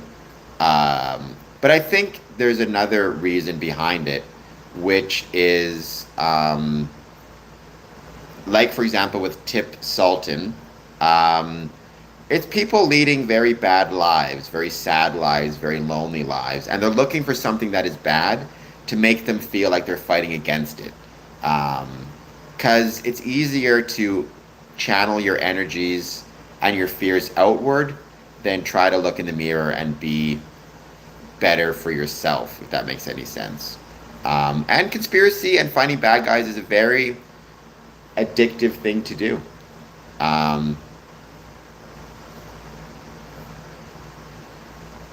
Well, underboss, I mean, now we're getting, because I'm actually, it's interesting, I'm a member of a Masonic lodge in Israel. I'm a member of Lodge Holy Land number 50, which meets out of Tel Aviv. I'm not, I mean, Zionism is a political idea. Some Masons will be Zionists, many Masons are not. It just depends on your personal view. But the idea of Zionism as a homeland for Jewish people, I mean, to my understanding, there were many places that were looked at, including South America, as being a possible place to go, or possible place to set up the homeland.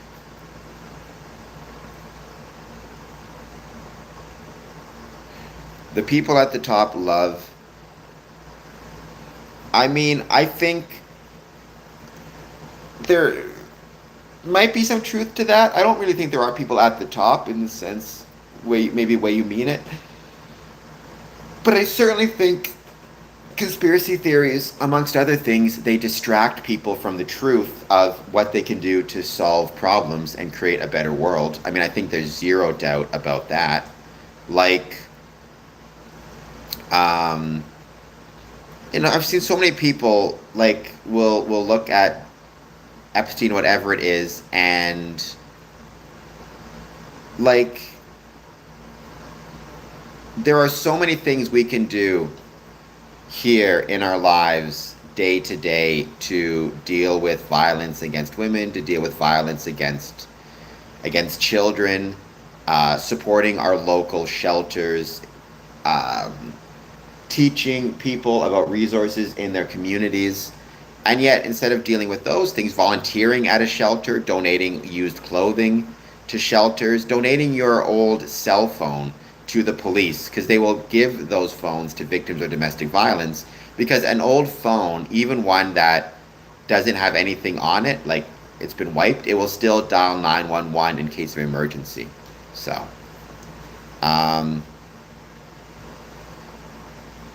what do Masons think of Knights of Columbus? Masons, I mean, I can speak for myself. I love the Knights of Columbus. I think the Knights of Columbus is another civic institution that makes the world a better place, just like Freemasonry. And I wish them nothing but success. Um, Tip, I mean, Mossad is a intelligence agency, no different than the CIA.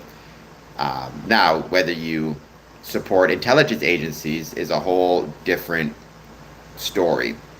Um, what if the resources are corrupt? Well, Gabe, I mean, we can just do so much in life, right? I can't know 100% whether, for example, 988, which is a number to call if you're thinking of hurting yourself, is corrupt or not. I don't really see how it could be. But um, that's the best resource I have for someone who's thinking of harming themselves. Um, so, you have to ultimately rely on your best judgment and not allow the worst possibility to affect your decision making. If that makes sense. Freemasons and Masons, well, Masons are stonemasons, right?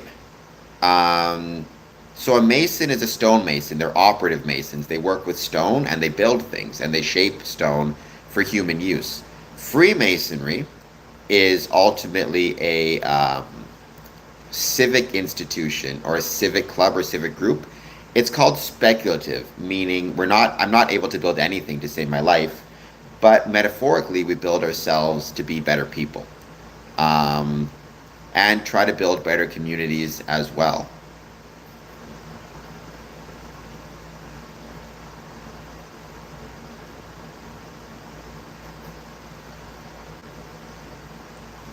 Canada has the most polite, kindest Google site for security. That we do under boss. I don't even know what that means. Well, Henry Ford was wrong. Uh, I don't care who you arrest. You can arrest 50 people, you can arrest 100 people.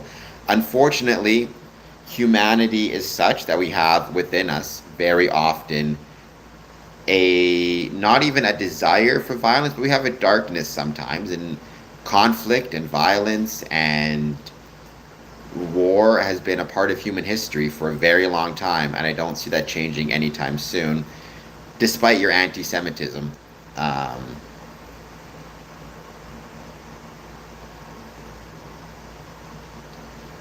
Mort, I have no idea. I personally am not a fan of Donald Trump, but that's my own personal opinion. I guess some Masons probably like him. I do not, though. Why'd you change your username? Welcome, Mr. Tyler C. How's it going? Thank you for being here.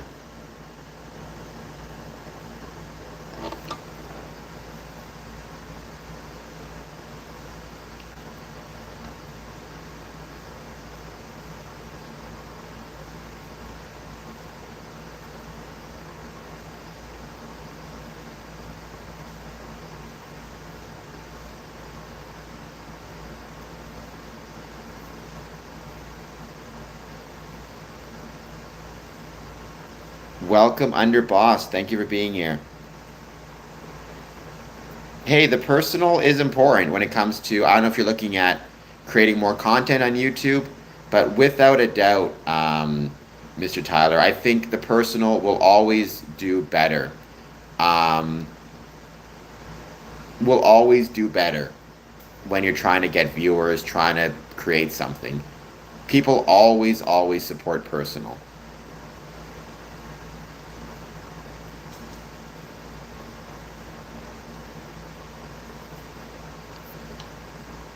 Whoa, Tip, you're getting weirdly anti-Semitic. I don't even know where to start with that one. Jewish people are, I mean, there are some people who are, let's say, ethnically Jewish, but are not of the religious faith. But there are many people who are, practice Judaism as a faith. It's not something I know much about.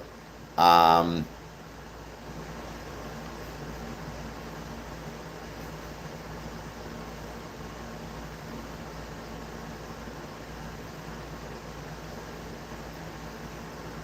yes, that is a lot to unpack. I don't even know where to start.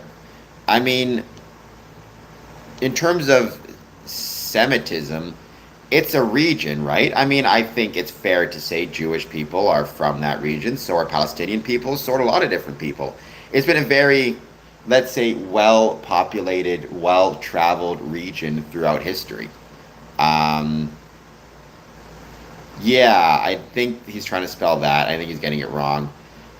Brother, how are you? Dalton Redder, I'm doing well. How are you doing?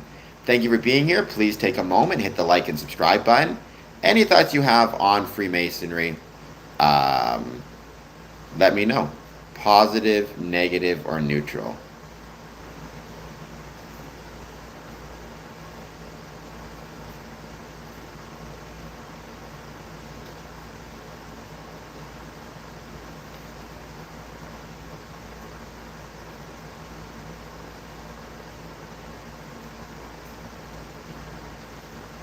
I suspect some Zionist oligarchs are atheists, but I mean, again, no different than like Christian, Muslim. Like, there's the cultural and the ethnic, and then there's the religious. Like, my parents are Anglican. I suppose I would describe myself, if I had to describe myself as being of a religious faith, I would say Anglican. Culturally, I certainly am more familiar with Christianity and its, precepts, but I'm not, let's say, practicing. There are other people who, are convert to Christianity from a different faith, and they may be far more Christian than I ever was, right? Judaism is no different. I know some people who ethnically they are Jewish, but they don't really practice any of the they don't go to synagogue, they're not a practicing Jewish person. And other people are, they may be, heck, they may be, you know, as white Anglo-Saxon Protestant as they can be, and they convert to Judaism. So, I mean, Judaism can be both a religious or a ethnic marker, or both. The important thing for Freemasonry, by the way, is that we within Freemasonry welcome people, whether they are Jewish, Muslim, Hindu, Sikh, Christian, so long as they are good men and honorable. And that is a completely separate question from your religious beliefs. Um, well, there were Jewish people during the time of Moses, I'm sure, because who were the people he was setting free? Um, yeah, Mr. Tyler, that's my understanding of it too. But again, um, I am not a religious expert by any means.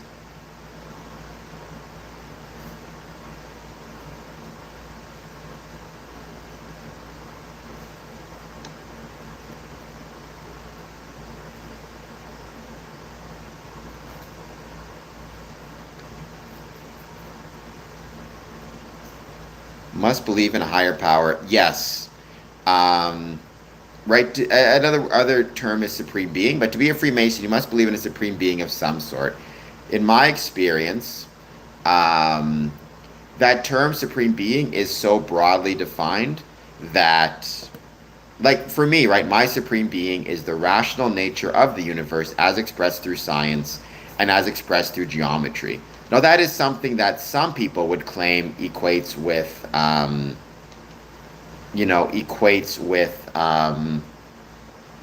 atheism, but it works for me and it works for joining Freemasonry. So, generally speaking, the term supreme being is very broadly defined.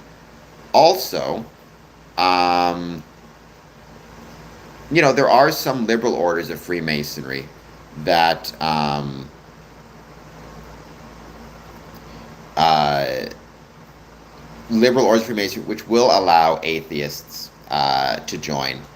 That is primarily located in France. But to join quote unquote regular Freemasonry, you must believe in a supreme being.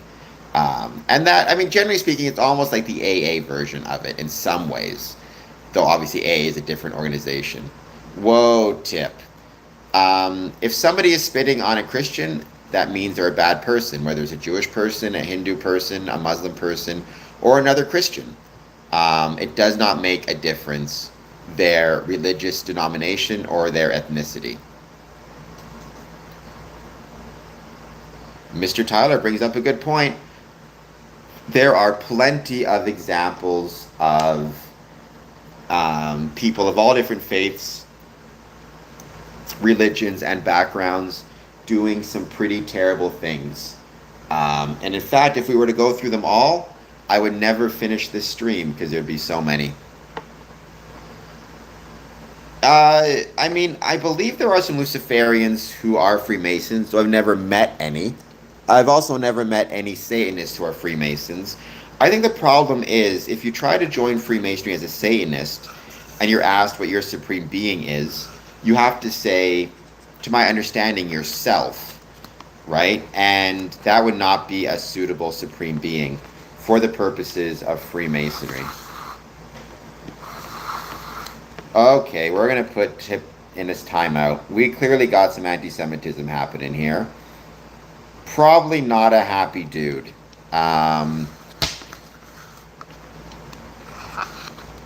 You got Stone Mountain. I don't know what that means, Don's Cheetos, but please hit like and subscribe. I know I got a very strong forehead. That's the term we're going to use. But that's just because I got a very, big brain as I knock over my water. We're fine. We're fine. If I get electrocuted because I got water near wires, send help. Nah, it's okay. It's really unfortunate. I mean, again, this is going to sound, I think some Masons might take offense to this a little bit. But I do think that to a certain extent, the fact that things like Nazism are finding their way back into the world is a indictment of Freemasonry, or at least where Freemasonry sees itself now, compared to, let's say, the 50s, 60s, and 70s. Because ultimately, if Freemasonry is relevant to people and relevant to people's lives, they will not fall into believing in nonsense like Nazism or other, evil philosophies. But unfortunately, when people feel like they don't have community and support and are struggling and don't have anywhere to turn, then they start to look at joining ideologies and groups. They could be Nazis, it could be gangs, it could be the Manosphere, different organizations like that, or different ideologies, right? It's people being lonely and being scared. And unfortunately, because Freemasonry is not relevant in communities the way it was, what that means very often is you end up,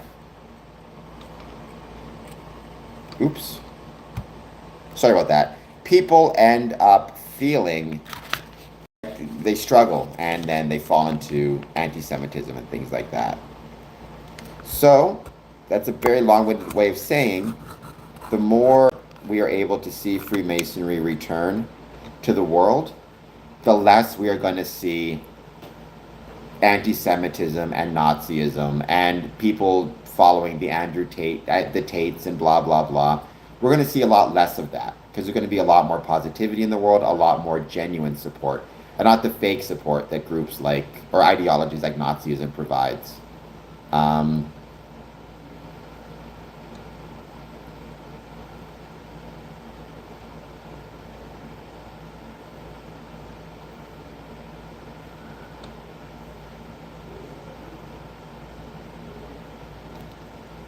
Well, but that's impossible, Don.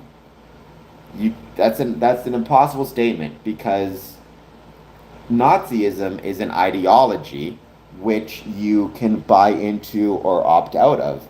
Judaism and being Jewish is an ethnicity, and it's that would be like saying, okay, all white people are like this, or all black people are like this. No, that's not how it works. But certainly not with Nazism, because you can choose to be a Nazi, or you can be smart and choose not to be a Nazi. Somebody who is Jewish, ultimately, it's, they can convert to the religious side of it, but that's a religious decision, or they may be ethnically born Jewish, but they're not making that choice, right? And so I've known, my roommate in school was Jewish. I've known I don't know how many Jewish people off the top of my head, but a bunch. Some of them are supporters of the state of Israel. Some of them are very much opposed to the state of Israel. Some of them support the idea of the state, but really don't like the government and the government's actions in Gaza. So you can't say any one group is like a political order. That's not how it works. Politics is something you choose. Ethnicity and religion is something very different. Um, Judaism is both a religion and ethnicity. And we know that's true because in World War II, for example, uh, the Germans were more than happy to arrest and put Jewish people in concentration camps, whether they were practicing the religious faith or not. It did not make a difference. Um, so, Dalton, I've been a Mason for 20 years. It's crazy to think it's been that long. And yes, I prefer office to seat, right? I don't know if you're a Mason yourself, but I would always say office. I am currently the worshipful master of Border Cities Lodge number 554. Um, I've also been past master, secretary, junior warden, senior warden, all the rest of it. Robert, I like that. That's what I'm going to start saying from now on, whenever we're dealing with anti-Semitism, which always pops up in these streams. If you are, if you want beef with Jewish people, I also suggest you get a pastrami sandwich from a Jewish deli. Well, that was the whole thing in New York, right, with Mamdami. How did it go again?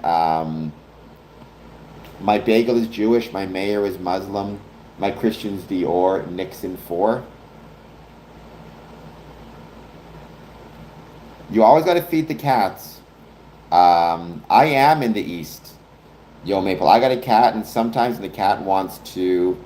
Um, yeah, Yo Maple, you need to calm down. I think you might be the same person as TPU. I think you might just be change your username or have multiple accounts. And if you're going to be sprouting a bunch of anti-Semitic nonsense, you could at least hit the like and subscribe button while you're doing it, um, even though you're wrong. There is no law that says just correct or right people get to be on the internet. At that point, there'd be no internet left, sadly. So, but I mean, this channel is not about Judaism; it's about Freemasonry. But I can say, Freemasonry, all are welcome, and that's one of the coolest things about it. The internet is a very interesting place, put it that way. Um,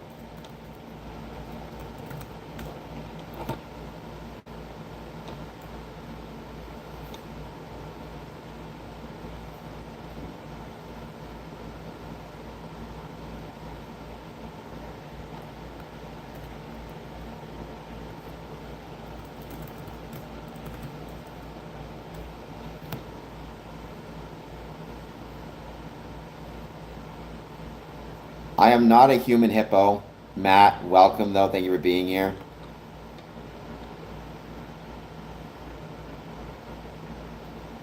That is true, Mr. Tyler C. But you and me, and that would be it. Um,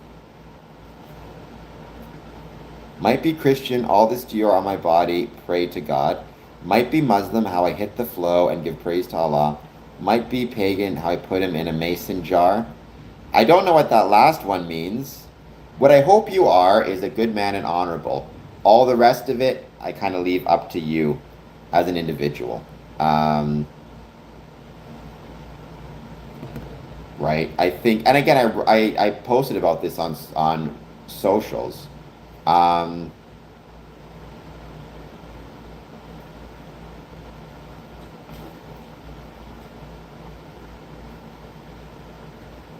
what state? I'm not in a state. I'm in Canada, Windsor, Ontario. I was born and raised in Winnipeg, Manitoba. I currently live in Windsor, Ontario. Um, and I have since about 22 years, which is crazy to think it's been that long. Um,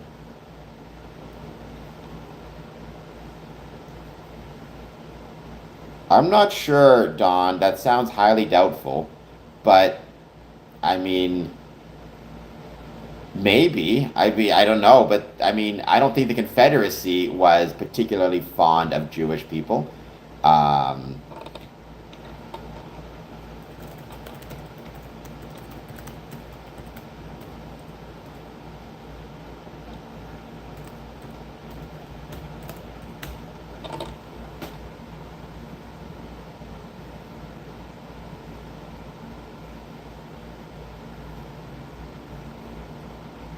so, the X shape on most recognized Confederate flags is a heraldic cross known as the Saltire or St. Andrew's Cross. It was chosen during the American Civil War primarily for practical battlefield visibility and distinctiveness rather than as a direct religious symbol, excuse me. William Porch Miles, a Confederate politician and designer, proposed the diagonal cross layout. Um, so I don't know who William Porcher Miles was. I'm not sure if he was Jewish or not. I doubt it though. Um, I also think that's highly unlikely. That seems very, very doubtful to me. I think you have some problems, Don.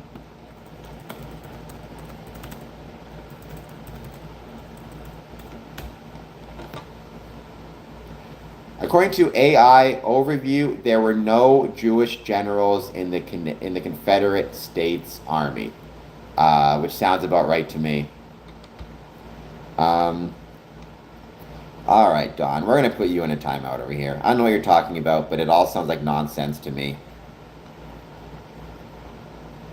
Um,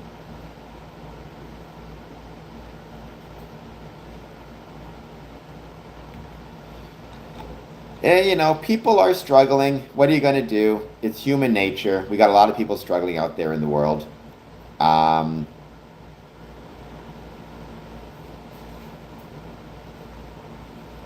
Dalton, they go up and down. I mean, we've kind of reached a point in this chat where we're just hanging out, shooting the poop, talking about whatever. Earlier today, I talked about things I have coming up, including in Illinois, Masonic Membership Visibility Day, a 24-hour stream where we'll be celebrating the Masonic Medical Research Institute in Utica, New York.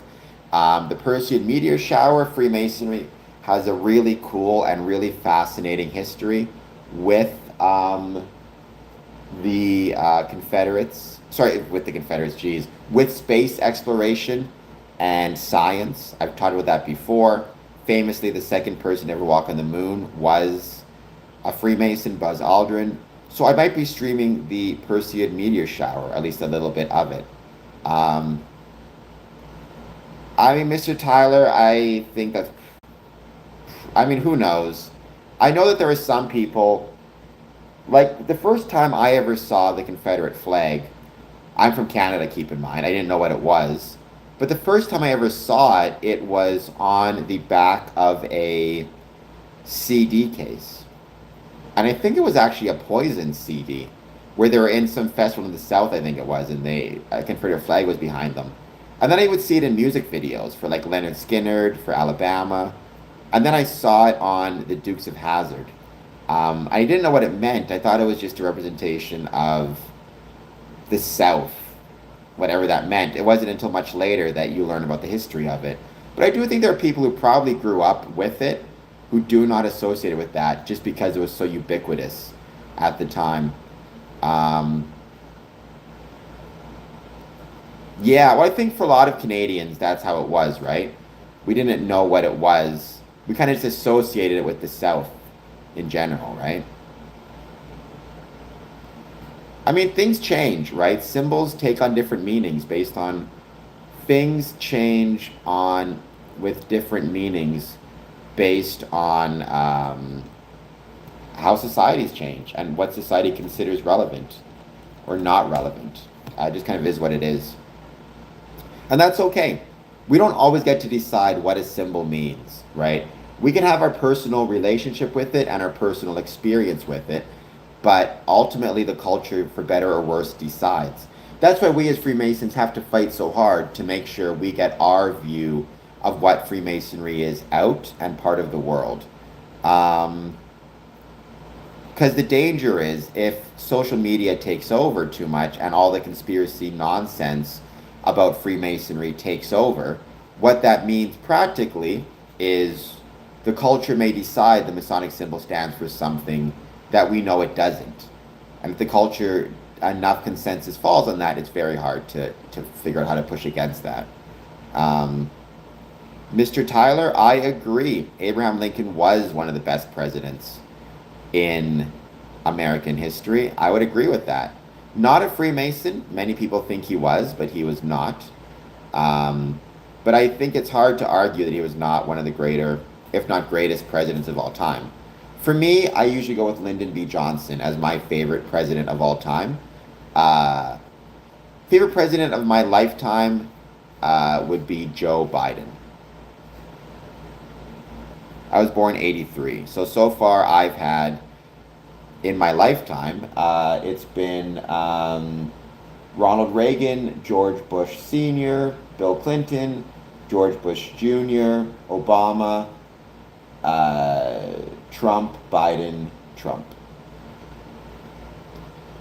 Teddy Roosevelt, who was also a Freemason, famously, he got his third degree while being the vice president.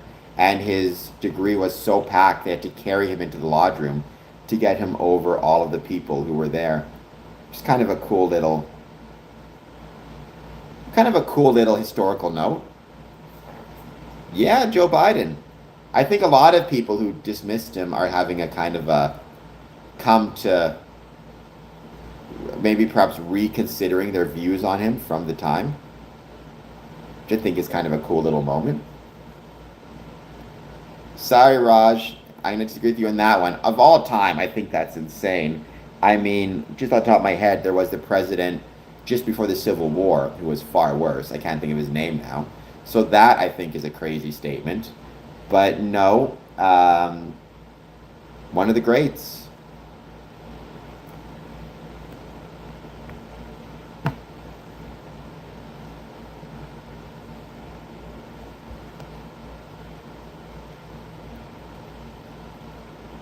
We are going to just keep hanging out, wait to see who joins for a little bit longer. I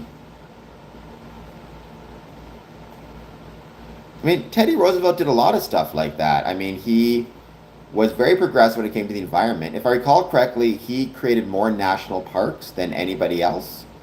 Um, no, he did a lot of good. Faith and Sawdust, thank you for being here. Please take a moment.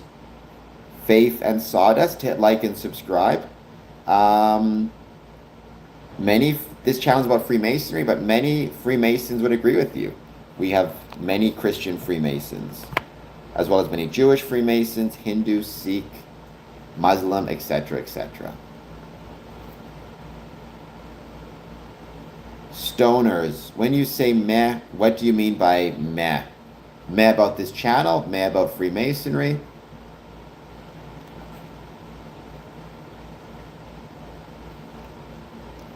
To what are we mehing?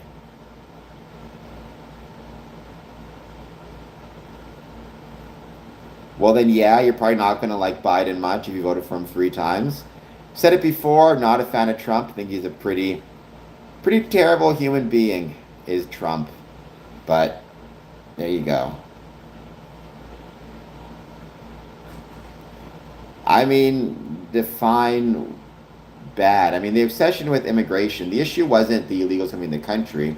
I mean, I'm not American, keep in mind, so I'm speaking about your country from Canada, but the issue, to my understanding, was a lack of judges to hear cases and to hear asylum claims, which backed up the system and basically kept people here forever, basically out of the system or in jail or doing whatever when they should have had an immediate court case. But the CHIPS Act, the Inflation Reduction Act, the stimulus, you know, all of that stuff was pretty good. And also dealing with a country after January 6th was pretty impressive. I cannot imagine trying to be president under those circumstances.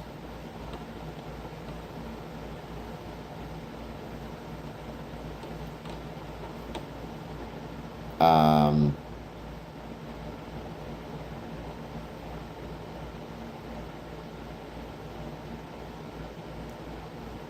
Dr. Wiley is the forefather of food safety. I did not know that, but that's cool, Robert. I mean, it's funny.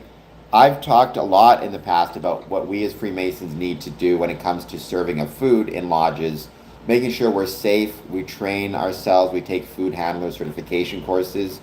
All that stuff is really valuable and incredibly helpful and incredibly necessary. I mean, we don't want to be serving anybody food that's going to make them sick, right? I mean, it does when you enter the building while they are engaged in the process of certifying an election. And if you enter in massive numbers and amounts of people, that's a very different thing, right? It's why are you joining? Why are you entering? What is the purpose behind it?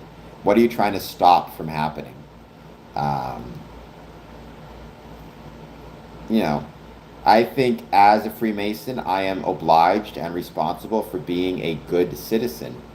Um, and being a good citizen does not mean breaking through windows of a government building to get in to stop a count. Seems pretty crazy to me. Um, but ultimately, hey, everybody gets their own opinion. I cannot imagine, though. I mean, I think basically Donald Trump. I view Donald Trump, and this is me speaking personally. I know some Masons who are fans of Trump. I have the same view of them as anybody else. I think he's ultimately Trump is a con artist, and he just tricked a lot of people into supporting him. Um, I don't think I think there's more than three or four people. I don't know unless those videos were severely edited. It looked like way more than three or four people were busting through windows. And by the way, even if three or four people did the busting of the window, as soon as everybody else starts to walk through it or climb through it, it's a pretty big problem. Um, well, I mean, no one should assault anybody for saying anything, including Jesus is king. So I hope whomever assaulted him goes to jail.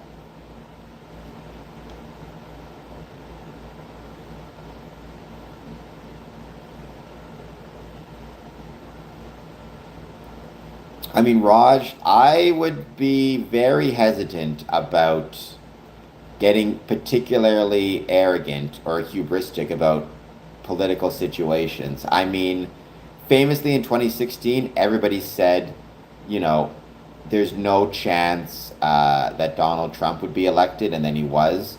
And then a lot of people said there's no chance Joe Biden will be elected, and he was. I don't think anybody knows um, what could or will happen with our politics. I think you need to be really careful and not allow yourself to get too. Don't assume you know what's going to happen because I don't think anybody does.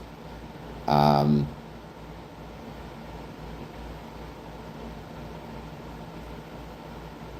well, that's true, but I mean that doesn't prove or disprove the point. You shouldn't break windows of government building and climb through them. I feel like that's a fairly obvious point to make. And you shouldn't do it, especially when they are in the middle of certifying an election. So Biden did not steal the election. And no, Raj, I cannot believe every president is related except for Trump. That sounds insane to me. I mean, George Washington, to whom is he related? Which presidents? Um, that sounds highly doubtful.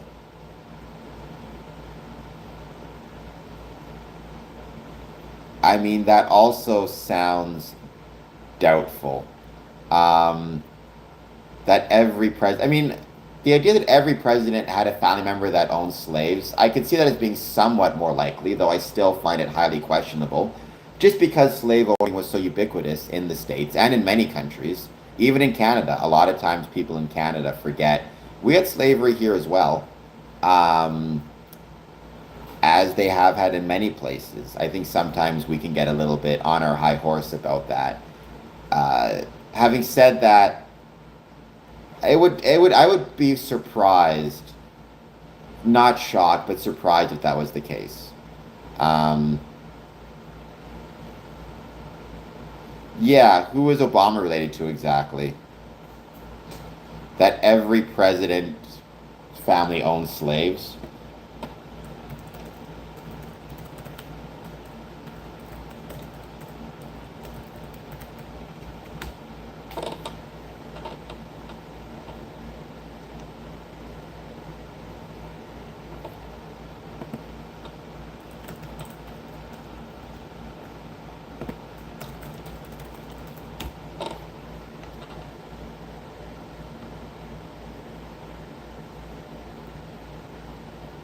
So, not every presidential family owned slaves. Out of all the US presidents, 12 chief executives owned enslaved people at some point in their lives. John Adams and John Quincy Adams never owned slaves. And later presidents, such as Abraham Lincoln and modern presidents, did not own slaves either. I don't think anybody in Abraham Lincoln's family owned slaves because famously, Abraham Lincoln's father was very much against slavery, maybe more on not so much on moral grounds as maybe for him it was more economic. Or he didn't like he didn't think that it was fair that rich people could buy a lot of slaves and basically outperform poor farmers who couldn't afford slaves more so than anything else. But he had an understanding that there's an unfairness to slavery. He just viewed it in more economic unfairness as opposed to maybe moral unfairness.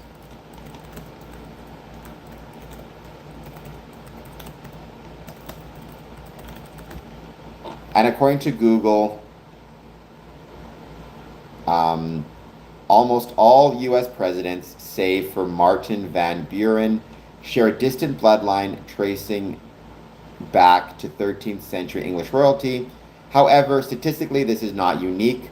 Go back far enough, and almost any group of people with European ancestry will share common ancestors.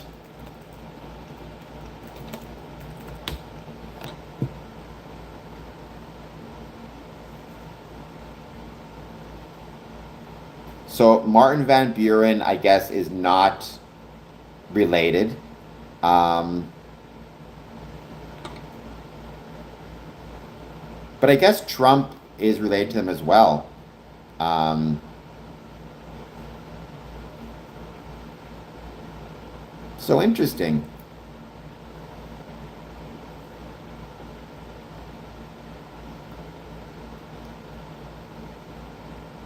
Uh, yeah. YouTube has a useful chart about it. I am not on peptides.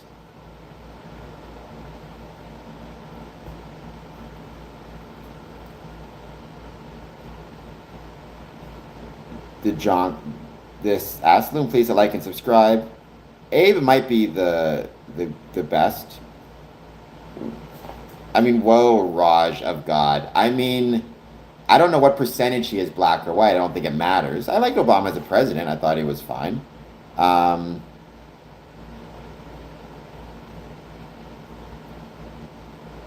well, I mean, I don't know if you can blame Abraham Lincoln for marrying somebody who owned slaves. That seems like, I mean, unfortunately, again, slave ownership in different parts of the states was, I think, somewhat ubiquitous. It existed throughout the world. It existed in Canada, right? We're not special here. And certainly our treatment of First Nations people. Um, I guess it does not overly shock me by any means that you could have, so many people tracing their lineage back to one bloodline. But as they pointed out, it's not that shocking. Almost any group of people can probably trace their lineage back to a single bloodline origin, except for Van Buren, which is kind of an interesting side note. And that's kind of cool. Um,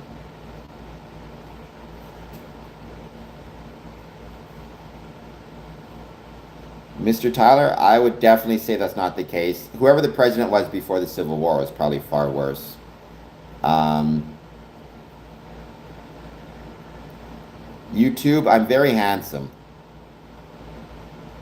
Orthodoxy, I think you're going to be disappointed. I mean, I guess what I'd say is, why are you praying, right? If you're praying because you genuinely want what's best for me, That's one thing. If you're praying to try to influence my decisions or influence how I act, I think you're going to be disappointed. You can't decide for other people what they should do with their life or how they should be. It's up to each person to find within themselves what they believe to be true and follow their heart. That's one of the things that Freemasonry teaches you, right? Which is every single person, um, whether you're Muslim or Christian or Jewish, Orthodox, Catholic, um, needs to remember, it's not our place to tell people if they're right or wrong in their religious beliefs. It's not even our place necessarily to want them to change. It's up to us to simply respect that so long as they are being good men and honorable, that's what matters. Orthodoxy, not a big fan of this stuff from you. Um, One of the things I love about Freemasonry is it doesn't try to enforce Freemasonry on anybody, nor does it expect anybody to follow their beliefs. Um, it's good of you to know the truth. Some of us are a little bit more humble and have a little bit more humility. Um,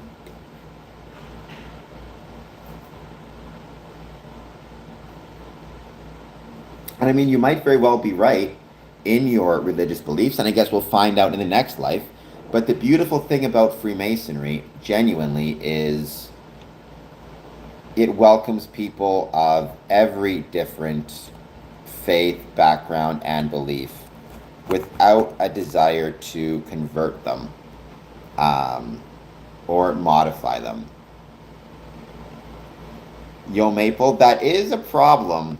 That is an issue. I guess, again, it depends what you're praying for. If you're simply praying that someone has a good life and finds truth within themselves or finds truth, then that's one thing. If you're praying for God to intercede and change someone's religious beliefs or change someone's mind, I question that very, very much. Right? That's one of the best things, again, about Freemasonry. It allows people to make up their own mind, and everybody joins Freemasonry of their own free will and accord. Well, if God's grace is irresistible, then being of that religious faith would not be through someone's own free will and accord, which would defeat the purpose. To my understanding, what makes coming to your religious belief so important is you do so of your own free will and accord. If it's irresistible, you have no choice. It feels that way. I mean, it didn't. I didn't plan on it being an extended stream. I just kept on talking to people, and so it kind of ended up being that way. I've been here, Saint Yonita. Where have you been? If you're not finding me, what you need to do is make sure to turn on your notification bell. That way, whenever I'm streaming, you'll get a notification and you'll know to come find me. So turn on that notification bell. Thank you for the W. No orthodoxy. Because again, I don't believe you're sending it. I think you're sending it, but you're sending it with the expectation that I will either convert or you're going to ask me to pray on it or something to that effect. It's not happening. That would be like me, I will send people gifts involving Freemasonry, like a Masonic pin or a Masonic coin or whatever it might be, if I think they'll like it, because maybe, for example, the coin or the pin has something connected to Freemason, as an interest they have. Like I have coins that feature pictures of space exploration and Buzz Aldrin. I'll give that to people who love space.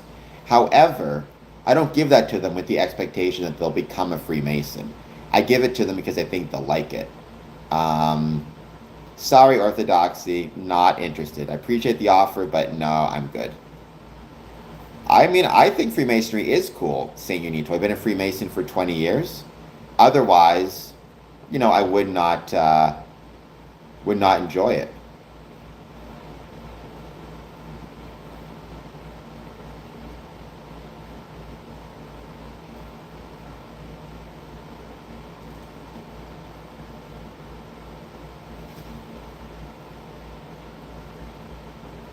I don't think I'm a heretic. Maybe, I mean, what does heretic mean precisely? If heretic just means, if heretic just means someone who's not a Christian, then I guess I am a heretic. Um,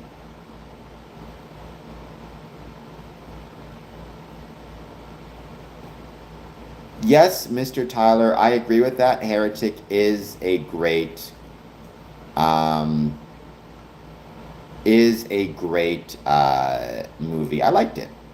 Didn't love it, but I liked it. I'm not one who's a huge fan of religious-based horror as a general rule, but sometimes I enjoy it, and Heretic was an exception. I liked it more than I didn't. I'm also one subscriber away from 4,530 subs, so help a brother out. Let's get us there. One more.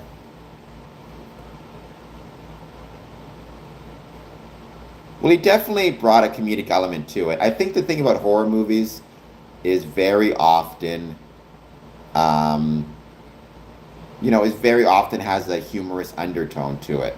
How much for me to walk on loaf of bread? I don't want to walk on a loaf of bread. I can't walk on a loaf of bread. I have no legs. Well, I mean, if you join, you get pins and coins. In my travels, like, hold on just one second.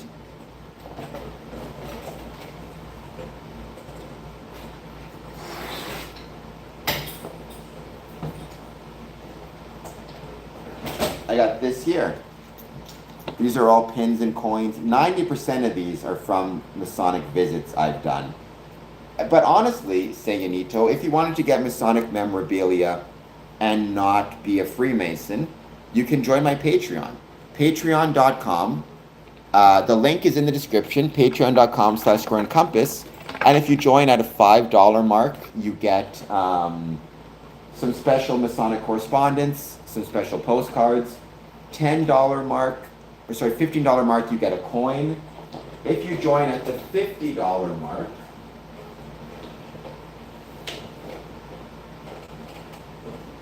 you get a scale model of the Windsor Masonic Temple. This is a version of it here. I just need to get it painted. I haven't got it painted yet, but that's the print of it right now. So patreon.com/square and compass. Well, so be it. What are you going to do? If you're going to do that, you can at least hit like and subscribe. I mean, how about you just give me a super chat out of kindness of your heart? John, please hit like and subscribe. So Saint Unito, if you want orthodoxy, nope. We're not going to be saying mean stuff about Mormons. Mormons are welcome on the channel. So Saint Unito, if you want some Masonic memorabilia, become a Patreon. Patreon.com/square and compass. Orthodoxy, I mean, that's appreciated. Just be careful what you pray for, right? I don't think if you're praying for people to change, that's unhealthy. If you're praying for people to be happy, that's different. Yeah, well, patreon.com/square and compass.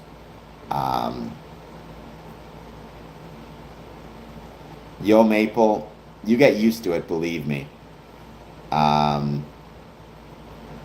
I think YouTube baffles a lot of people. Michael, I don't think you're an astronaut because I think people would spell it properly. You might be a nut. No. I mean, I would just like you to do a super chat You should do a super chat because you enjoy the content and want to help me with my promotion of it, not to get me to sit on a loaf of bread.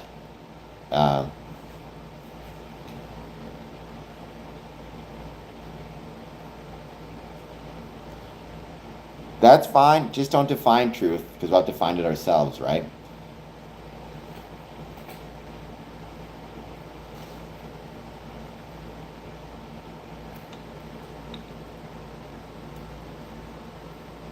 I mean, again, I will not give you a number because I'm not gonna. That's not how it works. All you got to do is do a super chat, but I'm not gonna run over any bread. I think when it comes to Religion, orthodoxy, that can get a little bit complicated. Luca, please hit like and subscribe. He is. I'll probably put him in timeout eventually, but I'm at that part of the stream where it's mostly just hanging out and chatting, so I'm not that worried about. So long as he's not swearing or saying anything racist or cruel, I can kind of live with him being here. Um, Banshee, Nomad, I mean, the sky is pretty blue. Not right now, it's kind of gray, unfortunately, but I'm definitely not coming to liturgy with you, Orthodoxy. That'd be very weird and very strange. If some dude from YouTube showed up with you at liturgy.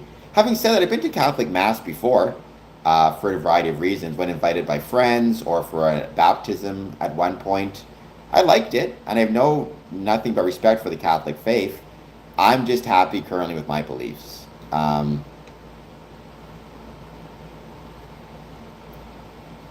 It'd be weird because if some dude you met on YouTube shows up to your church, that is not cool. Make friends with people in your own life, not through YouTube. Um, what is radioactive glow in the dark stuff? I don't want to be radioactive and I don't want to glow in the dark. It does not, because ultimately, Michael, it is not a particularly powerful move. I mean, I suppose it shows YouTube has power, but people can just create another channel and come back on if they want. Um, so it's not about power. It's about trying to keep the chat relatively chill.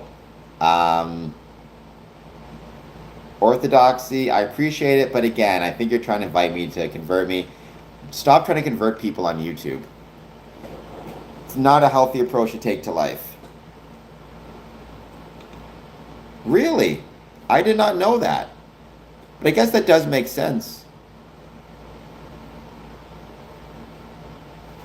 Yeah, I don't think Orthodoxy sees it that way.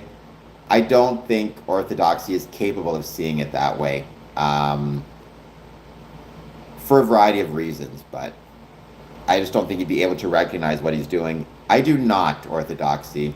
I'm I mean, I would like $1 million, I suppose, but I'm comfortable with my life and I'm comfortable with where it's at the moment, because I feel like through a variety of means, including through this channel and through Freemasonry, I am contributing to creating a better world, and that is what gives me a sense of purpose and keeps me from feeling like I'm missing anything. John, Jane, Jana Anderson. Um, Howdy from Texas. Howdy. I've been to Texas a few times. I love Texas. There's a lot of awesome Freemasons in Texas and Freemasonry in Texas, including the Texas Masonic Retirement Community, which is, in my opinion, one of the crown jewels of Freemasonry, and a thing that does not get talked about enough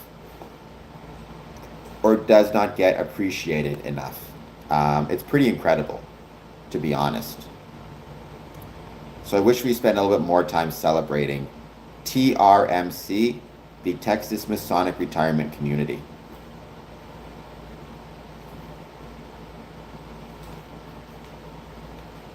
No, Freemasonry, I mean, I wouldn't say I have an aversion to Christ. I just don't believe in Christianity, but that's my personal opinion. Freemasonry does not encourage or influence anybody to have an aversion to any religious figure, Christian or otherwise. So if you were to join Freemasonry and you're Christian, you would be encouraged to spend, if anything, more time in church, or at least to be truthful and faithful to your Christian beliefs. If you're Muslim, same thing. But Christianity would, or Jewish, or whatever it is, Freemasonry would never influence anybody away from a particular religious figure. Like if I were to show up to lodge tomorrow, I can't discuss religion in lodge, but if I were to show up in lodge tomorrow and before it starts, get up and say I'm converting to Christianity, no one would judge me. No one would try to influence me against it. If anything, they would all, I'm sure, encourage me and be happy for me on my spiritual journey. Nice, Jana. Yeah. So when you say 30 years ago, do you mean you've worked there for 30 years? Or do you mean you worked there 30 years ago and now are somewhere else. I'm sure if you worked there 30 years, you've seen some incredible changes, but the Texas Masonic Retirement Community in Arlington is incredible. I've been there a couple times, loved it every time. Genuinely one of the coolest places I've ever visited, and a real gem within our Masonic family. Sure, you can wear a crucifix in lodge. Um, I don't see why not. I've probably seen Masons wear crucifixes if I really think back to it. Um, Worked there 30 years ago. Okay. I mean, I'm sure it's changed a lot in 30 years. I was there probably 2021, 2022 for the second time. Um, Anyways, I loved it. I think the Texas Masonic Retirement Community is incredible. So, once again, please take a moment, hit the like button, hit the subscribe button. I would be truly grateful. Um, I'm one subscriber away from 4,530 subs. So, we're slowly getting to 5,000. We're almost there. Oh, yo, Maple, I have no doubt. I have no doubt at all. Um, Time flies. Hey, I love Texas. Texas is incredible. There's so many different Masonic knickknacks out there. I mean, I've got boxes and boxes full of them, and I love them. They're all incredible. Um, I always suggest people need to keep with them a Masonic journal, and one of the things that they should keep in that journal is a list of knickknacks they receive, because there's so many Masonic pins, coins, items I've received that I have no idea where they came from, which is really unfortunate. It's why you got to keep that as part of your record.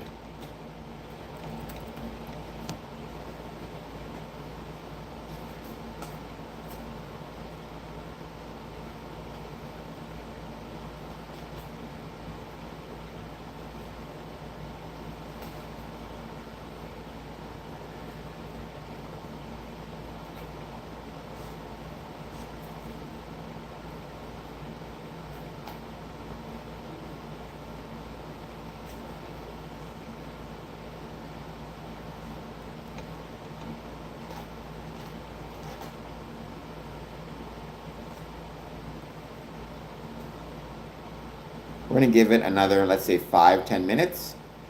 Then we will uh, be ending this stream. We'll be back on at 1 a.m. We'll be posting some stuff, as always, on social media, so please make sure you tune in for that. But let's give it a few more minutes. Let's wait to see who joins. Longer stream today, which is nice to have longer streams sometimes. Obviously not as long as the 24-hour stream we have coming up, but still going to be a long stream. Kind of, but no. Septimus. So, Freemasonry on paper and in its ethics and in its truest form welcomes men of all different faiths, backgrounds, ethnicities, races, religions, black, white, it doesn't matter. Unfortunately, human beings are not always perfect and do not always follow things perfectly. And I always forget these dates, so please forgive me. 1776, I think, or 1777, a gentleman named Prince Hall, who was a black man, tried to join a lodge in Boston and was denied admission. And it was because of his race. So he first joined a lodge out of Ireland. He then joined a lodge in England and created his own lodge called African Lodge Number 1. It was never exclusively for black people or black men, but the understanding was, because he was a black man who'd been denied, with him and, if I recall correctly, 12 other black men starting African Lodge Number 1, it was a way to ensure that black men could join a Masonic body and not face prejudices or be denied admission because they were black. And again, you had, as time went on, you had white people joining Prince Hall lodges, you have black people joining regular, if you want to use that term, lodges. Like my first worshipful master in my lodge, sorry, not my first, but One of my first worshipful masters was a black man from Kenya. And there are many black men that joined Freemasonry throughout the years. Unfortunately, Freemasons are human beings, excuse me, and very often what that means is we are not able to escape the prejudices of the times. And some lodges would discriminate against black men, and it really does suck. But it was never official, nor should it ever be. Um, oh, you can buy it from a lot of them, Yo Maple, absolutely. Um, but yeah, no, you can absolutely, hello, Poke, welcome back. I know I still owe you that coin. It never got returned to me, so someone got it. I just don't know who it was. I should have got it tracked. I'm just gonna go knock on your door next week and give it to you because I want to get you that coin. I'm sick of still having it. I'm gonna get another one for you. Um, I've seen Masonic dice sets. They are really cool. My summer's been going very well. Getting ready for the 24-hour stream, August 21st, August 22nd. Getting ready for the meteor shower tomorrow. Getting ready for a lot of fun stuff. Well, don't be farting in bed and don't be thinking of me when you do it. That sounds terrible. Yeah, there are a ton of like the Detroit Masonic Temple has a lot of incredible merchandise. That is awesome, Robert. That's a great way to earn some income. Um,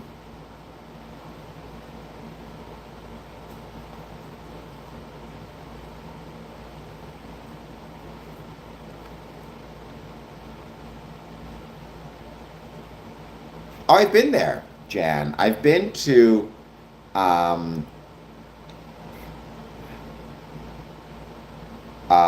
to that museum. I've been to the retirement community, Jana. You can find clips of it on my channel. So definitely, follow me, hit like and subscribe. The Grace de May, if I recall correctly, right? Hold on just one second. Let me see if I can find the date where it's a short, right? Videotaped the museum. Was it the Grace Woodland Museum? Yes, the Grace Woodland Museum at the Texas Masonic Retirement Community. When did I publish it?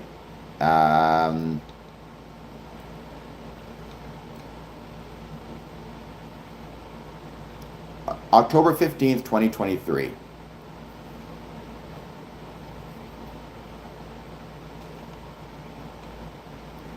Oh, Masonic attire can be really, really cool. I love a lot of it. I think it's incredible.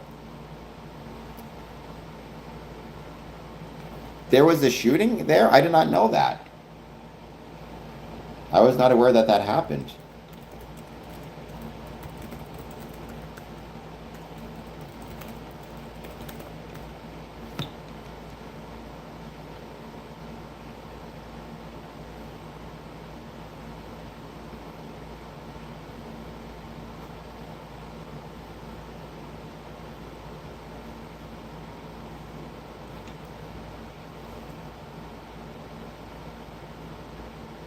Or do you mean Julio Diaz?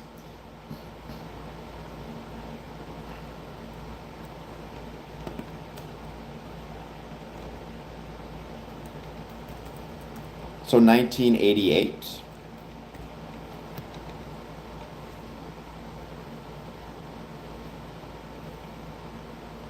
Okay, on February 25th, 1980. I'm sure that was incredibly scary. I'd never heard of that before, but I'm sure that was very frightening. I can just imagine. Um, Both for, the people immediately in the line of fire. It looks like no one was killed, thankfully, before people were wounded, and everybody present, so. I don't know what you mean by pride friendly. There are many gay Freemasons and straight Freemasons. It does not make a difference. What matters is, are you good and honorable? And that's the end of it. So, yeah, you can be gay or straight. Does not matter. Yeah, I can imagine. I mean, I hope a lot of people got some counseling. I would think that you would need it because I'm sure it'd be quite terrifying.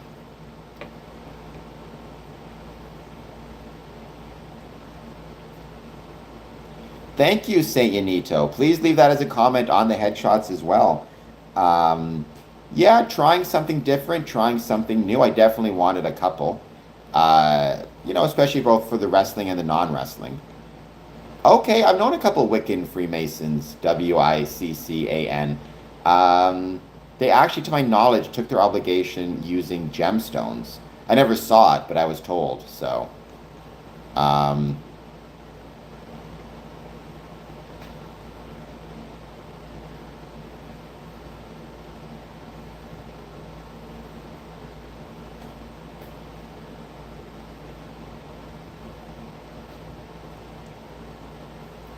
I mean, I'm gonna stick because I don't ever want, even though I know I'm the face of the channel, I'm the voice of the channel, I don't ever want this channel to be about me exclusively. I want this to be about Freemasonry first and foremost, and kind of what that means to me, more so than anything else.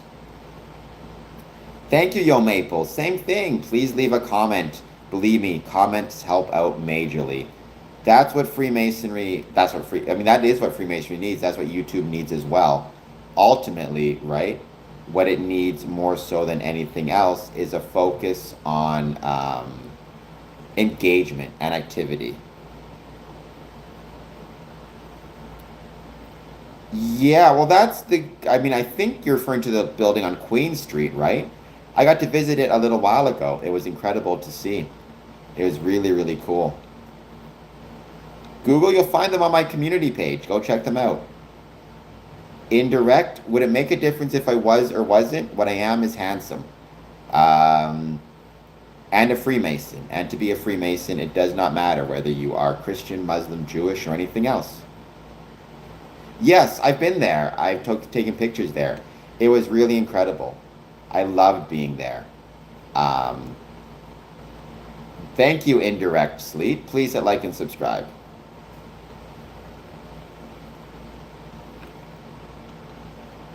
Yes, I hope he does as well. I guess we'll see. I mean, when you say you cannot trust Masonry, Masonry is just it's just a club or a group with kind of an ethical framework. I would say just because someone says they're a Freemason, unfortunately, um, humans are humans, so don't automatically take that to mean they're 100% trustworthy because humans are humans, we're infallible, we mess up.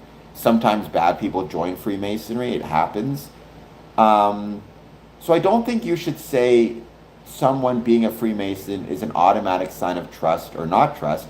I wish it was, but that's not always the case. The better way to say it is you should trust Masonry as an ethical institution, but you should always be aware that human beings will very often fall short of ethical standards and still use common sense and verification and judgment. Um, no, Saint Yanito, that is one of the coolest things about Freemasonry, is the rituals are not the same globally. That's something I love about it. Aside from the fact that they're just performed in different languages, very often they come from different traditions. Regularity and recognition requires that certain things be the same, but not everything. And one of the most beautiful things about being a Freemason is traveling around and learning about different lodges and different rituals in different jurisdictions. So that's something I genuinely love. Some government members are Freemasons, most are not. Just like some plumbers are Freemasons and most are not.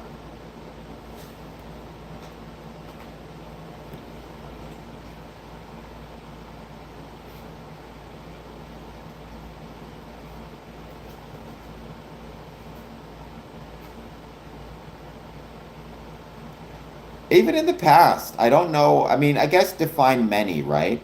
That's the problem. I don't know how many is. I mean, let's look at the founding fathers. 9 out of 56 were, to my knowledge, Freemasons.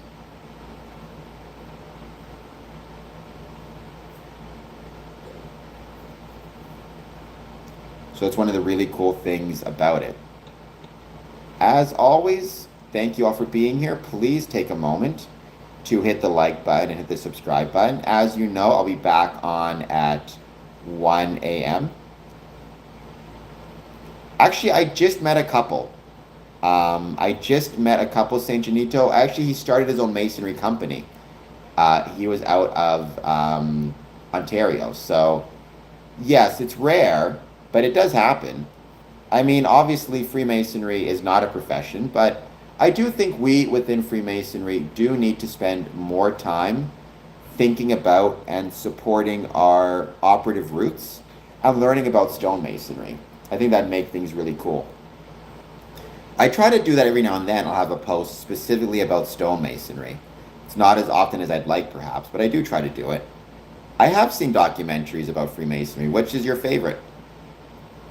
You always just come in and give me your name. That's not that helpful. I need to know what you think.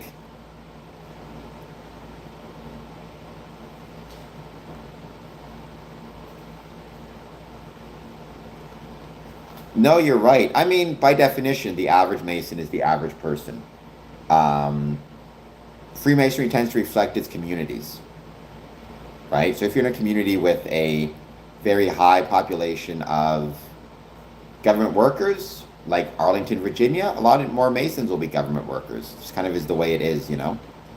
Uh, that's why when the government was shut down a couple years ago, I talked about it a lot on stream because that was going to affect Freemasonry in places where you have a significant population of government workers.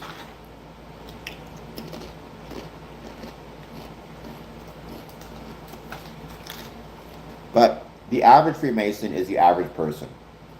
A lot of people think the average Freemason is richer or poor or whatever. No, the average Freemason is the average person.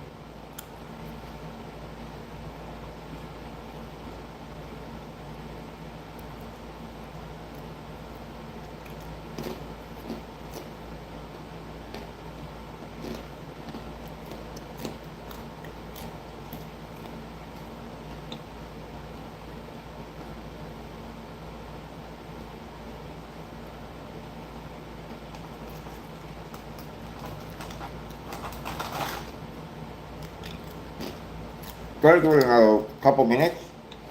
Then we'll end this stream. Be back on tonight at 1 a.m. But there's still 11 people watching, so I'm curious as to if anybody else wants to jump on quickly and say hello.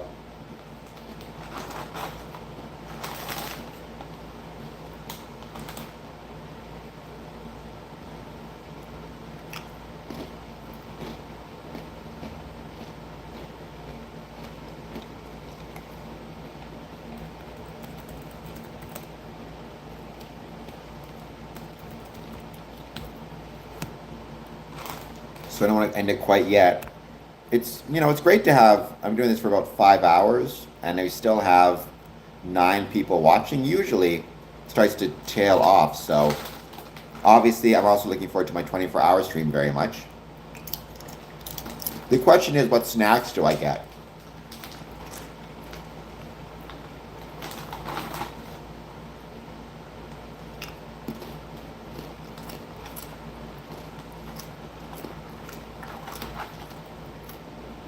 Let's get a couple more minutes. 58 likes is awesome as well.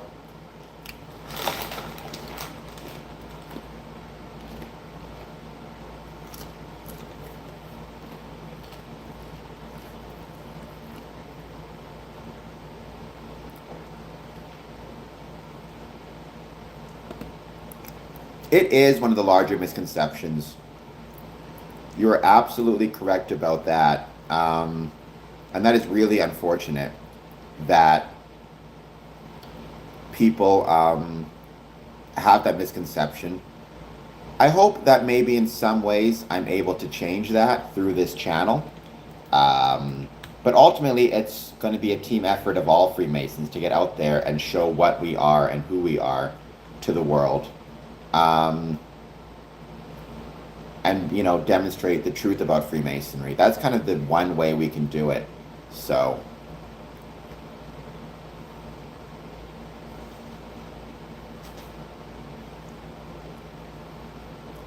I think part of it is because we as Freemasons did not do enough to fight back against misconceptions. And also, again, if you're creating a conspiracy theory about Freemasonry, obviously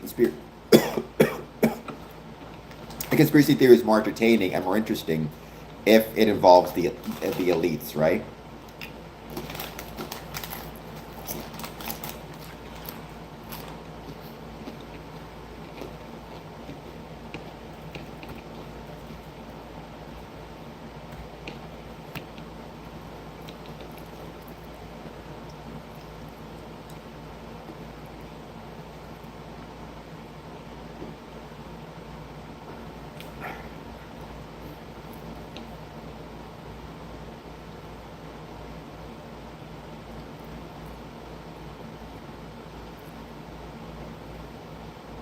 We're just going to give it another couple more minutes. I mean, that's true. And also that Yo Maple has the, issue with the combined issue with this belief and this misconception that you need to be invited to join.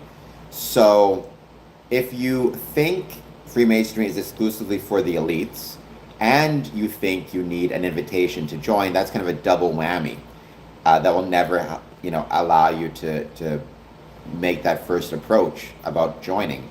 But if you know the truth, that just Freemasonry is for anyone, and you don't need an invitation to take the first step and approach the lodge. If you get rid of those two misconceptions, it's going to mean people are more likely to be interested in approaching the lodge and expressing an interest in joining. But you need to do that first and foremost. You're very right, Yo Maple. It locks the door before people have the chance to even approach it. Or another way to put it is it locks a gate that leads to the door, right? Because it's the approach that matters. You need to be willing to approach the door and knock and express your interest in joining. That is the most important thing. So you're absolutely correct, Yo Maple, I think. What I think is I'm going to end this stream now. It's been about 5.5 hours. So it's been a blast. Thank you all for being here. Please take a moment, if you're not done so yet, to hit like and subscribe. Be back on at 1 a.m. I hope you marked out all those dates one more time. Perseid meteor shower, August 13th, 1 a.m. live stream. Masonic Membership Visibility Day, August 15th from Illinois. We'll be celebrating that. Perhaps here in Windsor, perhaps somewhere else.